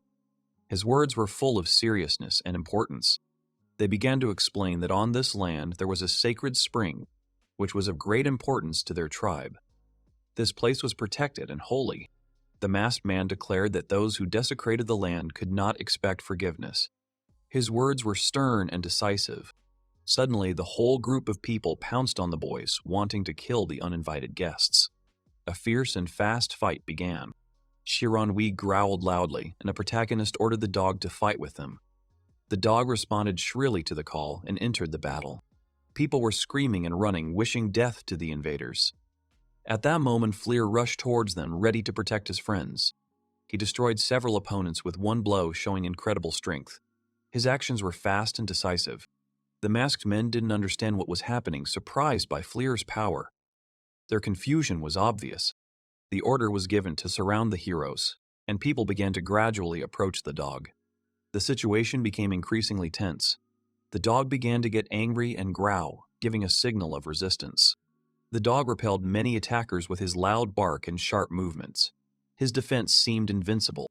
People were amazed that the dog suddenly lit up with light. It was a real shock and an unpredictable moment for them. The commander heard from his fellow tribesmen that their opponents were too strong and their chances of victory were slim. This news caused anxiety and doubt. At this time, Nia and Rakuta sat on the sidelines, watching the events unfold, their hearts filled with fear and helplessness. They were surrounded by men with shields and spears, and the boy had to take out that very pistol. Tears were streaming down his face, but he was ready to fight. Suddenly, something unknown appeared behind them. This event introduced an additional element of surprise and danger. The boy and his ally were trapped in an icy prison, trapped in a cage that no one could reach. Everyone present was overcome with fear. The Indians did not understand what this ice was, and again they were thrown back by a mysterious force. Their bewilderment grew. Suddenly, Fleer appeared out of nowhere and quickly pounced on the main attacker. His actions were lightning fast and decisive. He hit him in the face with astonishing speed, not giving his enemy a chance to respond. It was a powerful and unexpected blow. All the Indians were tied up and bowed their heads in defeat. Their resistance was broken. The young man explained that they simply wanted to fill the flasks with water without any aggression or desecration. His words were full of sincerity. The chieftain said that a sacred beast named Lord Alrisha lived in the lake. It was a sacred creature important to the tribe. The hero was told that for these people the master was like a god, and intruders could not desecrate his abode. This rule was sacredly respected. Fleer thought he had heard something like this before when suddenly a huge bubble of water appeared behind him. The sight caught his attention.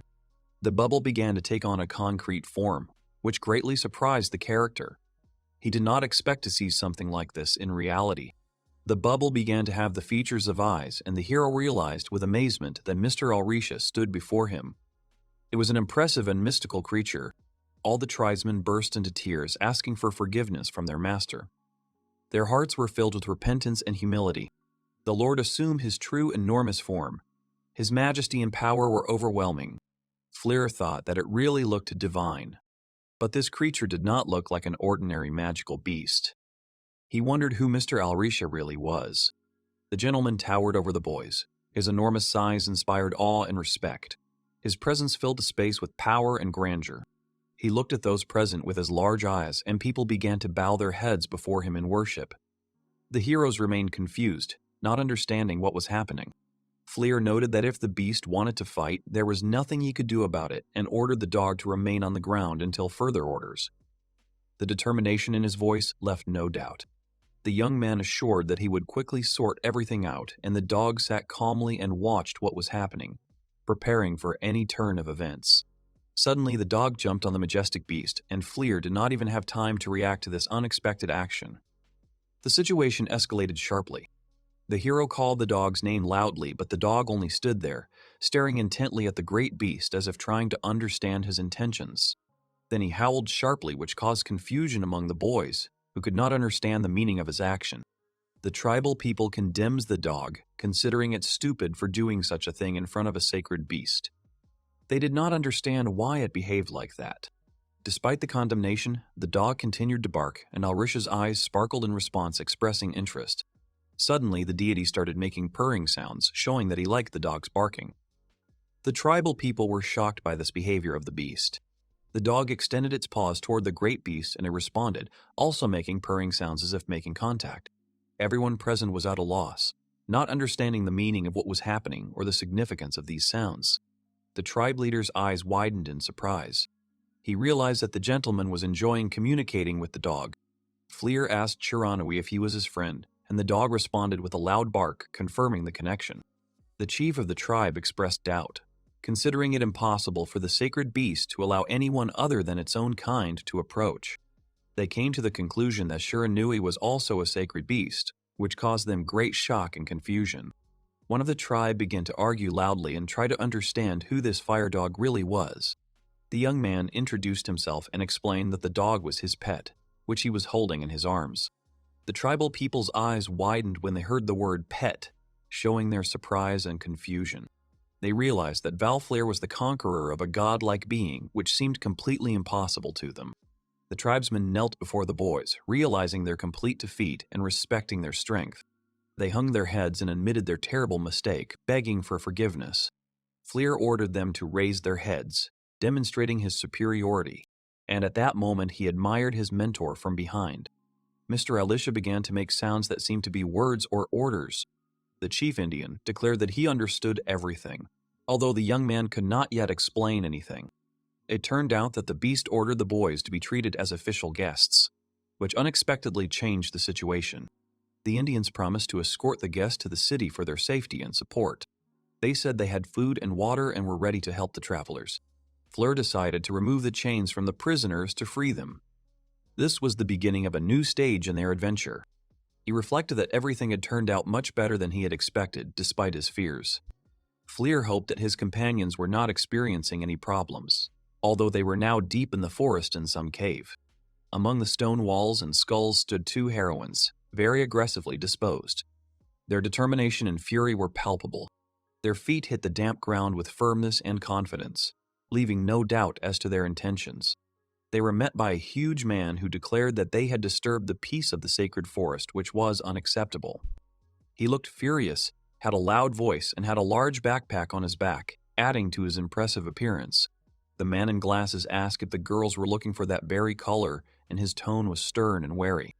The girls were surprised by this man, and Kaguya realized that she did not feel any power or presence from him. She warned him that if he took a step towards them, she would kick him to death. Rachel and Kaguya walked through the dark cave, looking around carefully for water. Their footsteps echoed loudly. They went deeper into the cave and suddenly stopped, noticing something unusual ahead. The place around them became more and more ominous and mysterious, making them freeze with premonition. Before them opened up a space reminiscent of an abandoned mine, with half-destroyed walls and the remains of wooden beams. The girls immediately noticed that the place had not been visited by people for a long time. Kagyu noted that the decor looked very old and neglected. while Rachel agreed. Suddenly, their gaze was drawn to a human skull lying nearby. This discovery came as a complete surprise to them and caused alarm. The girls wondered where so many human bones could be found, suggesting that a bloody battle or tragedy could have taken place here at some point. This only added to the sense of danger. The question of what actually happened in these places remained unresolved for them, forcing their brains to work tensely and attentively. Suddenly, a man with a large backpack appeared behind them and told them that there had once been a battle for territory between the Sand People and the people of Jalahandra. His calm voice gave weight to his words. He immediately asked who the girls were, which immediately put Rachel and Kaguya on guard. They turned sharply to the stranger, preparing for a possible threat. The heroine did not hide her distrust and even threatened the man, showing that she was ready to fight if the situation required it. The man looked at them attentively, without blinking or showing any signs of fear. This made the girl assume that he was an experienced fighter, perhaps a martial artist. They looked at each other intently. The girl exclaimed that she could easily smear it, but the man just looked at her calmly, clearly not understanding her aggression and remaining unperturbed. He explained that he had not wanted to frighten anyone, and that he himself had been frightened by the situation that had arisen. His sincerity somewhat eased the tension between them. The girls stopped, listening to the man and analyzing every word that appeared, trying to understand his intentions. The man introduced himself as Kakuma, an archaeologist immersed in studying these abandoned mines and their history. At first, the girls did not understand what exactly he said and looked at him with suspicion, not trusting the stranger. Kokuma apologized and offered them some bottled water, wanting to show goodwill and help. The girls looked at the offered water with doubt, and did not immediately agree to accept it from the man. He said that if the local tribes found out that he was a Sandman, they would destroy him without mercy. In this way, he explained the riskiness of his mission. The girls sat down on the stones, listening attentively to the archaeologist's story, which was filled with important and mysterious details. He spoke about the emergence of a new country that required the study of its culture and the need to understand its characteristics. There was a passion in his voice for his work, and he spoke with enthusiasm about the excavations and discoveries. Kokuma admitted that he enjoys uncovering the secrets of the past and learning about people's history, which inspires his research. The heroines noted that, despite his enthusiasm, he did not seem entirely convincing, and not all of his words seemed true to them.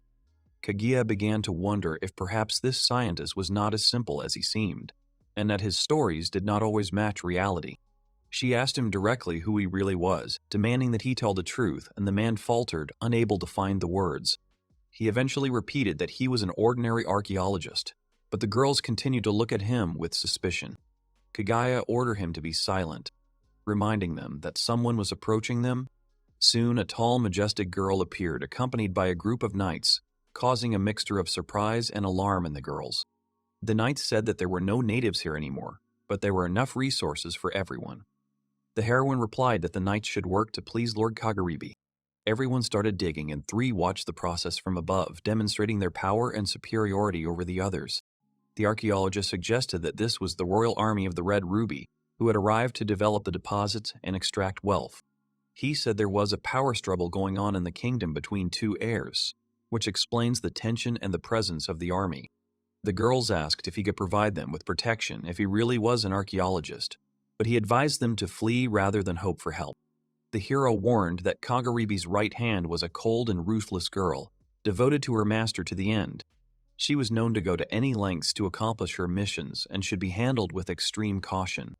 Kaguya suggested that if she was truly strong, then perhaps it would be worth testing yourself against her. The archaeologist countered that no one had yet come close to unlocking Martula's power, and that Kaguya was unlikely to be able to match her. At that moment, Kaguya turned around abruptly, her eyes blazing with rage, and she asked what he said. She clenched her fists and declared with determination that she would finish off this girl, being very serious and uncompromising. Kaguya rushed towards the knights, slamming her fist into the ground with such force that the ground seemed to shake beneath her feet. Her determination and rage were obvious, and she had no intention of backing down. These sudden actions frightened one of the knights, while Martula remained surprisingly calm, as if confident of her victory in advance. Her face showed no emotion. The knights began to shout, warning each other of the coming attack and trying to organize themselves in response to the heroine's throw. Their voices were filled with fear and excitement. The girl smiled brightly and boldly. Her sincere smile radiated confidence and challenge. She looked straight at her opponents, not afraid at all. Directing her gaze towards the girl named Martula, Kaguya addressed her very boldly, not hiding her contempt and desire to fight.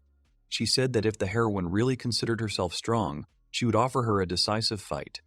She looked at her with indifference and coldness, not hiding her indifference. At this time, the guys hiding nearby began to discuss the character's antics, expressing different opinions about her behavior. The archaeologist warned that now was the best time to flee and avoid conflict, as the situation was extremely dangerous. Rachel admitted that, even though Kaguya was acting wrong, she was still her comrade and she did not want to leave her in trouble. Meanwhile, Martula approached the girl and mockingly said that she looked like a fragile doll, as if she was not capable of serious resistance. She twirled the hoop in her hands, commenting on the girl's beauty, her hair, her eyes, her figure, while smiling with a slight smirk. These words and manner only made the heroine gather herself even more, causing her to become even more determined and wanting to prove the opposite. She stood motionless, looking at her opponent with a grin, ready at any moment to go on the attack and show all her strength. Suddenly she rushed into the attack, trying to catch Martula off guard and break her defense. However, she parried her blow with ease and confidence, showing how well she controlled her abilities. During the battle, the attack injured Kaguya, leaving a bloody wound on her face. But the girl was not going to give up. The girl thanked her calmly and with restraint, saying this with a clear subtext. Slightly injured, Kaguya wiped the blood from her cheek, trying not to show her pain and weakness. The archaeologist and Rachel watched the battle, and Rachel noticed that her allies' movements became noticeably stiff, which alerted them. It was obvious that Kaguya was exhausted and knew that the fight had not been easy for her from the very beginning. She realized that something was wrong and that her fighting style, which relied on foot techniques, was no longer as effective. At that moment, the girl turned to the defeated one, showing cunning and confidence. Realizing that the girl possessed amazing strength and a special gift. Her gaze was full of cunning. She understood that she was afraid of losing strength and falling unconscious. She was at her limit. She was sweating, blood was slowly running down her body, but she continued to fight. Weak, she asked what Martula had done to her, but she only mocked and continued to attack. The heroine struck again, and the girl flew back, but did not retreat. Despite her weakness, Kaguya continued to diligently repel the attacks, refusing to give up. The archaeologist and Rachel were rooting for her, genuinely worried about her fate on the battlefield. At one point, the heroine screamed that she had no idea what her rival had done to her body because she felt something was wrong. At that moment, Martula launched a new attack, and Kaguya froze, feeling that something was wrong in her body. The girl suddenly realized that she could not understand what had happened to her, and her body no longer obeyed her. The archaeologist and Rachel were shocked to hear her scream towards them and immediately realized that the situation was critical. At this moment, the knights found them and intended to arrest them. The winner mocked the defeated, happy that she had finally managed to inflict serious damage on her and break her will. She extended her hand to Kaguya to help her stand up. Taking the girl by the chin, the girl declared that she would take care of her, but she was too weak to do anything in response. It was a starry night. The inhabitants of the settlement gathered around fires and burned something. They shouted loudly in their own language, expressing emotions and perhaps calling upon spirits or gods. The sounds of their speeches merged with the crackling of the fire, creating an eerie yet mesmerizing picture. Fleer stood in the middle of the crowd, his gaze attentive and focused. Suddenly, a huge masked man pounced on him, and everything changed in an instant. A fight began, with each trying to get the upper hand over the other. They began to fight in hand-to-hand combat. Powerful blows and coveted movements showed that both fighters were experienced warriors, ready to show all their strength and skill. Despite the enormous size of his opponent, the young man seemed small next to him. But this did not prevent him from maintaining confidence and strategy in battle. However, the hero was then able to somersault the enemy over himself, taking advantage of the moment and his agility. The opponent flew across the ground, letting out a cry of surprise and pain. Fleur was declared the winner, and the crowd erupted in cheers and applause, celebrating his impressive victory. Everyone was happy for him, and he walked among the crowd with a wide smile, feeling proud that he had managed to defeat a great warrior and earn respect. While getting dressed after the battle, the hero noticed that Jalahandra was a funny and unusual place, full of surprises.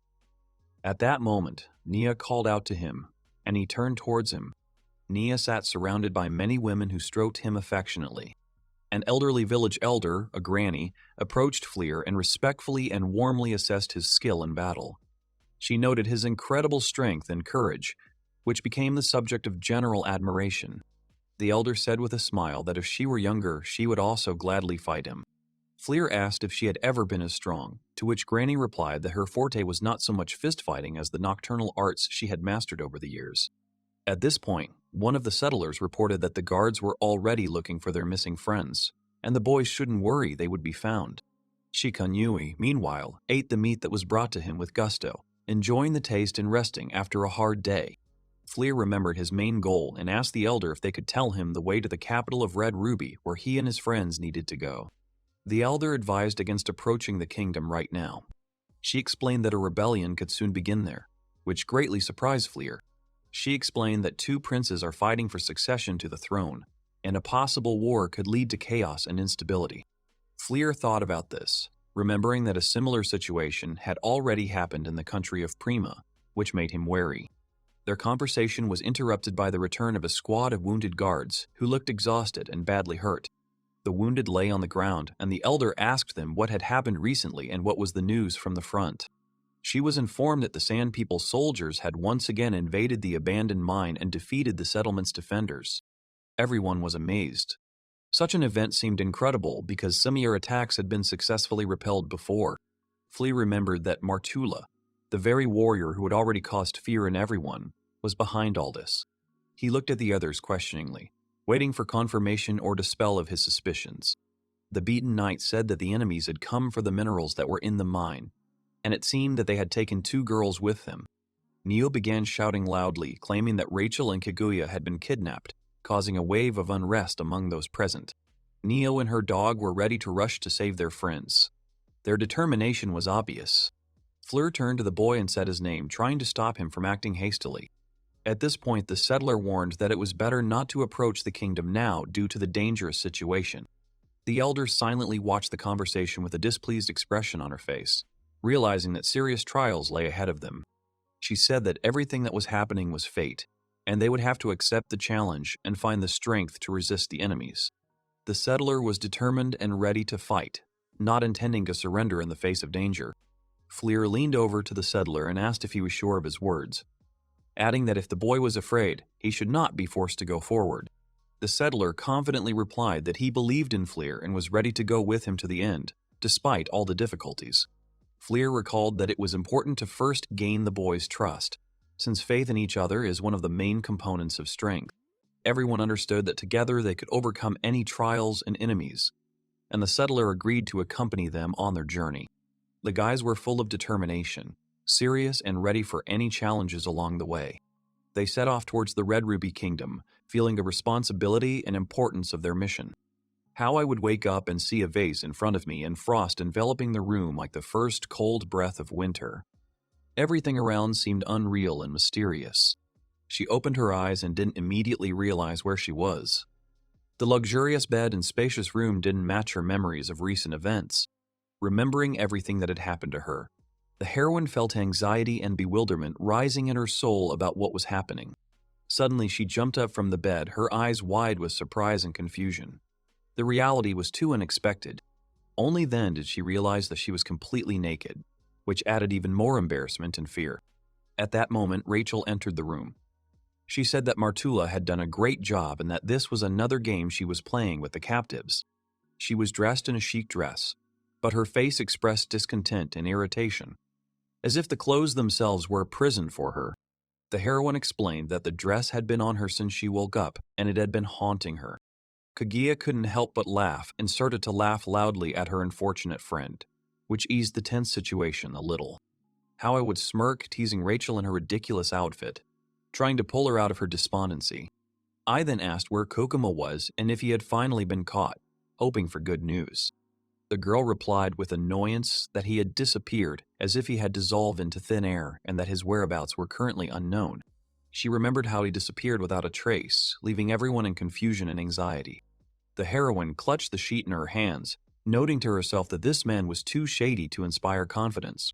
The girls decided to run away from here as quickly as possible, trying not to fall into another trap. On the way they met Martula, who admitted that she had gone a little overboard with her influence on the captives. The heroine was very angry with her captor for her recklessness and unpredictability. She challenged Martula to another duel, hoping to prove her strength and accept the challenge. But then Rachel suddenly shouted for Kaguya to stop, warning that they were already trapped and further fighting could lead to trouble. The girl realized that her body had stopped obeying her again and she could not move. The heroine explained that the same dose of the drug was affecting her as the other captive, but Kaguya still had the ability to move at least a little. She added that with this remedy, everyone becomes obedient, like cute little animals, deprived of will and freedom. Martula said with a smile that she adored cute girls, and the girls responded by calling her bad, expressing their contempt. She said many more words to Kaguya and declared that the fun would have to be postponed. First, they had to meet with the king. Rachel was very surprised to hear about the king's existence, because it opened up new dimensions to their situation. Martula explained that her master was the only suitable king for this country, although for now he was only an heir and not a full-fledged ruler. At that moment, the curtains in the room opened and a bright light blinded the girls, filling their eyes with radiance and hope. They found themselves in the capital of Red Ruby, a majestic and vibrant city where important events took place. Meanwhile, their allies rushed to help. Time was on the side of the saviors. Nia and Fleer were crossing Cactus Valley. Their ride fast and confident, they were very close and determined to save their friends. Three girls walk along a carpeted path towards a throne. An indistinguishable figure sits on the throne, praising his subordinate Martula for bringing home a good catch from the sacred forest. Martula addresses the Lord as His Majesty. She leads two other girls on long leashes who are unable to resist or break free as they are subdued by her ability. From the throne comes word that this organization, have managed to secure capital for themselves, and now they can begin a war against their brother. The leader asks who they brought to him.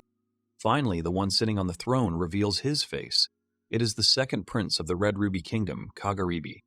He takes a drag on his cigar and asks the young ladies brought to him to introduce themselves. Martula tugs at the straps, ordering her captives to introduce themselves. One begins by telling the prince that her name is Rachel. She came from the kingdom of Blue Sapphire and was brought here by mistake. She was given a mission to deliver the gentleman from the Blue Sapphire Kingdom to the homeland of his maternal grandmother. That's all she can somehow squeeze out of herself in this situation. She states that the kingdom has agreed to accept Nia, so they shouldn't have any problems. Kagaribi muses out loud about what he heard about this. However, to him, it's just an annoyance, nothing more. Here he reveals a terrible secret. The fact is that Prince Gisha, who agreed to accept Nia, asked Kagaribi in a secret instruction to get rid of Nia and his companions. Rachel is shocked and can only ask questions aimlessly. The second prince mockingly suggests that Rachel did not know this, and indeed she did. He begins to explain what is going on. Nia's mother was not actually a commoner as the boys believed, but, on the contrary, a royal-blooded girl named Feza, who turns out to be Kagaribi's younger sister. Due to this, Nia, like the second prince and his brother, all of them have a legitimate claim to the Red Ruby throne, and they must participate in the struggle for the throne from now on. Thus, the boy's existence was simply a nuisance to both princes, and Prince Gwisha did not say a word about it in order to lure the travelers into a trap. For Kagaribi, it goes without saying that Nia alone is not a threat, but the problem is his rank at court. And the prince's older brother thinks exactly the same. Due to the rivalry between the brothers, the second prince believes that he must get Nia first and finish him off. The leader's army is already looking for the boy, and sooner or later the girls will see his body. Also turns out that the second prince Kagaribi, among other things, is blessed by the heavens themselves for what he does. At least, that's what he believes and claims. And he has reasons to say so. Upon hearing this, both girls are amazed beyond measure. Two winged characters appear and order Kagaribi to work hard and bring the shaman quickly. He apologizes and assures that it will be done soon. These guys who look like children are actually none other than the gentlemen apostles. Their names are Mr. Metatron and Mrs. Sandalphon. The angels look at the newcomers with arrogance and without much interest. The girls can't believe their eyes that they are seeing angels. One of them says that they are some skinned chickens, but Martula immediately corrects her. It turns out that the angels are looking for someone here, whom they call a shaman. However, according to them, The country in which the shaman is hiding is so huge that they became too lazy to look for him themselves and began to look for ways to make this process easier. It was obvious to them to use authority. Kaguribi came into play, offering his help to the apostles in their search, and he does everything the angels ask, and they don't perceive him as anything other than a servant. However, they are powerful patrons. The second prince is inspired by the fact that the power of angels will ensure his victory in the war against his elder brother, and, having dealt with him, he will finally become king, and will have the full power that he so desires. Rachel is disheartened because now she and Nia have an entire country's army and the apostles against them. She doesn't understand how this could have happened, but she knows that there is no way to cope with such a force. After all, even the apostles themselves are a threat that appears once every 100 years, and they have administrative resources and other opportunities on their side, and altogether they hunt for the girl's young master. She never thought that Prince Geisha had evil intentions and brought the young master here herself. She mentally apologizes to Naya, but she also feels guilty. And then the second girl enters the conversation, who suddenly loudly declares that Kagurabi is just an idiot. She is absolutely sure of this and is ready to explain her words and carefully argue them. Everyone present is extremely surprised by this and doesn't know how to react, which gives the girl, Kagura, some time to make her point to an appreciative audience. The girl says that they are all idiots who rely on others or the heavens. A bunch of naive people. No matter how many of them gather together, they will not be able to defeat a strong opponent. She asks if people know who is with Nia. Martula comes to her senses, tugging at the belt and demanding that the captive lie down. However, she does not move a millimeter, which surprises the woman. She says that she has advice from the strongest martial artist, her. If they underestimate Flair, the consequences will be dire for all ill-wishers. Besides, she is absolutely sure that no one can defeat him, because she knows the guy and has seen him in action. She knows what the young man is capable of and how much power he already has. Finally, she demands that Rachel hold on, even though the situation is truly not promising. They are in this situation now, and there is nothing else they can do, since they can't do anything themselves. However, they both have to believe in Fleer as a bodyguard, which means that the girls have hope. She turns to Kaguya in tears to tell her something, as she is very upset about her situation. As for the hero, he and Nia, despite the many obstacles they encountered along the way, finally reach their destination. The boy is riding a riding bird with the boy behind him. Now he looks at the city, the capital of the Red Sapphire Kingdom, from a short distance, preparing to enter the gates. The city rises nearby, along with a huge castle on top of the mountain. The boy shouts encouragingly that they should hurry up and save Rachel and Kagura. The dog confirms his words, and the hero also agrees. They do not yet know where the girls might be, but they suspect that they are in the castle. Suddenly, a ball of dark energy condenses nearby, which twists into a spiral with many arms, which is quite unusual, but they can immediately conclude that it is someone's evil magic. Two glowing eyes immediately appear in the middle of the formation with a loud sound. Someone is inside this darkness and looks at them with his eyes. With them, he expresses some destructive intentions. Finally, a giant centipede jumps out at both of them, hissing loudly, and immediately attacks the boys, rushing forward, snapping its jaws, and intending to seriously damage their integrity. They are absolutely shocked because this is a sudden attack that they did not expect, especially that there would be a real centipede inside the black hole, and such a huge one at that. They barely manage to avoid a collision because the hero blocks the monster's attack with his hand. This stops the huge insect head. The guy says that he has never met animals like this. He jokingly apologizes to the monster for the fact that they are in a hurry and do not have time to fight, while at the same time preparing his hand with the blazing first flame of hell for a strike. A fiery blow is heard, which immediately hits the very heart of the centipede. It burns completely, and the guy thinks that this will destroy the monster right now. However, this is not enough to stop her.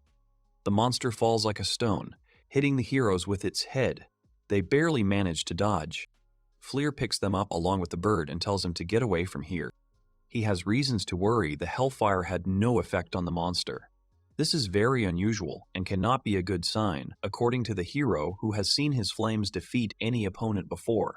Fleer watches as the centipede transforms and takes on a more human-like appearance. A very human torso emerges from the insect's mouth with long arms and thin fingers. Its head is covered with something that looks like brains. It sighs heavily. Here, many eyes open on his head. He sticks out his long tongue and lets out a loud cry. The guy only thinks about something coming out of the monster's mouth, and he swears loudly. The monster rushes at him with a scream. He thinks that this time he will definitely get the monster with his blow. So he hits it with his fire cannon, created from the first flame of hell. But to his surprise, the monster breaks through this obstacle and attacks him. Fleer dodges the blow, keeping an eye on the monster. It is different from the other magical beast he has encountered so far. It has an incredible killing intent. The hero wants to go to the rescue of Rachel and Kagura as soon as possible. But until he deals with this abomination, he will not be able to go anywhere. Fleer ponders what he should do, since he won't be able to defeat the enemy with just his abilities this time. From afar, someone else watches their fight, hanging high above the ground, thinking out loud that the hero is having a hard time against just a black bug. That's what he calls the monster. He states that if he continues in this manner, he may accidentally kill the hero, even though this is not his goal. He asks the hero to try harder, calling him the shaman of the gates of hell. The guy punches the monster, summoning a second flame of hell. He really wants the enemy to freeze, but he can't get him to do it. He creates a frost whirlwind that should hold the opponent back. The opponent is indeed frozen in ice and is frozen in an awkward position, unable to attack the hero for now. So, Fleer has a little respite. He immediately drops heavily to the ground next to the giant to decide what to do next, as this promises to be a difficult task that cannot be solved immediately. However, the pause turns out to be false, and the beast suddenly attacks again, breaking the icy shackles with its sheer power, and the ice powerlessly splits under its movements, unable to detain the enemy.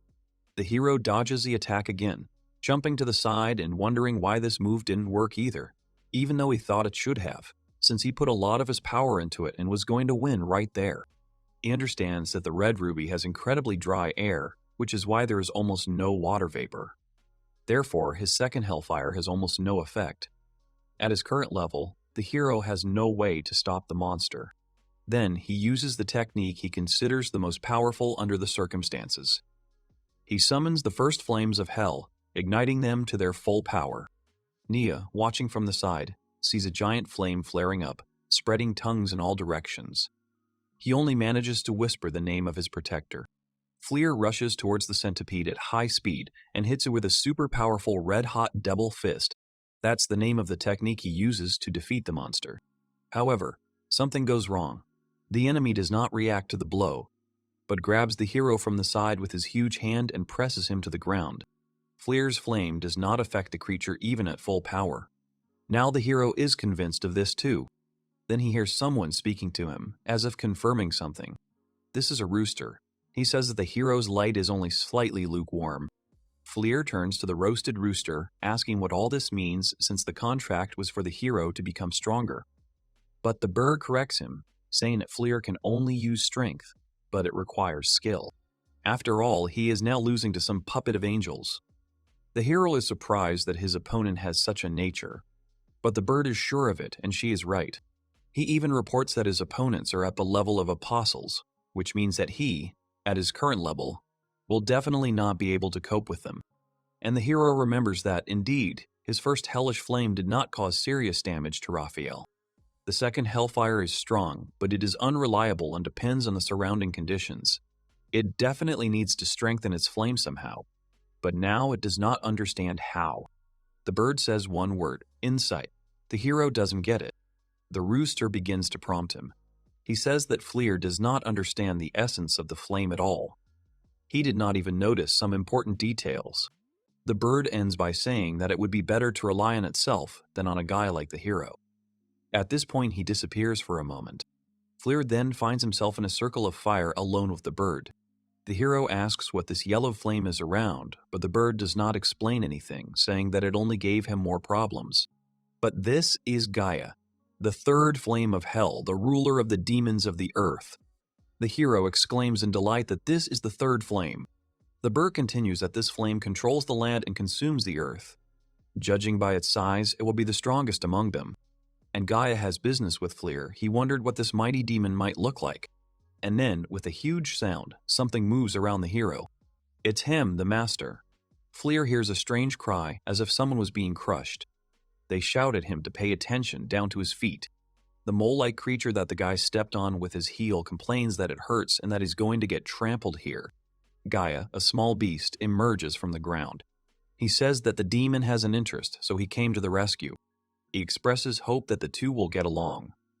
Fleer can only add that his new partner is unusually nice.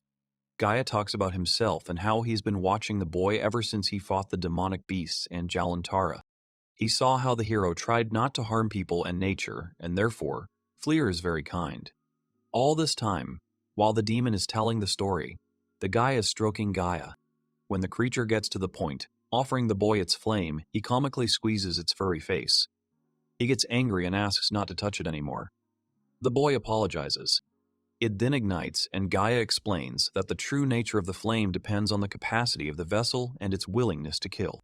The spirit then wishes the boy luck in the fight, and he comes to in the middle of the fight.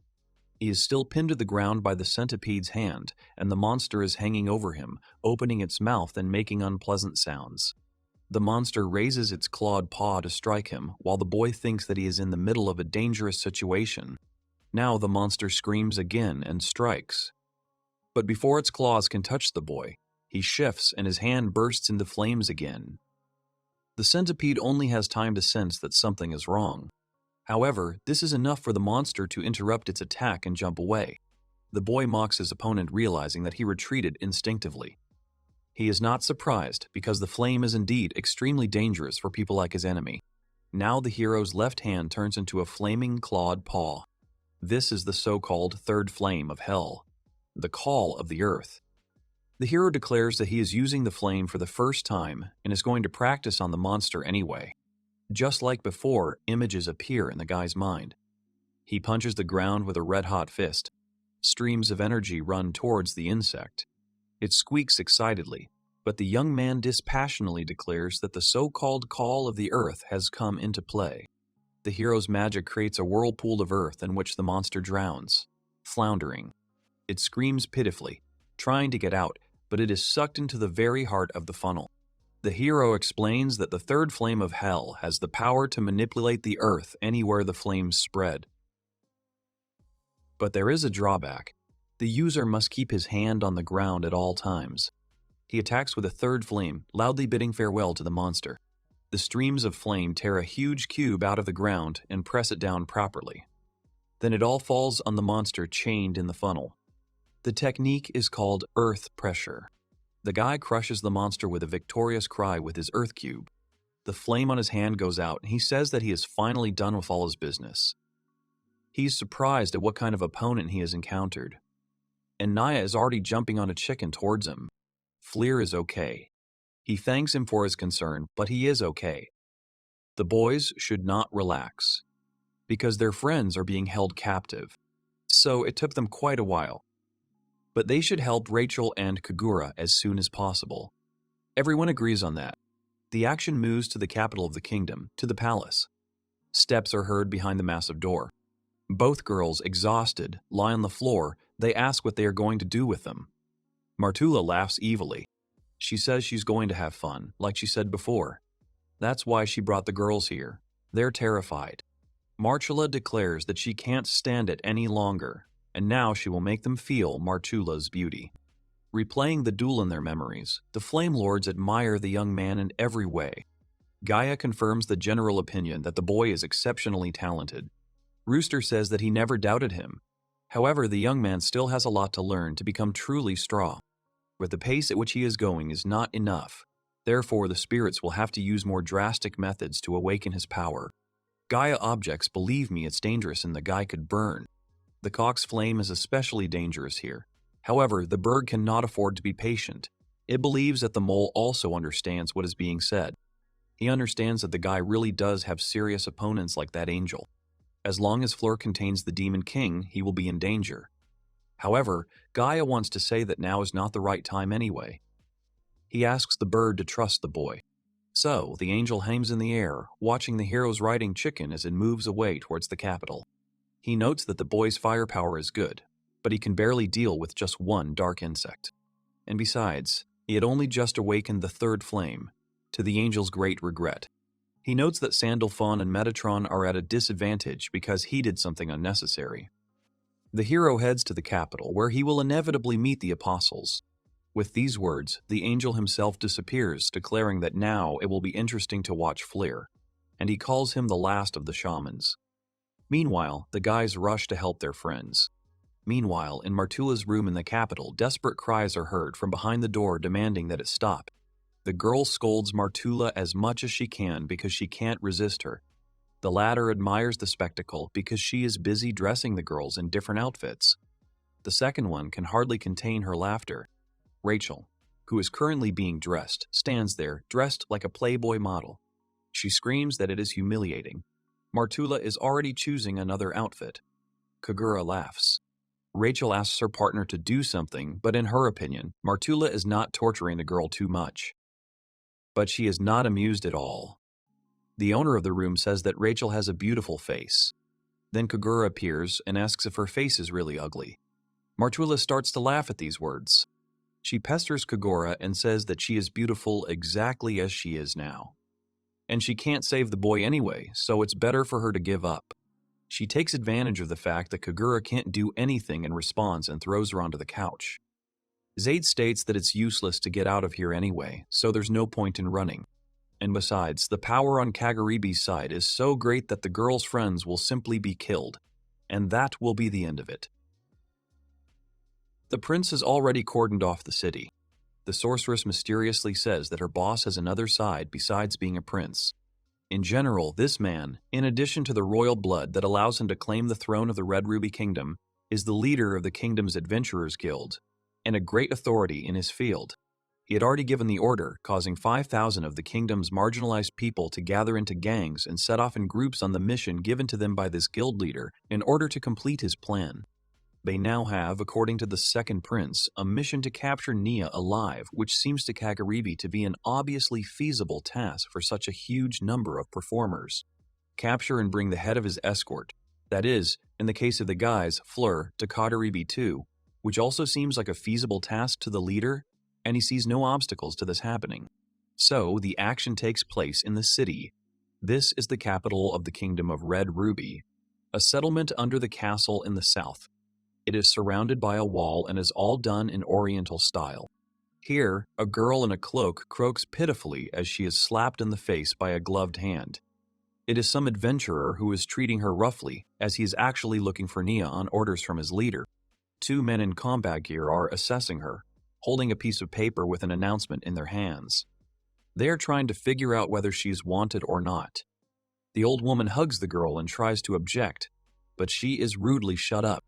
Indeed, the adventurers are acting on orders from the legitimate ruler, Prince Kaguribi. Anyone who sees the guys from the ad should inform the adventurers about it. It is known that the enemies are hiding somewhere in the capital, so there is a reward of 50 platinum coins for those who catch the guys. The adventurers loudly read this to passers-by. Two people are walking down a deserted street when suddenly they feel something strange. Suddenly the ground behind them starts to rise and swell, but then returns to its normal position. Already on another deserted street, voices are heard from underground. They say that there is no one around. Here the earth swells and rises up into a giant hummock, as if there is something inside it. From the earthen mound immediately appear the traveling boys, together with the riding chicken, immediately frightening the cat passing by, although otherwise the street is empty and no one notices them. Nier states that the third flame is incredible and he didn't know a hero could do that. Flair says he's surprised at how awkward it is to move around underground. He hopes he won't have to use that ability again. He immediately notices the posters pasted on the walls and, based on their content, understands that everyone is looking for them. Nia immediately wonders how it happened that adventurers started looking for them. Someone huge approaches from behind while they are talking, and his steps show great power and sound threatening. A tall, hairy man asks what happened and if the boys are lost. They turn around in surprise, not expecting someone to approach them and ask about it for real. They are worried. The man notices that they are not from the Red Ruby Kingdom.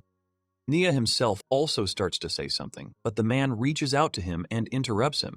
He just puts his hand on his shoulder and says that the villains are looking for people like him, so it's dangerous to be here. They would be better off in a city to the north, and they should look there if they were looking for a place to stay. The boy thanks the stranger and he smiles at him. He turns and leaves, shouting at the boys to be careful. Nia breathes a sigh of relief. He says that the stranger looks scary, but he is a good man. He turns to the silent Fleer, but he doesn't answer, looking at the back of the walker. Meanwhile, he comes out of the alley, and the soldiers bow down at the sight of him. There are 15 soldiers here, and all are paying respects to the hairy stranger. They say that they were looking for him and that he shouldn't go out on the street anymore, just in case. This man is Prince Dalzalin. He says he heard that the adventurers were searching very carefully for something, so he went out to see how his men were doing. It turns out that the soldiers have already dealt with several of the outcasts. Dalzalin scolds his brother. The soldier asks if they should stop and look for the people on the posters, but he replies that the whole scandal is the fault of the angels who asked Kagrybe to do all this. The soldier objects that they can use the situation to their advantage, find the boys, and thus lure the apostles to their side, making them allies in the fight for the throne. The prince calls him an idiot and says that this argument is not a game. The officer is surprised by such words and asks again incredulously, maintaining a surprised face. But the thing is, angels have always had a capricious nature, and there is no guarantee that they will keep their promise. Besides, it is a bad idea to deal with this guy. His inspiring exclaims that he will focus on the war for the throne and will not allow outsiders to get involved in this matter, the battle with Kagrybe for the throne of the Red Ruby Kingdom. Soldiers hear that everything depends on each of them. Angels should not interfere and decide the future of the country in general, and they, the people, will decide. This is how the prince ends his speech. In that case, Prince Dalzalin only hopes that he can count on all of them, the soldiers. They answer that they are ready. The action moves to a northern city, a hotel. Someone lies back on a bed, putting his hands under his head. This is Fleer. He leans back against the pillows and verbally raves about what a nice hotel they found. It even has a bathroom. The dog is jumping on the guy. Nia looks out the window, and he is now wary. Fleer asks what is wrong, but he gives up his wariness. He felt like someone was watching them, but it really was. The boys hear some sound and ask what's going on. Fleer yells for Nia to fall to the ground as the wall explodes at the same moment, sending arrows flying through the breach. They ask each other what the hell is going on. The whole room is destroyed and there's a huge hole in the wall.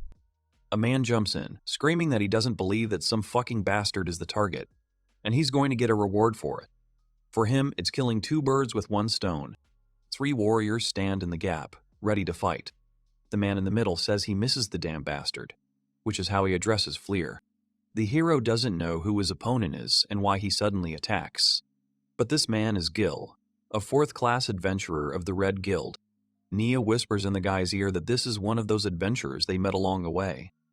He is surprised by this. At this time, Gil is beside himself with such inattention to himself. Suddenly, someone attacks the boys from behind. It's a giant man with a hammer who hits Fleer from behind. He dodges. Gil shouts from under his visor that the guys need to be caught. Nia needs to be taken alive. And Fleer doesn't matter how. The main thing is to catch him. The hero swears that it happened exactly when he was resting after a bath. He promises himself that the adventurers will pay for this. Nier, whom the boy is dragging along, asks Fleer to look down. They take off in a cloud of smoke, only to find the streets filled with adventurers thirsting for their blood. They shout that they saw a hero and a boy for whom a reward has been announced. The bandits also complain that Gil's squad tried to steal their reward, those 50 platinum coins. The guy stands on the roof looking at the crowd. Gil immediately lands next to him, saying that they have nowhere to go. And indeed, adventurers from all over the kingdom have gathered here. There are at least 5,000 of them. There are adventurers of all kinds here, including the very experienced. Gil asks rhetorically if the heroes realize the situation they are in. Nia is surprised that this cannot be. Such attention is paid to their persons. Fleer says he wants to rest today, but he can't do anything. He has no choice but to fight. Nia asks the hero to turn around because several enemies are already flying towards them to hit harder. The bandits look down at the barely visible battle on the roof and doubt whether there is still a chance to participate in the capture, or whether everything is already over and they will have to disperse. But suddenly the attackers fall from the heights to the ground, terribly beaten. Everyone is in shock. At this time, Fleer finishes off Gil, whose armor is flying apart from the blows. The hero says that the break is over. He throws Gil off the roof straight into a crowd of bandits. They ask if it is really Gil. He is also beaten and sick. The hero thought to get information. That is why he was hesitating with the final decision, but gave up and decided not to bother. Everyone is surprised. The young man declares that everyone is in his way, and that he himself needs to get to the royal palace, and that he should not be disturbed. He suggests that the bandits prepare to suffer. It turns out that in the Red Ruby Kingdom, there are 4 strongest people. They are known as the top-class travelers, who act as guild bosses, are known as living legends among travelers. Their names are Millets, Gorgons, and Koguchi. At this moment, the hero is punching someone. He strikes and many people are thrown across the street by the force of the blow. The legendary travelers just mentioned are lying before him. The hero, unharmed, calls the next enemy as he has defeated the previous one. Everyone is shouting that the hero has just defeated 3 of the 4 strongest people in the kingdom, and also knocked out more than 36 people. They ask if the guy they thought was a brat is actually a monster, since they are already convinced of his strength. The adventurers, beaten, clutch at their damaged body parts and moan about the injuries they have received and how bad they now feel. They shout that they must be careful as Fleer is using unusual techniques. At this time, the boy hanging on the hero's back is completely fine and safe.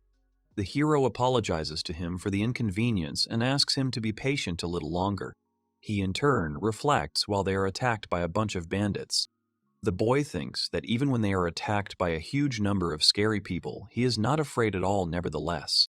Thus, while Flair throws dozens of attacking marginals, Nia comes to the conclusion that the hero's back is the safest place in the world. Finally, Fleer makes the final blow, and immediately a great many adventurers around fly off in different directions. All the survivors are defeated. They look at Fleur rising and think he is too strong for them.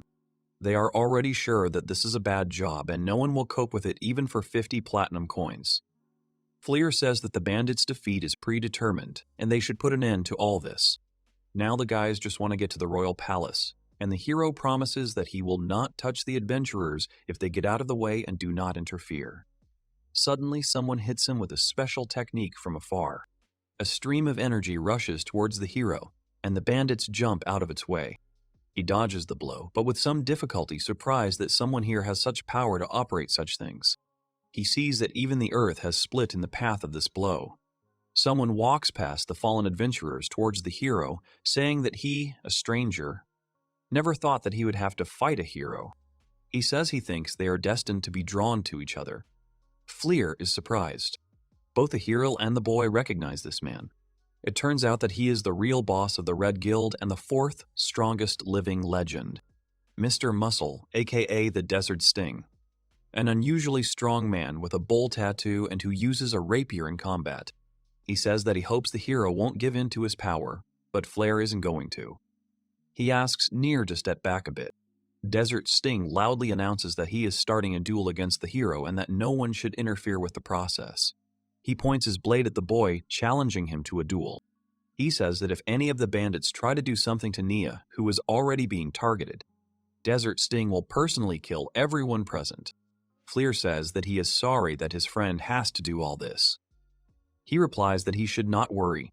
Jalo is very grateful to Fleer for everything he has done. The hero replies that the request was successful and he and Kaguya are now traveling together. The adventurers are surprised at how calmly Fleur speaks to the living legend. The hero tries to persuade the muscle. However, he refuses, saying that he cannot let the hero and the boy pass, since he is also an adventurer. He gets into a fighting stance and swings his blade.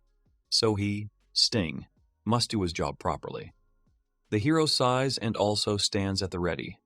Now he too wants to fight Mr. Muscle.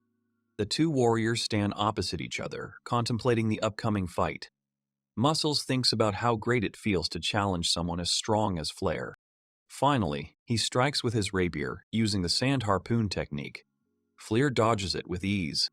However, this blow carries on and destroys an entire building, then makes a hole in the tower and is carried away into the distant distances. The adventurers are shocked by the character's strength, especially his muscles. Smoke rises from the traveler's blade. Fleer mutters that he now understands the enemy's strength. He lunges at Mr. Muscle with his fists to close the distance. The bandits are surprised because according to their calculations, the guy should have run away after the first blow. But he is doing a stupid thing if he thinks that he can avoid the attack by going straight for the forehead, because this will make the blow stronger. Mr. Muscle unleashes a hail of blows, creating a so-called sand rain of jabs aimed at the young man from all sides. He hesitates. The points fly towards him, and he can no longer change the trajectory. The bandits rejoice that Muscle has shown true strength and will now defeat the young man. The injections are getting closer and are almost touching the boy's head. Suddenly, the adventurer's sword blade breaks and flies off to the side. Everyone is shocked. How did it happen that the guy broke the rapier? It turns out that he used a type of cursed armor, steel coating. Muscle says this is his chance. He hasn't exhausted his tricks yet. The thing is, his art includes not only the sword, but even his body itself is capable of splitting iron balls and large axes. But the hero hits him in the liver and so hard that it breaks through the muscular armor. It turns out that even Mr. Muscle is too fragile for Fleer's fists. So Sand Sting falls face down in the sand right at the feet of the young man. He says that Muscle was good and has an extraordinary sword speed. However, he thinks that the adventurer is too weak to compete with him and that he should train more. He mutters that he is no match for the youth in any case. So this is the complete defeat of the Red Guild leader, and since the adventurers saw how defeated he was, there is nothing more for them to do. The boy Nia runs to Fleer with his jacket. It seems to them that all the opponents have finally lost the will to fight, and all that remains for the guys is to go to the royal palace and do what was required of them to save their friends. But then the boy's jacket falls out of his hands, and an unknown force pulls him up, lifting him high into the air. Someone else attacks, someone who has their own reasons for wanting to fight. Nia is surprised by this turn of events, and everyone else is surprised too. The hero manages to shout where they are dragging Nia. Everyone looks up, but so far they can't see anything in the sky. Now the observers can discern the wings of the creatures hanging in the air. One of them says that the target has been found, and they have secured it from encroachment. These are the angels who stole Nia, and now their target is the shaman. The leader of the angels orders his minions to kill Fleer, whom he calls a shaman, just like those apostles before. Fleer exclaims that they are angels. He wonders what they are doing here and where they took Nia. So, the angels are hovering in the air above the young man, and he stands and shouts out their name, because he cannot help but let out such a surprised cry, because he never expected to see anything like this here. One of the angels covers Nia's mouth with his sleeve, and then Fleer himself ignites and mentally curses the angels for being involved in all this. He promises to destroy the enemies. Suddenly, an angel screams at the people that they are beasts. All this happens while the stunned crowd cannot believe their eyes and watches in amazement as the angels hang in the air. He asks how the humans can stand idle when they should be attacking Fleer and covering the angels' retreat to the palace with their spoils. And then people lose their minds and start moving like zombies. They all rush at the flyer, burying him under their bodies. He puts out his flame and can't get out of it. He wonders why this happened to all the people all of a sudden, since this is happening. He himself can't use Hellfire in a crowd of people. But if he doesn't hurry, something bad will definitely happen to Niraya. The hero thinks about whether he can get rid of the enemies with the help of cursed combat techniques, but there are too many of them. Fleer thinks that he should deal with them all, with just one blow. The choice is to use Hellfire. He shouts after the boy that he will definitely cope. Meanwhile, the angels fly away, and Nia whines from their embrace that she is breaking up with Sir Fleur. The boy states that since the angels' only goal is to capture him, they need him alive now, and nothing will happen to him anytime soon, so he will try to stall for time while the hero deals with the problem. Nia screams at Fleer to come and save the boy, who grins from beneath the bodies burying him. Fleer answers the child that he understood him, and therefore gives his word. He asks the boy to have confidence in him, especially since the angels are heading to the palace, and he himself is heading there, and they will meet sooner or later. Then the hero begins to methodically scatter enemies. He hits them with blow after blow and they fly apart in different directions. So he goes to save the boy. Meanwhile, the action moves to the palace, to Martula's room where the girls were hidden all this time. Kagura is lying naked on the bed. She asks Rachel, who is sitting there in a stupid costume, if she can move. It turns out that no, and she can't even move a finger. The thing is, even though Martula is somewhere else, the whole room is filled with her enchanting perfume. It is impossible to escape. Then there is a knock outside the window, attracting their attention. The window flies open and a shadow flies in. It falls to the floor with a crash and gets up, rubbing its bruises and gasping from the pain caused by falling to the floor from the window. That is, from a small height. It's an acquaintance of theirs. He openly greets Rachel and Kagura and says he's glad they're okay because he really is.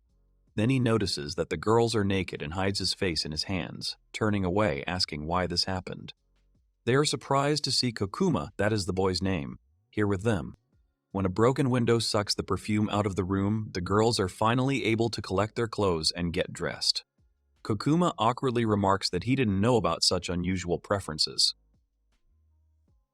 But Rachel cuts him off rudely. They ask how the guy ended up here, how he was able to get into the royal palace, but he replies that now is not the time to talk about it. He hands them posters of Nier and Flare. Kagura asks what they are. He replies that these posters are scattered around the capital and it looks like adventurers are hunting the boys. He also says that when he was walking here, he saw angels carrying Nia to the royal palace, flying through the sky. Rachel grabs the boy by the collar and tries to find out where the boy is in the palace, if that's the case. But he doesn't know anything other than what he told them above. They notice that Kagura is going somewhere. She kicks the wall with her heel and destroys it with one blow. Everyone is amazed by her power. The fragments fly in all directions. Even the soldiers far below see it as an explosion in one of the palace towers. Kagura asks why Flare hasn't reached them yet and says she wants to regain his trust. But she's glad Nia is in the palace, so the boys can find the boy pretty quickly. She encourages Rachel to come with her. Kagura also wants to take revenge on the damn Martula, even though she was defeated by her earlier. The young man is surprised that life does not teach the girl anything. The action moves to the highest tower of the palace, to the throne room. There, angels throw a little boy to the floor and he covers his face with his hands to avoid getting hurt. Martula stands behind Kaguribi as he asks if the young gentleman standing before her is the same one who is Nia. The second prince wants to know where a certain object that was supposed to be with the boy's mother is. Specifically, he is looking for the royal ruby. The boy looks up at him in confusion, helplessly covering himself with his hand. He says he doesn't know what Kaguribi is talking about, but he asks if the boy is pretending to be a fool because he should know where the object is. The boy's things are lying there. A book, a knapsack, candy. The second prince notices that he did not find the artifact among the boy's things, although according to Gish, it should be here. The boy is surprised. How is that possible and what is the matter? He looks at the enemy in surprise. He wonders why he mentioned Brother Geishu. On the other hand, that person could be someone else. The book is lying on the floor. Nia is shocked. He says that his mother is from the royal family, and if he's her son, he has the right to the throne of the Red Ruby Kingdom, which does not open very good prospects for him. Kaguribi shouts that the boy is trying to buy time for the rescuers to arrive. He is nevertheless certain that Fleer will be tortured to death by thousands of adventurers. He places his boot on the boy's book. He exclaims that the prince should take his foot off the book, as it is an expensive thing left to him by his mother. He mockingly asks again, and is visited by an epiphany. He picks up the book and immediately realizes that there is a hiding place in front of him. Grabbing the book, he tears it in half in front of the frightened little one. The book actually breaks in half because it is made of paper. Nia looks at the torn book in horror. He remembers how his mother read him this book when he was a child, and now the book is destroyed, and this is the last memory of his mother. Then the pendant that Kaguribi was looking for falls out of his book. He picks up the pendant by the chain and says that this is the royal ruby. He finally found it. The thing is, along with the ruby, all the nobility and the powers that be will support the second prince. Now this country belongs to him, Kaguribi. He glances at the sobbing boy. Now he's found the ruby, and now he just needs to get rid of the little brat. Then there's a sound from the door. The door opens. Out comes Kagarabi's older brother, who demands that the farce stop immediately. He heads into the room through the newly opened door. Those in the room are surprised by the sudden appearance of the first prince. The second prince says that he is too late because the royal ruby has been found. But Dalzolan says that he needs Nia to be released. Mario laughs. What will he do now? Because there is a fight for the throne, and even his brothers and sisters and other relatives are his enemy. The prince tells him that Kagurabi is very pitiful. But he replies that his brother is generous and too obsessed with the little things that flash before his eyes. They recall some insignificant episode. The second prince thinks he has defeated the first. He snaps his fingers and Dalzolan asks what just happened. He replies that he simply gave a signal, and soon the room will be filled with adventurers from all over the capital. And then they will finish off the boy and then the brother. Then the door creaks right behind Dalzolan. He is in shock, as he expects the adventurers to burst in and start finishing off first the boy and then him. His brother lights a cigar, feeling in control. He declares that since the man is outnumbered, he will not win. Nier reproaches himself for not buying time. Fleer appears from the doorway with fallen soldiers lying behind him. Everyone is shocked as they did not expect to see their not a hero, but bandits thirsting for their blood who came at the call of Kagurabi. Fleer smiles and waves. Nier exclaims very happily at the sight of him, stating that his friend has finally arrived. Morchula ponders, surprised that Fleer looks like this and not otherwise. Kagurabi whispers in holy horror that the hero should be dead already, and the adventurers have all disappeared somewhere, and he doesn't know where. It's nighttime on the streets, and beaten bandits are scattered across them. Even under the moon, there was a whole mountain of bodies left by the hero. And so the hero Fleur came to save Nia. The boy walks towards the Prince brothers, clenching his fists. He came to save Nia and loudly declares it. Kagurabi glares at him, and Nima gets up and runs towards Fleur, calling his name. The first prince wonders why the boy even came here, since he had to go through so much. Here Fleer understands that in front of him stands the same man from the northern city whom he met some time ago in the city, and then suddenly, clicking their tongues, angels descend to him. The apostles praise him for his strength and are glad that he managed to get here. They introduce themselves by saying their names. These beings occupy a very high rank in the hierarchy of angels. Fleer muses out loud that if the apostles are involved, then angels are indeed involved in everything that is happening. Kagurabi plans to confirm this by summoning angels, but they don't pay attention to him, talking only to Fleer. They inform him that the hero is an enemy of the Church of Holy Angels, which means he needs to be sewn up. Fleer asks Nier to move away from him again. He says that the apostles should have come for him personally. However, the angels say that this is too boring, and they will do it differently, with a pinch of gamification. They address the princes loudly and clearly. The message is that whoever kills the shaman first will become the next ruler of the Red Ruby Kingdom. In that case, says one of the apostles, there is no need to go to war. The second says that this is a good and wise idea. But the hero and Dalzolan are not happy with what is happening. The first prince says that the angels cannot deceive him. The Church of Angels has a law prohibiting interference in the lives of people without an official request. Dalzolan asks to leave people alone. The apostles are shocked. The first prince is indeed brave if he is not afraid to openly say such things to angels. But he is also reckless at the same time. Fleer is thinking about what a responsible ruler the kingdom has, but a knife is already flying towards his face.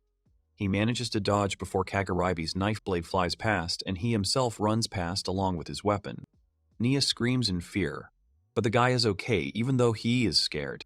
Indeed, old man Kagurabi is indeed a very fast warrior. But the second prince also understands that the boy managed to dodge, which means that everything will not be so simple. Dalzolan asks his brother not to let the angels manipulate him. He believes that there is no point in the massacre. But Kagurabi spins the knives in his hands, saying that his brother is stupid and he will definitely defeat his brother. The second prince believes that he will be the next prince of the Red Ruby Kingdom. He intercepts the knives, taking a fighting stance, this time a little different. He also asks Martula to kill the two women she captured. They have completed their tasks and are no longer needed as hostages. Now, they just need to clean up their tails. And she agrees with the master. So, as Martula walks away, Kagarabi apologizes to the hero for waiting and states that there is nothing personal in his thirst for murder. Besides, he is a much tougher warrior than his defeated subordinates. This man is truly a professional from the highest circles of adventurers. His full name is Kagaribi de Sangre Para. That's what they call him in the Red Guild. He spins his knives around himself. Darzalin reflects that even if he is not in the best shape, his brother is still a great knife wielder and much better than him, the first prince. He himself could not do anything in this situation. The second prince is still bragging. He says that Fleur should be sorry that he got involved with Nier, as he is nothing but a parasite who causes problems for others, just like his mother. The boy is angry beyond measure. Then Fleur gets furious. He says that the boy is a great candidate for the throne, and he is not a weakling at all. But Kagaribi, on the contrary, is a real weakling, and the main one among those present of this kind. Meanwhile, panic reigns in the palace. The guard soldiers declare that Miss Martula's captives have escaped, and they must find these captives immediately. They are afraid that the girl will do something bad to them in anger. They shout that there is still time and that everything needs to be searched, but in the confusion, a couple of guards simply run past the corner where the guys are hiding right now. They are careful and don't show it. Kagura states that the guards are gone. Their friend stands in the middle between the girls holding onto him and exhales. He has now camouflaged them with magic. Rachel marvels at the Kokuma boy's abilities. He says that camouflage works on everything it touches, even if it's only good for fooling people. They would even figure it out if they understood what it was, but so far it's working great. Kokuma thanks the girls for the warning sign they painted on the mine. That's how he was able to escape that nightmare and survive the events. He remembers those days. He also says that he is very sorry, and when he remembers those days, he is sure that he could not have acted differently, and if he had done nothing, he would have hated himself. He apologizes to the girls. Rachel says it's stupid and won't fix anything, but Kagura puts her hand on his shoulder and says he's sorry for what he did, and that's the most important thing. She is generally proud of the guy because of this, and thanks him for saving her. Kagura claims that the gratitude comes from the heart. However, since they have met, she will make the boy work hard. He immediately salutes. So, they come to a bridge over a moat. Behind it is a lattice door. Kokuma says that they can enter and leave the palace without hindrance. Once they cross the bridge, they can reach the castle. He continues that all they will have to do then is get to the top floor. However, he does not finish the sentence, because the giant ring hits him and causes a terrible wound in the collarbone area. Everyone is shocked by this turn of events. Kokuma falls to his knees with a sigh as the ring flies past and returns to its owner's hand. It's Mortala, this time armed with her real weapon. She's swinging a stake, and smoke is rising from the blade. She is upset that the animals, that is, the girls, ran away and she has no one to experiment on. Kagura yells at Martula what she is doing as Kakura falls to the ground lifeless. She rushes to the young man, but the witch informs him that Kokuma has taken her property and therefore is subject to death. He also took the property from the village. Mortula throws the ring with a wide gesture at the girls who are embracing, but Kagura lifts her leg and catches the ring on her boot. She stomps the ring into the floor, kicking the stone slabs hard and breaking through them.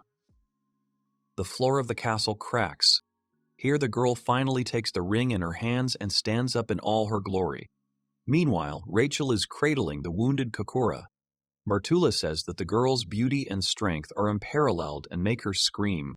She realized that the heroine was still her dog, and now she was sure that she understood everything in the world. Kagura replies that she thought the woman was strong, but since she doesn't hesitate for a second to kill the wounded man, things aren't going well for Mortula. Now the warrior can find out who is weak here, and who better not to show up in front of her. She asks the witch if she wants to get out of the way of the guys once and for all. She puts on the wrestler's gloves. Both Flare and Kagure stand before their angry opponents. Behind the heroes are those they are protecting. Nia at Flare's side and Rachel leaning over the fallen boy at Kagure's. The boys are looking ahead. Their enemies are beside themselves with rage because they were called weak, and such people do not tolerate this. They are ready to show all their strength in the upcoming fight and defeat each and every one who opposes them. Kagaribi is Flare's opponent. He spends the knives in his hands so that they are impossible to see. He says that he is one of the princes of this country and the one who is willing to kill the hero to finally become king. Martula is Kagura's opponent. She, in turn, mockingly asks if she was the one who recently defeated the girl. And in general, she is a general leading an entire army, which is also quite worthy. Both enemies use their special skills, claiming that even if the heroes are skilled in battle, this time the enemy is too tough for them, that they will pay for their insolence and will definitely fall in this duel. Kaguribi rushes into battle, his full-powered use of knives exceeding the speed of sound, which he successfully demonstrates by rushing towards the hero at top speed and attacking. This technique is called high-speed wild dance, where he swings his knives from all directions at high speed, dealing countless strikes to hit his opponent. Martula also reveals her technique, the so-called sparkling queen of perfume. She scatters a huge amount of perfume with pheromones in all directions, which should defeat the enemy. She explains that the perfume is so thick that it can be seen with the naked eye. She could aim it directly at Kagura and defeat her immediately. But now she needs to brutally kill the girl. So, both villains attack, approaching the boys and delivering their strongest attacks. They are confident that victory is in their hands, and now Fleur and Kagura will be defeated and immediately fall at their feet. Kaguribi's knife blade almost touches the collar of the hero who stands motionless, a blow aimed at the neck. Martula's hand reaches for the cheek of the calmly standing Kagura, exuding poisonous perfume. And then, in the blink of an eye, both of the second prince's knives are in the hands of the young man, who raises them high up, holding them by the blades so as not to hurt himself on the sharp edges. He holds them with 2 fingers. Kaguribi doesn't understand what happened. He looks at his boyfriend with his knives, at his empty hands, and remains silent, shocked by the suddenly changed situation. It upsets him. He manages to mumble something about his knives while the hero lectures him. Look, he really is quick with daggers. His movements are more maneuverable and perfect than those of the thug's bandits, his subordinates. But this is not enough to surprise Fleer and defeat him in a duel. The boy decisively breaks the knife in his hand, and it crumbles into pieces, as if its blade was made of glass. Such is the strength of the young man's grip. The second prince's eyes widen in surprise, but so does Martula at the same moment, sweat running down her face as she notices that her ability did not work on the girl as it should have. Kagura calmly looks down at the witch as she mutters about how the magnificent perfume should have immobilized the heroine by now, just like it did last time. She waits calmly for her to finish. Now the girl begins to speak. She asks Martula to listen to her, that in the last duel, when they fought against each other, the girl was excited and her breathing was disturbed. This is what helped the witch to win. But now Martula's ability is no secret to the girl. She fully understands its limitations. So if she just holds her breath and relaxes, the perfume will not affect the heroine in any way. The witch is horrified because this ability has brought entire armies to her feet. She cannot believe that it can be dealt with so easily in such a simple way. But you can't go against the facts. It is true, the ability does not work. A sigh escapes the witch's chest as Kagura kicks her in the stomach, sending her high into the air with the force of her powerful kick. She states that the witch relied too much on the ability, and that is why she lost. Meanwhile, Fleer, having knocked his opponent to the ground, is dragging his face along the tiles. Kaguribi has already been brutally beaten and is spraying blood everywhere from his numerous wounds. The hero does not spare him. The second prince, despite his terrible condition, manages to mumble that Fleur should spare him and forgive him, because if he becomes king, he will give the hero everything he wishes, no less. He stops. He says that he wants the enemy to apologize for insulting Naya's mother, since that's the case. Naya turns around in surprise. He is still watching the fight from afar, but he can hear what the men are talking about. Kaguribi agrees to apologize if it will prevent him from getting hurt. He is glad that everything can be resolved so easily. But Fleer tells the prince to think carefully about his words because he is not going to forgive him anyway. It turns out that both of them, Kaguribi and Martula, are strong people deep down, and defeating them in a duel is not enough. The guys want to show them what complete defeat is, and that's exactly what they're doing now. Even though the enemies are no longer able to resist, they beg the heroes to stop, but they continue to beat them in horrible ways to completely break the will of the enemies. It looks very cruel.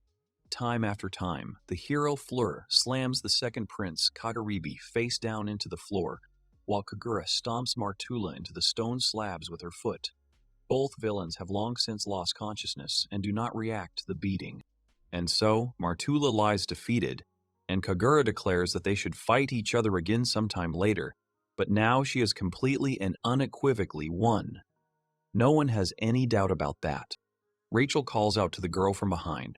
She's already bandaged Kokuma, and he, although somewhat inadequate, is still alive and can pronounce the name of Lady Kaguya out loud, which is a good sign that he will live, one way or another. He says in a weak voice that the warrior is incredible since she defeated such a powerful Martula. She goes to him, resolutely asking him to be silent, so as not to worsen the situation.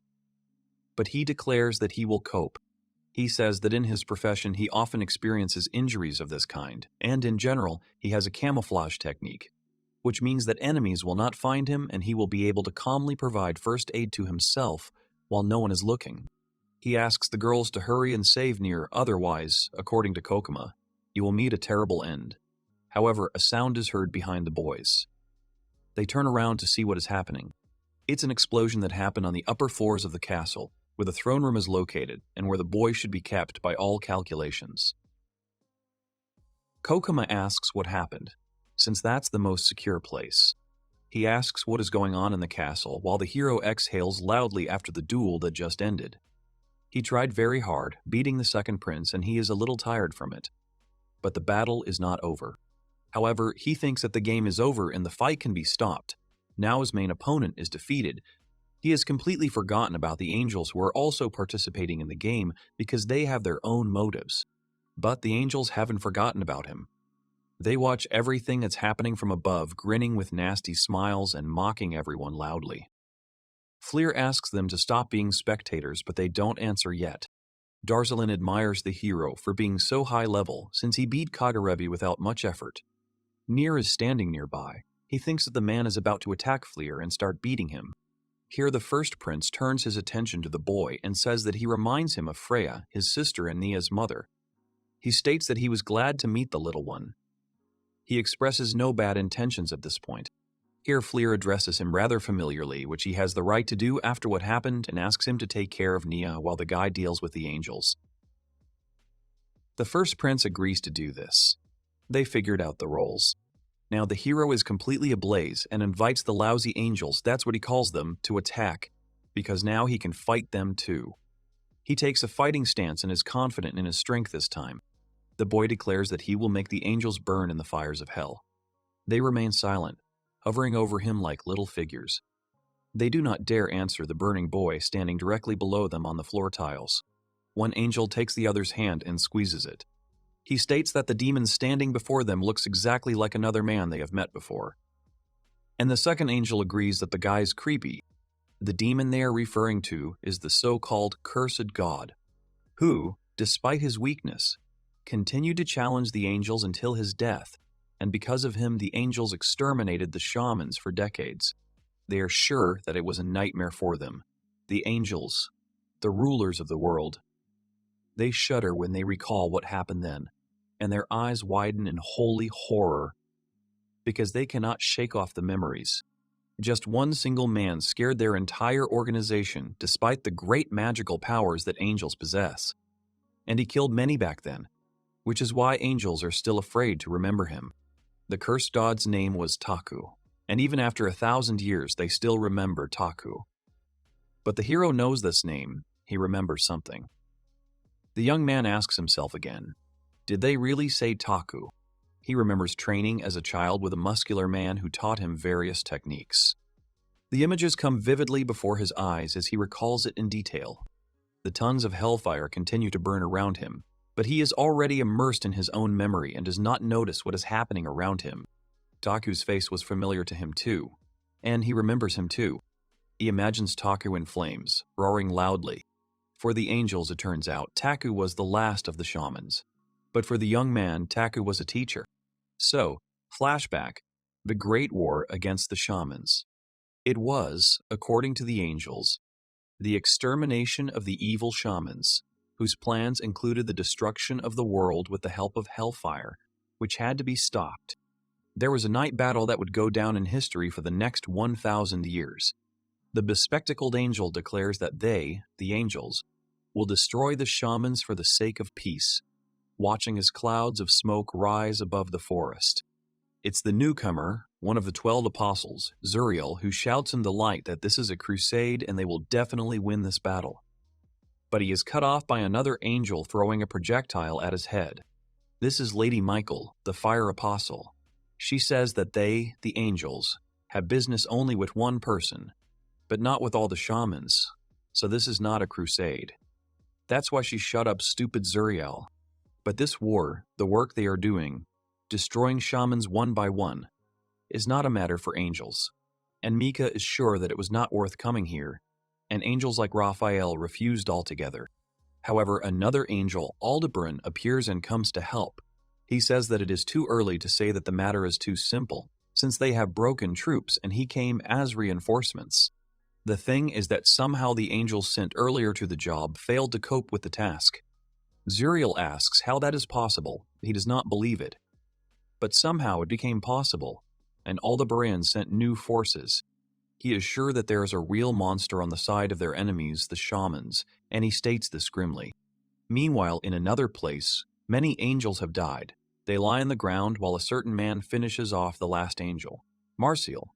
This is the same squad that was sent by Aldebaran. The leader wheezes that the shaman doesn't understand what he's doing, and that the humans must kneel before the angels. They must not resist. This war is pointless. Two small angels cower in the background, but Taku, and it is he, says that he does not care who they are. He has an agreement, and he will continue to honor it and protect the gates of hell from invaders. He uses the first flame of hell, finishing off the enemy. A huge pillar of fire rises into the sky, scattering other angels. This technique is called the power of the fire god, and it takes everyone present by surprise. The angels who are hanging in the air are running for their lives as the wall of fire is rapidly expanding. Michael is screaming, "What is this?" as Zuriel is being blown away and is completely out of control. A crater forms below, and when the fire subsides, the angels see a man standing in the middle. It is Taku. He has just performed a very powerful technique and struck many angels with his power. In his hands, the defeated angel whom he had been holding by the neck all this time is smoking. The master says that he should not be misunderstood. It was the angels who started this war, and he is simply responding to an external threat. He turns away from the falling angel, shoving his hands into his pockets. The little angels watch him in horror, but he says he has trouble dealing with children and isn't going to bother this time. He simply forces the children to stop moving and disappears into the darkness, as he is against senseless killings and is not going to take on the sin of killing children, especially since they cannot resist him. Now, in the throne room of the Red Ruby Kingdom, both minor angels say that they were enraged and thought that they would kill this master one day. However, he died of old age before the debt was repaid. So, they are glad that Fleer is a shaman, because they will be able to at least get even a little. But the insult is still alive, and they themselves live with it and can do nothing. Regret shines through in their words. Here the hero enters the conversation. He shouts that he doesn't believe his teacher was the bearer of the Hellfire, as he believed it was sealed inside the gates of hell. This shocks the apostles, as they didn't expect the boy to be so connected to Taku. They say that they are very lucky because they will finally be able to take revenge on Master Taku after so long. They prepare their techniques. The boy raises the wand and the girl throws liquid metal. She shoots a stream of metal towards the lifeless Kagarabai, and this fluid, something embraces him and changes his body. Fleer is surprised, not understanding what they are doing to Kagarabai with this liquid. He rises to his feet with a thud, his body now covered in metal-like armor, and he can once again move and fight with the immense strength given to him by the evil angels. Kagarabi looks like a real cyborg. One of his arms is replaced by a giant drill. His cuirass protects his body, and only his head remains exposed, sticking out of the armor, remaining horribly beaten. The boy is surprised that the second prince rose again in such an armored form. The angels explain that this is what their abilities look like: steal, which creates objects, and control, which controls them. In this way, the angels become the strongest, complementing each other's strength. They triumphantly declare this, as they believe that victory is now in their hands. Liquid metal rises from the girls' hands. They offer Fleer to dance, that is, to fight with their creation, with what they did with Kagaribi, and the boy conducts with his wand, directing the movements of the terrifying cyborg. The guy gets into a fighting stance. The young man says that he doesn't know what the angels are capable of, but he must teach them a lesson anyway because they are very impudent, and their steel cyborg will now fight him. Two men with scary faces cast a spell, saying knight armor and steel knight. A man in a large metal suit raises his hand like a giant drill to strike. He slams hard into the black and white checkered floor, causing it to shatter. The man, who is hugging the child for protection, is blasted by the shockwave. Through the dust from the impact, a man with long white hair and a beard looks at the attacker, amazed at his terrifying strength. A brother and sister look at the destruction brought about by the man in the armor. The boy says it is a masterpiece. The sister explains that it is their technique, which, by placing life inside the armor, increases the strength and maneuverability of the steel. The man inside the iron suit is bleeding. The sister says that the price of this technique is the life of the man placed inside, used as a core. The brother rhetorically asks if it matters because people can be replaced as many times as you like. The protagonist is covered in fire, his eyes glaring with rage. He, blazing with a bright flame, stands before the suffering man in armor. The iron hands and part of the armor melt under the pressure of his fire. The enemies watch this with amazement. The hero says that he will not stop repeating it over and over again so that they stop. He stands on the dent left by the blow of the armor and, burning, repeats that they should not treat people like their toys. He screams for them to fight instead. The boy thrusts his hand forward, gathering flames in it, and attacks. He tells them to fight on their own. His powerful fire attack pierces and melts the armor. The attack is so big and so strong that it hits the dome of the building and destroys it. The guy catches his breath a little, but his body is still on fire. There is a huge hole in the dome, through which the starry sky can be seen. Burning pieces of the building fall down. One of the twins is amazed that he was able to melt its steel, flying around the destruction on his wings. The brother says that maybe the hero is even stronger than Raphael said. The sister adds that on this scale she is not amused. She says that his flames are not as strong as Taku's. The brother is surprised. Having calmed the fire, the hero approaches and sits down opposite the man who has freed himself from his armor and is lying unconscious, leaning on a stone. The guy notes that the wounds are serious, but not fatal. One of the twins asks if this is Kagaribi and is surprised that he didn't burn along with his armor. The sister asks him why the hero saved him, since he was called upon. The boy replies irritably that it does not mean that he should take his life. He adds that his flame will not kill people. Standing up to his full height, he says that he does not care about such things, and, alluding to the man standing behind him, still holding the child in his arms, notes that it is best to leave such matters to those to whom they concern. The sister dismissively says that she does not understand him, because these brothers tried to kill each other for the throne. The brother complains that he cannot understand human logic at all. Watching them gloomily, the hero replies that he, in turn, cannot understand the logic of angels. Turning to the white-haired man and calling him an old man, the boy asks him to help him with this bad grandpa, as he calls the wounded man. The man readily agrees. The white-haired man thanks the hero in his mind. He tells the child in his arms that he will have to run, calling him Nia. She agrees. The angels conspiratorially say darkly that the guy is just afraid and does not want to get his hands dirty. One of them points his wand and says that he will do it for him. One swing and the wounded man's head flies to the floor.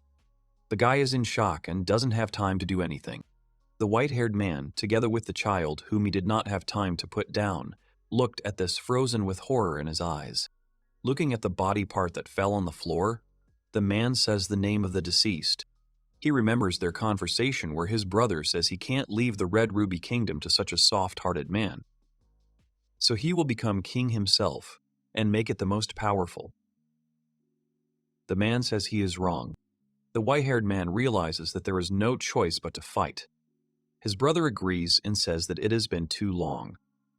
As he leaves, the man asks his brother to swear. He asks them to promise that whoever wins will lead the kingdom to eternal prosperity, so that they can be sure that they will protect it. The brother agrees, saying that this is their main goal. Kagaribi turns around and smirks, saying that no matter who wins, they will have no hard feelings towards each other. He adds that he will show him no mercy, addressing him as an older brother. The white-haired man smiles as well, telling him to try. He remembers thinking he would wait, but now he sees his dead brother in front of him. The angels laugh loudly.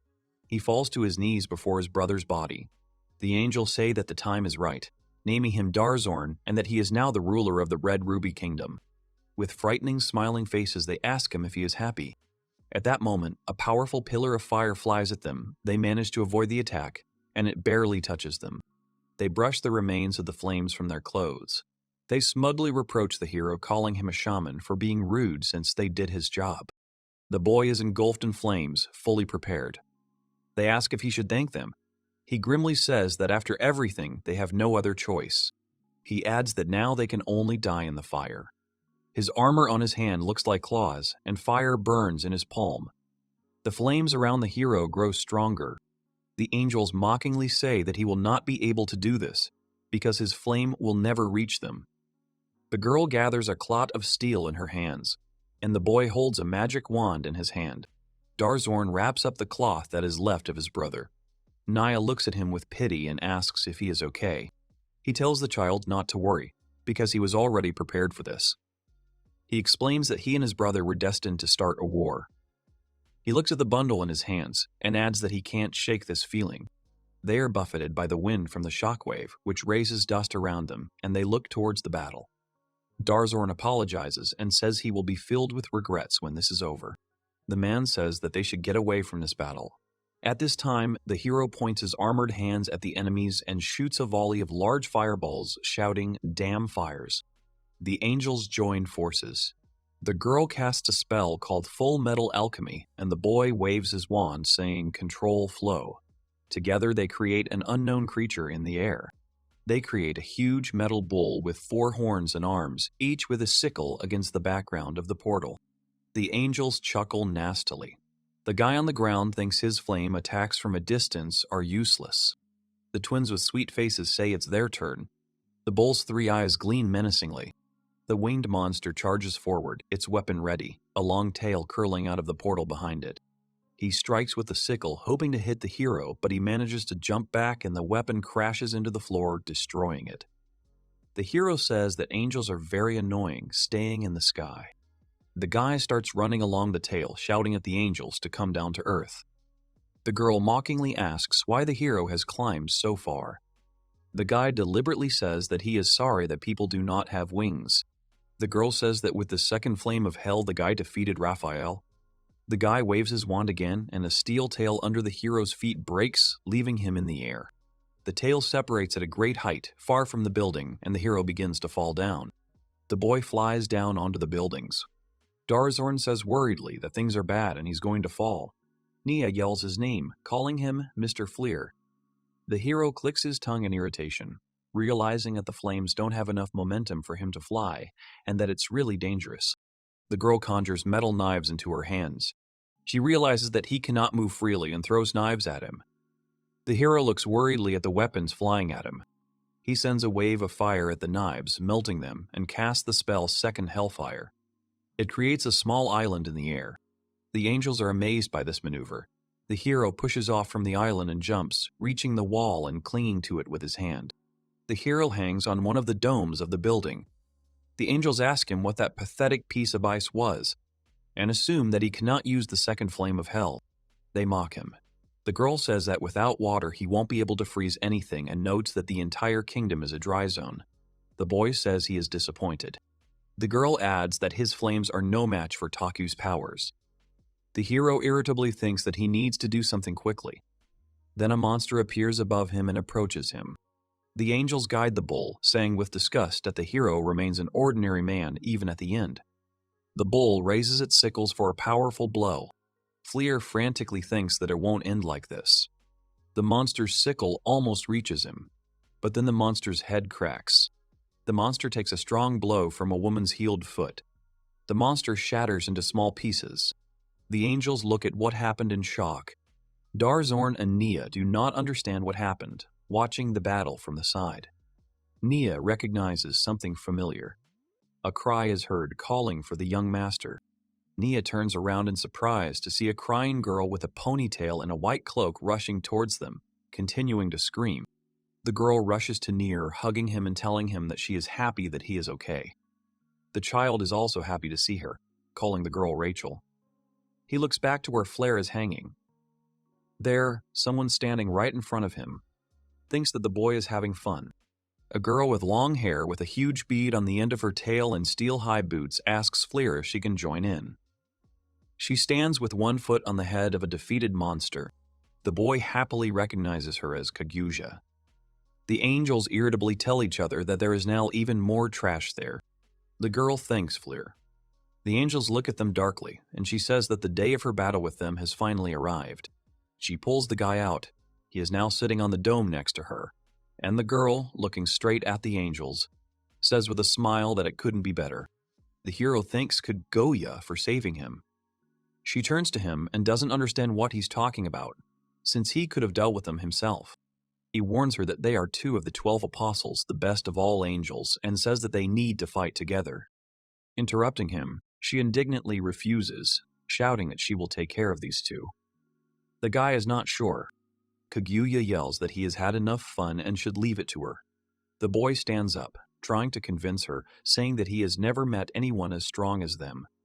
The angels, looking at them, do not really understand what they are doing and assume that they are arguing. The girl in the air gets angry and asks darkly what they are thinking and do they really think they can play with them. Liquid steel appears from her hand. She addresses her brother, calling him Metatron, and says that she will throw out the trash. The angel creates a steel gauntlet on her hand and aims it to strike and flies straight at the heroes. Flare notices this and shouts to warn Kaguya. The girl doesn't have time to dodge in time and the blow lands right on her, pushing her into the roof. The force of the blow sends chunks of rock flying around. Kaguya punches a hole in the dome and falls down. Flare calls out her name in concern. Steam rises from the angel's fist. She smirks smugly, saying that it was inconsiderate and that she gets annoyed when people pretend to be tough when they are weak. The girl takes off laughing and tells the shaman that they will finish what they started right after one task. He shouts that after she tortures the girl, she flies after Kaguya and delivers a series of blows in the air. Kagu falls, knocking down part of the wall and crashing hard into the floor, destroying it. Flare stands on the dome and thinks that the girl was too reckless. The guy hopes that she is okay and thinks that he needs to help quickly. Metatron flies closer, saying that he is with them. The girl lies at the place of impact. An angel sits on her. The angel's entire arm is now covered in steel, and she holds the girl by the neck. She smirks and says that Kaguya is stronger than normal people and calmly took all her blows. But that doesn't change anything, because she can't fight against angels. The angel raises his other hand in steel for a blow and says to put it in place. It will break every bone in her while she still breathes. At this moment, something surprises the angel. A large balloon inflates under the lion girl, lifting them off the ground. The angel cannot understand what it is. Just when the angel thinks it's a pillow, a kick from an armored boot flies at her, hitting her hard in the face. The girl's face contorts from the pain and force of the blow. She, perplexed by such a huge force, flies away, crashing into the wall, causing it to crack. The angel doesn't understand how Kaguya did it. The girl, who was already standing on her feet, says that it was close and if she couldn't defend herself, she would have died. The ball behind her slowly collapses, passing into her leg. She smiles broadly and says it's a real fight. Her leg is coming back together in plates. She wipes the blood from her face and, looking confidently at the enemy, says that angels are good and she likes it. The defeated angel is amazed that Kaguya's leg did this and that the girl has the ability to shape her legs into any shape. She is surprised that there is someone other than a shaman who can fight back against the angels. Kaguya looks around and sees that the place where they landed is a stage. She is glad about this because now it looks more like a decisive battle. The angel calls out to his brother, shouting his name.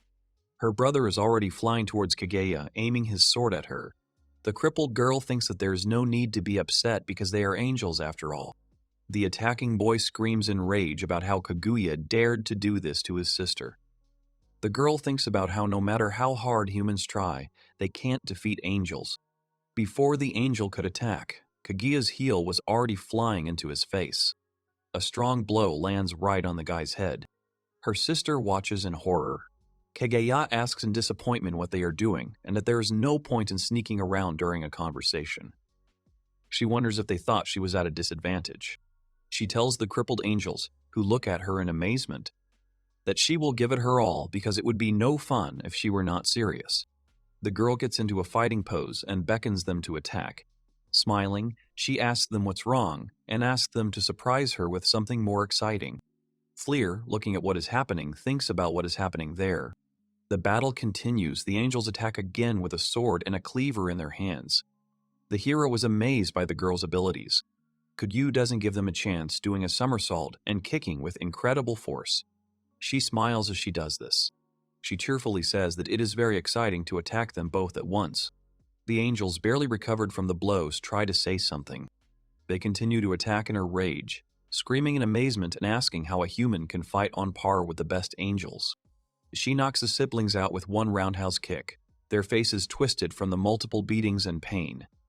The hero still watches in amazement as the battle unfolds. She sends them flying straight into the wall with her attack, and they crash into it with terrifying force, while Kaguya calmly stands on the ground. She stands triumphantly over her fallen brother and sister, who seem to be lying unconscious. She looks at them indifferently and verbally expresses surprise that this is their limit. Kaguya turns her attention to the hero, who was watching their battle from a distance.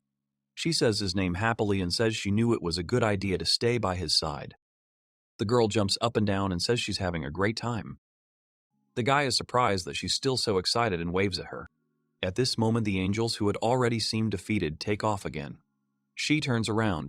The girl says that Kaji has gained her recognition, and Metatron adds that for this reason, the games end now. The angels say with hatred that they will not come near her again. They create huge wings in the air and scream at her to crawl on the ground like the pathetic wingless race to which she belongs. The wings are made up of blades, and Fleer notes that there are too many of them and that angels avoid danger by attacking from afar, making them difficult to finish off. The hero thinks that he and Kaguya have similar fighting styles, incompatible with long-range attacks. He says that he will help her from now on, but she stops him, smiling excitedly, telling him not to interfere. Fleur is surprised as the angels point their blades at them in an attempt to destroy them. Kaguya takes a stance and prepares, tensing up. She launches herself off the ground and confidently runs along the flying blades, using them to push off. Both the angels and Fleer himself cannot believe their eyes. The hero thinks about her using the blades as small points of support to move freely. He remembers their battle with her. He thinks he forgot what Kaguya's true power is. The girl flies up to the angel level with glowing eyes. She announces that she is back and asks not to tell her that they are out of tricks. She raises her leg to kick and screams that, in that case, it is over. Angel smiles slyly. They create a last defense, smiling grimly, calling her names. Just before she strikes, a steel ball with huge needles appears. Kaguya looks at him in surprise. The angel smiles and waits, thinking that this is the strongest steel he can create, and they have created spikes against her. He says that she will destroy herself with the force of her blows. He starts to say that the girl will crush her legs, but stops when he sees that Kaguya has transformed and made her leg 10 times larger than their ball, and also added spikes. Not fully understanding what is happening, they look at her in a stupor. Kaguya smiles and shouts "Snake of 1,000 forms," the last as she delivers a finishing kick with all her might. Fleer stands on the ground with blades stuck around him. He looks at the end of the battle in shock and hesitantly asks into the void if it's over. The defeated brother and sister fall down unconscious. They fall face down. At this time, Kaguya successfully lands on the ground and thanks the angels for the wonderful opportunity.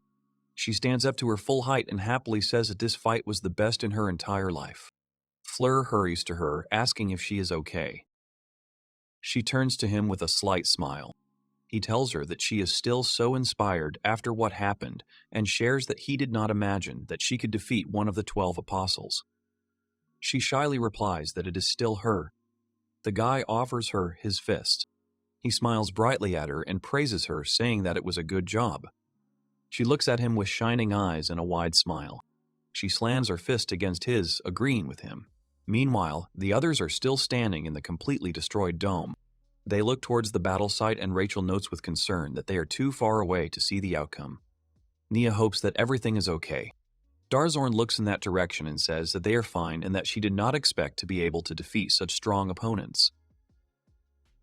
Rachel asks in surprise if he can see them.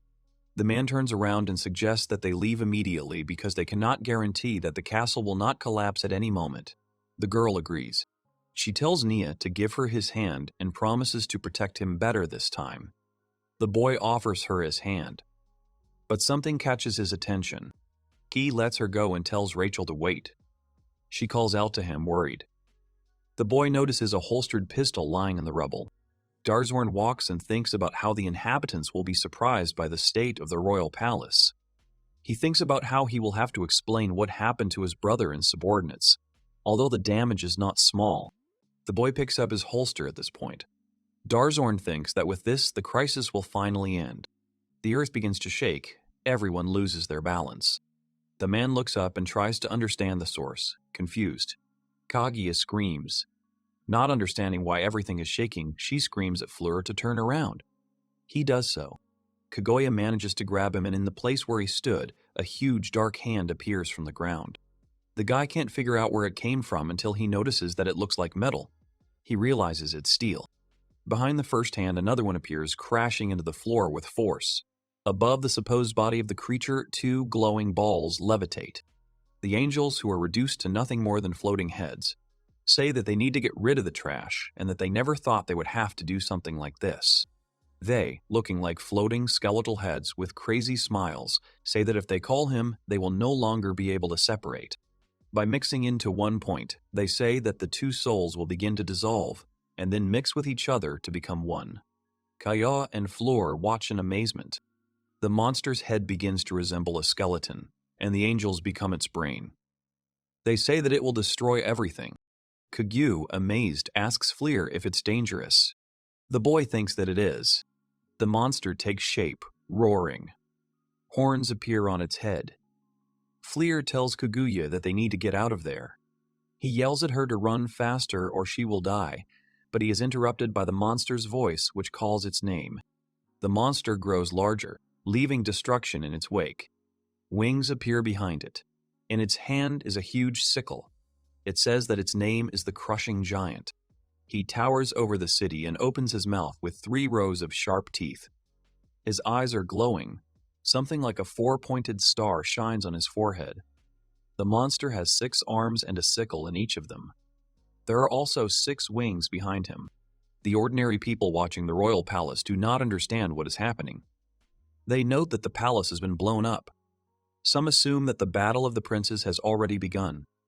They see a monster and ask in horror what it is. They think it's a demon. Rachel flies down with Nia in her arms, screaming that this is all really bad. The monster's appearance destroyed the castle, and the tower the heroes were on falls. Darzorn shouts for them to hold on to him. The tower falls and collapses. Fleur climbs out from under the rubble, thinking that it was very dangerous. He looks at his hands and thinks that if he hadn't used the steel coating in time, he would have been buried under the rocks. The protection starts to peel off his skin. Someone calls him, and he turns around. It's Kaguya, who also created a protective barrier with her leg, asking him if he's okay. Fleur notes that she's also okay. She states that defending herself is completely unusual for her. They look at the powerful back of the monster, and the girl asks if such a transformation is normal for angels who go crazy. Fleur answers negatively and says that he himself has seen something like this for the first time. The monster makes a monstrous roar. The heroes think that it will be a problem if it damages the palace city. Fleur says that he needs to be stopped here. He thinks that he would rather check on Nier. His thoughts are interrupted by the monster, who turns his glowing eyes on them and raises his arm with a sickle to attack. Kaguya shouts that the monster is attacking, and it does indeed lunge, aiming a blow straight at them. Fleur realizes something. Kaguya is already running in the battle, but the guy tries to stop her, shouting for her to wait. With one blow, the monster sweeps away everything for several blocks ahead, all the way to the mountain. Dust rises from the destruction. Cracks appear on the wall. Fleur, holding the girl in his arms, barely manages to avoid the attack. The guy asks if she's okay. Kaguya twists and coughs in pain. The blow cuts off part of the girl's leg up to the knee. Fleer notices this and curses. They jump to a safe distance. The guy tells her to hold on. She says she's fine. The girl, already sitting on the ground, breathing heavily, says that the steel has moved to a new level and that the monster caught her with it. Fleer tells Kagarest. She angrily replies that he shouldn't say such things and that she will fight too. Looking at her injured state, Fleer asks how she will fight with such a leg. At this moment, the guy watches in amazement as her leg is restored back. He says it's incredible. The girl notes that she already said that her legs are capable of anything. She stands up and adds that they too have their own limit and the price of recovery, her physical condition, and that next time she will be out of action. The monster turns his attention to them again. The heroes understand that they are in a difficult situation. The girl gets into a fighting stance and with a smile declares that this is just the battle she has been longing for. And if she is destined to die, then let it be in battle. She says that she does not intend to die. Fleer is glad that Kaguya is okay, but notes that the situation has not improved. He speculates that the monster's weak point is in its head, where the horns are, but notes that it is difficult to approach something of such strength and size. Looking at the monster's face, he thinks that openly confronting him is a bad idea and that maneuverability is needed right now. He asks Kaguya to stop him for a while.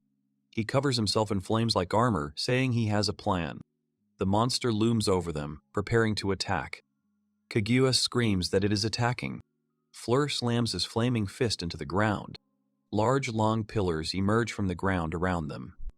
They wrap around the monster's arms, head, and torso, holding it in place. Kaguya is shocked and doesn't understand what's going on. Fleer explains that he recently received a new flame. She complains that he got stronger and didn't tell her. The guy replies that it's just bait and not his favorite. Something looms over them. Fleer says he needs to finish the plan, so he asks Kaguya to protect him for now. A giant ball with spikes hangs over them. The girl seriously asks if they can win. The guy assures that they can. A spike ball falls straight at the heroes, raising dust around them. The monster laughs horribly, but then notices that the ball is cracking in half. Kaguya breaks the steel ball into two halves with a kick and simultaneously agrees with the guy. She looks back at Fleer and says with a smile that she will protect him. Preparing to fight back, the girl notes that if the hero takes too long, she will deal with the monster herself. Fleer is convinced that Kaguya can be trusted and is glad that she is on his side. He closes his eyes, trying to concentrate. His hand is still on the ground and white invisible threads are spreading out from it in different directions. He thinks that the third flame of hell takes a lot of strength, and if he doesn't deal a decisive blow, he will be in danger due to lack of energy. He decides that this flame is their only chance of survival. He reflects that in the desert, where so many people live, there must be something he needs. The boy forces himself to focus on everything as Kaguya fights off the attack with blades that the monster releases from its mouth. He feels a drop of water and his eyes widen. Fleer realizes that he has found what he wanted. He shouts at Kaguya to jump. The guy directs energy into his hand and creates a call of the earth. The girl looks back at him in amazement. The guy casts a spell on the earth's rift and a large crack appears in the ground. He tries to reach what he wants.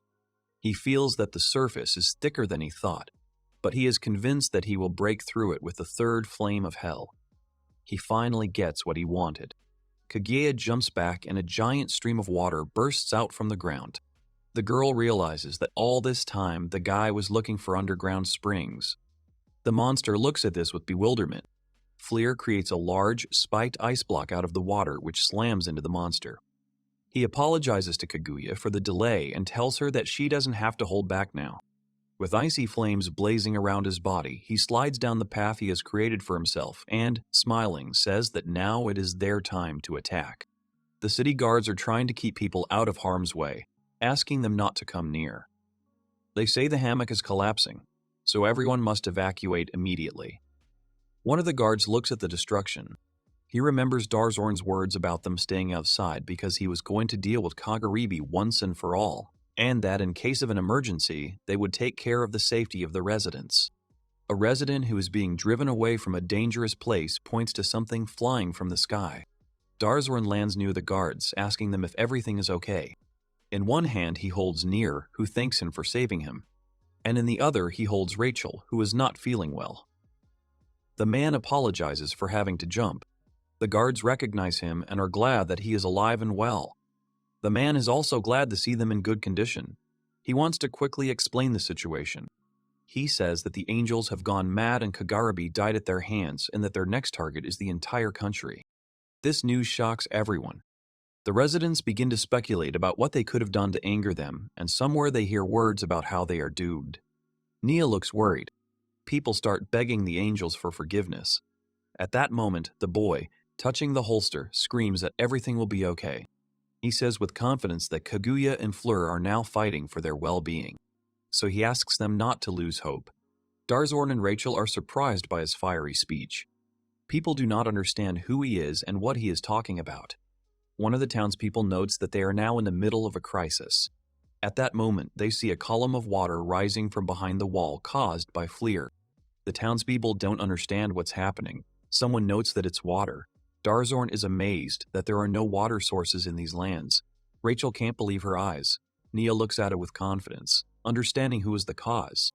As Fleur rushes into battle, Nia believes that he will bring them victory. Embraced by icy flames, Fleur attacks the monster's head with a cherry blossom attack, dealing blow after blow. The monster sighs in pain, steam rising from its face from the boy's blows. Fleur prepares for the next attack, using a path of ice, the bottom of which is covered in spikes. He hits the monster with it like a giant whip, causing it to fall back with a terrible crash. The guy says that's not all. Kaguya is running along the same path. She speculates that this is the very same useful and very powerful second flame of hell that Fleur told her about, but she is not sure that it is a flame at all. The monster stretches out his hand to grab the boy, but he does not give up so easily. Kaguya feels that he has changed and has become much more experienced, but he has not grown as a person and has not awakened. She thinks he's freed himself because there's no one around to interfere or protect him. Fleur delivers a powerful blow to the monster's face with a large wave of icy flame. The monster's head cracks. Kaguya sees that now that Fleur is fully engrossed in the fight, he is incredibly powerful. She smiles at her discovery. She is convinced that he is insanely good and prepares to deliver her hidden style kamikaze attack. The monster's head is half destroyed. She creates a giant hammer from her leg and pins the monster to the ground. She asks the guy with a smile if he has forgotten about her and notes that fun should be shared with others. He also looks at her with a smile, asking if she really thinks so. The monster barely rises to his hands, his body cracking. He wants to say something, but looks up at the heroes. They fly side by side, each with their own attack, fully determined to do it together. The crumbling monster looks at the two people and thinks about what the Lord said. God said that angels are superior to humans, and he believed it all along. He said that humans are total losers, fragile creatures that angels must guide. The monster is being attacked by a double attack of heroes. Their combined blow lands squarely on the monster's head. His skull shatters into tiny pieces, and he thinks that everything God said was complete nonsense. Fleur and Kaguya argue heatedly over who did more damage, and the monster thinks that humans are incredibly strong. While the monster is unable to recover from the blow, Kaguya complains that Fleur uses different flames, which both freeze and burn.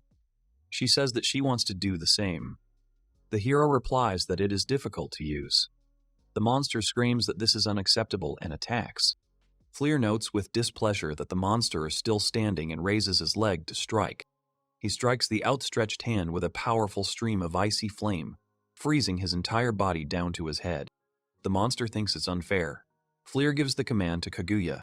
Kaguya raises her leg and birds fly out. She delivers a spinning finishing blow to the monster, its armor shattering into pieces. As the monster falls apart, he thinks there must be some mistake. Fleur says that only the face remains and that the angels are hiding there.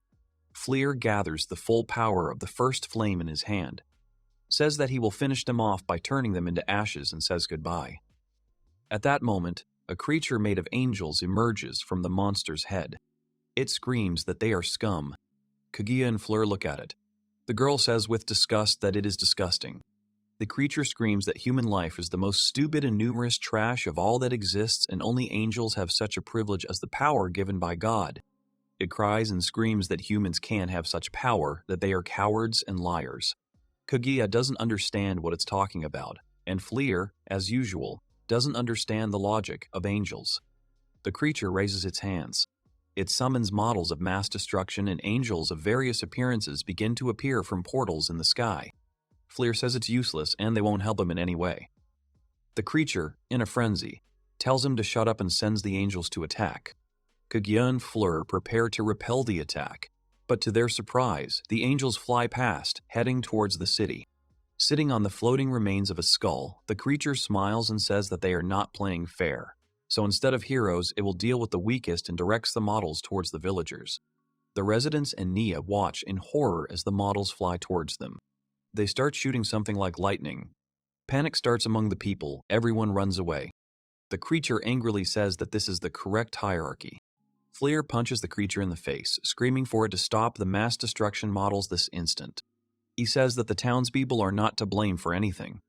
The creature pretends to say that he is sorry, but all his friends will die. Kaguya looks towards the townspeople and warns the boy that the attack has begun. He thinks worriedly about the guys, Nier and the others being in the city now. He turns to look at Kaguya. At that moment, the creature opens its mouth, and a cloud of energy forms inside. The hero is almost hit by a spear fired from the creature's mouth, but the guy manages to dodge it. It flies up and, laughing, says that this is his punishment for being a lower creature and challenging the angels. It smiles and tells him to take responsibility and watch from the front row as everyone gets trampled, and then says goodbye. The creature flies away. Kaguya yells at it to stop and curses. She wants to turn to Fleer, but he is impressed by his words. Following the fleeing creature, the guy gloomily says that the only one who will receive the so-called punishment will be him. Kaguya looks at Fleer with concern. The townspeople continue to run away from the attacking models, screaming in fear. Everything around the people is on fire. The guards command to protect those who have not yet managed to escape. Rachel tells Nia that they need to run too, but he does not move. At this moment, he lets out a scream. Someone calls for Mom.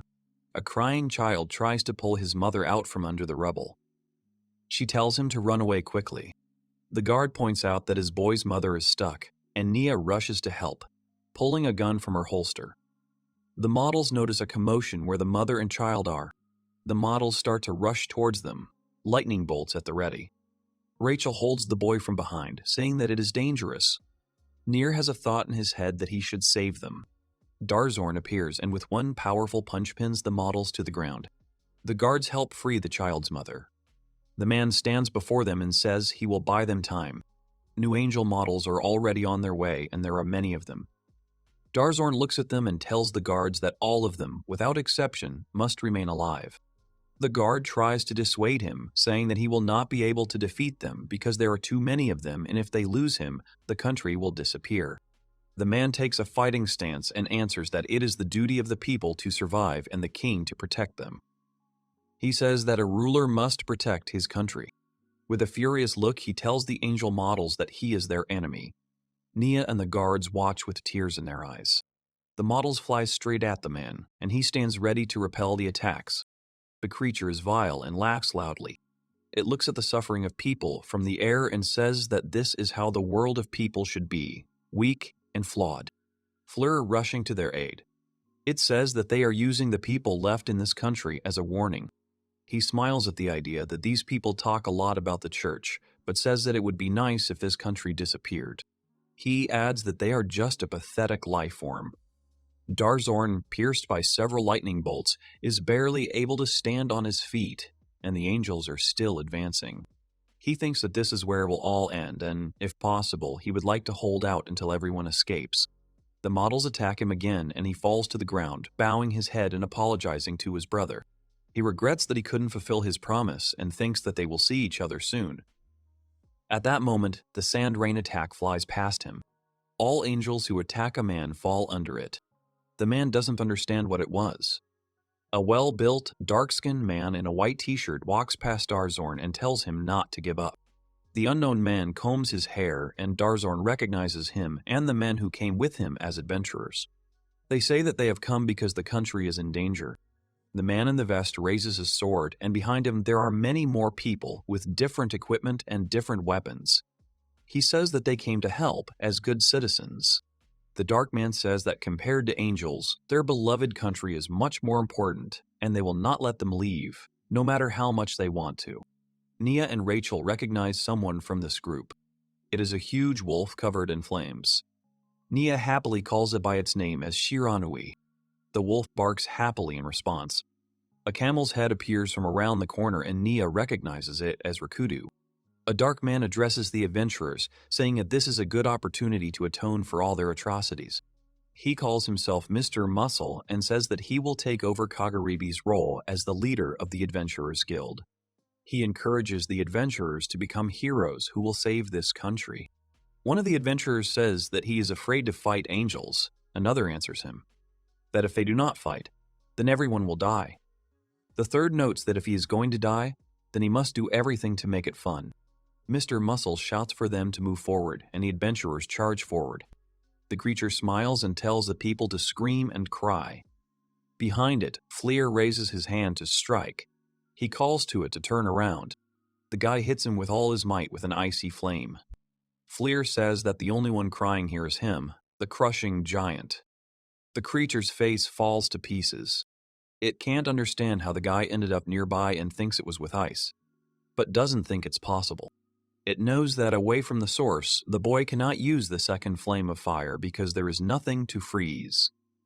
A drop of water floats before his eyes. The creature does not understand where the water balls came from.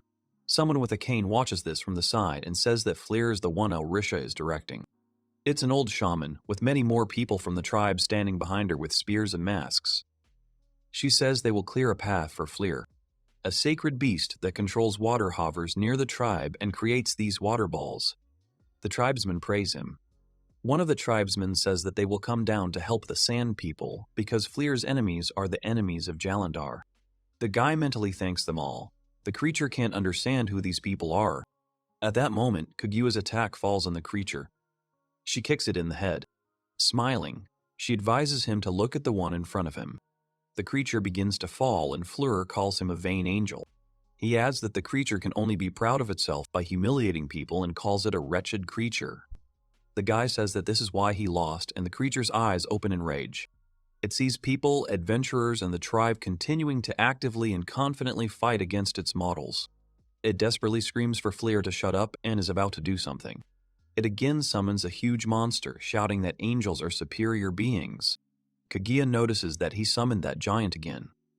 The boy realizes that he did it on purpose above the city. The monster's body begins to fall, and Fleur rushes to prevent it. It falls to the ground with a terrible crash. The creature emerges from the head, cackling nastily. He stands up to his full height and laughs at full volume. Clouds of dust swirl around him. He screams madly that he destroyed them all at once, but notices someone when the dusty fog clears. Fleer lies leaning against a piece of wall with his head down. The creature mockingly says that he looks pathetic. It comes closer to the guy, saying that although he couldn't level him to the ground, he didn't escape serious injuries. It hangs over the hero. It yells at him, recalling the words about angels being pathetic and calling him a moron. He calls him a weakling and says that he will not allow himself to be treated like that again, promising to deal with him in the most brutal way. At that moment, a bullet flies past him. It was Nier who shot, demanding the creature to leave. Fleer opens his eyes, looking weakly at the boy. Nia points the gun at him again, holding the gun confidently. The creature is surprised that anyone survived, calling the boy stubborn. But in an instant, he realizes that he shouldn't have stayed. It looks around and thinks that this is impossible because the huge body of the steel giant has fallen on the city. Realization overtakes it. The creature realizes that the city around it remains intact. It turns around and realizes that Fleur has used up all of his flames. He did this to protect the city by directing it towards the body of the steel monster. The creature complains that Fleer melted the entire body and only a quarter of the giant's head fell on the city. Nier shouts to the creature that Fleer is not as weak as him. The rest of the people were also alive because the boy protected them and fought for them. With tears in his eyes, he declares that it is now his turn to protect Fleer. The wounded boy asks himself if Nier saw the fight in the air. He assumes that the boy was worried about him and came to his aid. Fleer remembers Rachel comforting Nier. The guy thinks that Nia has definitely become much stronger. The creature's face twists into a grimace, and he says the boy is right. It says that, given human nature, the shaman deserves sincere admiration, and it is foolish to try to compare with him. It admits that it was wrong and says that it will leave quietly and peacefully. The boy are surprised by his speech. After that, it quickly appears next to Naya and says that it was joking. The creature gives the boy a flick so hard that he is thrown back and he drops the gun from his hands. It screams that they are nobodies to lecture it. The creature turns to Fleur, telling him to watch carefully because now he will deal with this boy, and asks if his heart can withstand such cruelty. The boy's eyes darken with anger. It's about to do what it's planning, and Fleur doesn't understand why he can't move.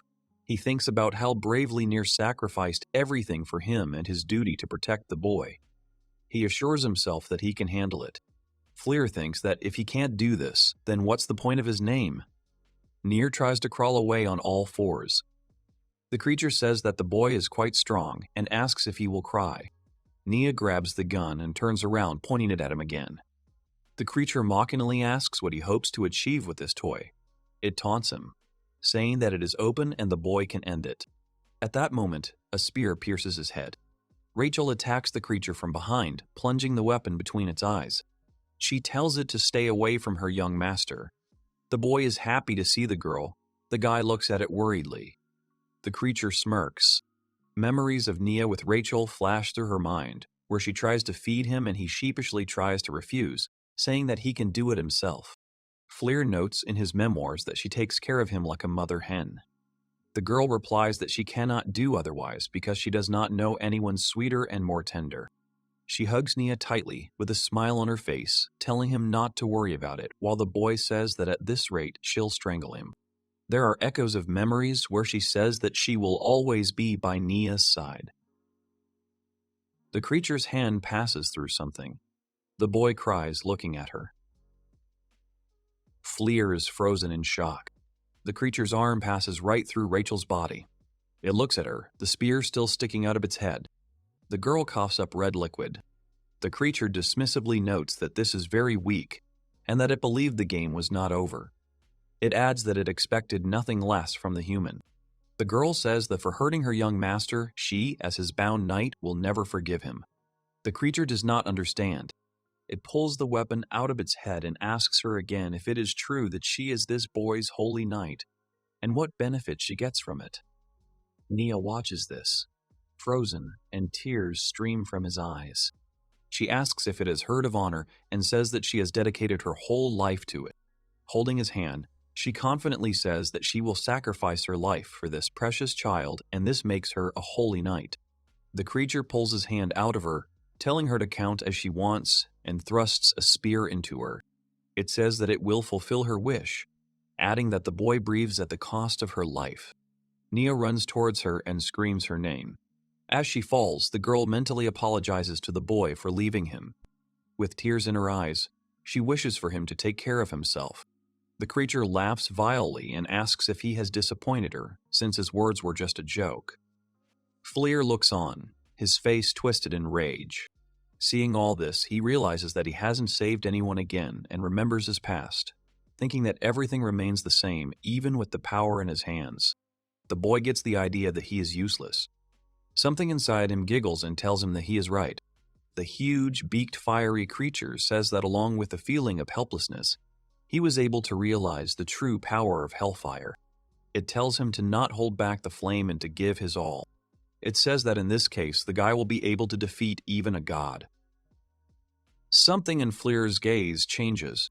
He stands up and his whole body is on fire, so that only his silhouette is visible. The angelic being freezes in surprise. It doesn't understand what's happening and tries to hide with its hand. Nia is blown away by the wind from the power of this form. The boy looks at the guy in surprise. Steam comes out of his mouth. A huge, fiery knight in armor appears behind him. Fleur and the knight behind him, all engulfed in flames, and the hero tells the creature that he will destroy it. The fear is clearly visible on the creature's face. It says that it has not seen anything like this for 1,000 years. Nia looks at what is happening with concern. He looks at Fleur, who is engulfed in flames. The guy's face no longer looks much like a human one. His eyes are glowing. The creature's terrified. Nia tries to call Fleer. At that moment, the boy is grabbed. It's Kaguya. She takes Rachel in one hand and the boy in the other. She asks Nier if he's okay. Kaguya runs away from the battlefield. The boy tells Flair to stay there. The girl says that it can wait, as his safety is more important. She also tells Rachel to hold on. She looks back at the boy and says that these flames are different from the others. The girl can't believe that this burning man is really Fleur. The boy runs towards the creature and raises his hand to strike. The knight follows suit, aiming straight at it. The creature is struck by the speed of the attack, and at that moment the blow flies straight at him, throwing him back. It screams in agony, engulfed in flames, begging for mercy. The knight continues to burn him with his flame. The creature writhes in agony, says that he feels bad and will no longer interfere in people's lives. The creature thinks that this flame is not capable of destroying it. It is sure that the guy will not raise his hand to finish it off once and for all. It hopes for survival. Fleer's blackened eyes burn with a furious flame. The creature cannot understand where he got such power from. It can't believe it, and the knight continues to strike blow after blow. The creature swears that it will mend its ways. It cries, shouting apologies and promises that it will go to a monastery and will no longer have evil thoughts. It begs for mercy. Without listening to any words, the burning man finishes off the creature by stepping on it from above. It dissolves into thin air with the words that Fleur is a monster. The sky disperses. Kaguya approaches the boy, happily telling him that he got rid of the angel once and for all. She turns to Fleer, who is still covered in flames. She notes that they will celebrate later, but for now they must go, as Rachel's life is hanging by a thread. He turns to her. She understands that something is wrong. The fire is still raging around him, and the knight is at the ready. Fleer's eyes are burning, and it's clear that he is not perceiving anything, completely succumbing to the flames.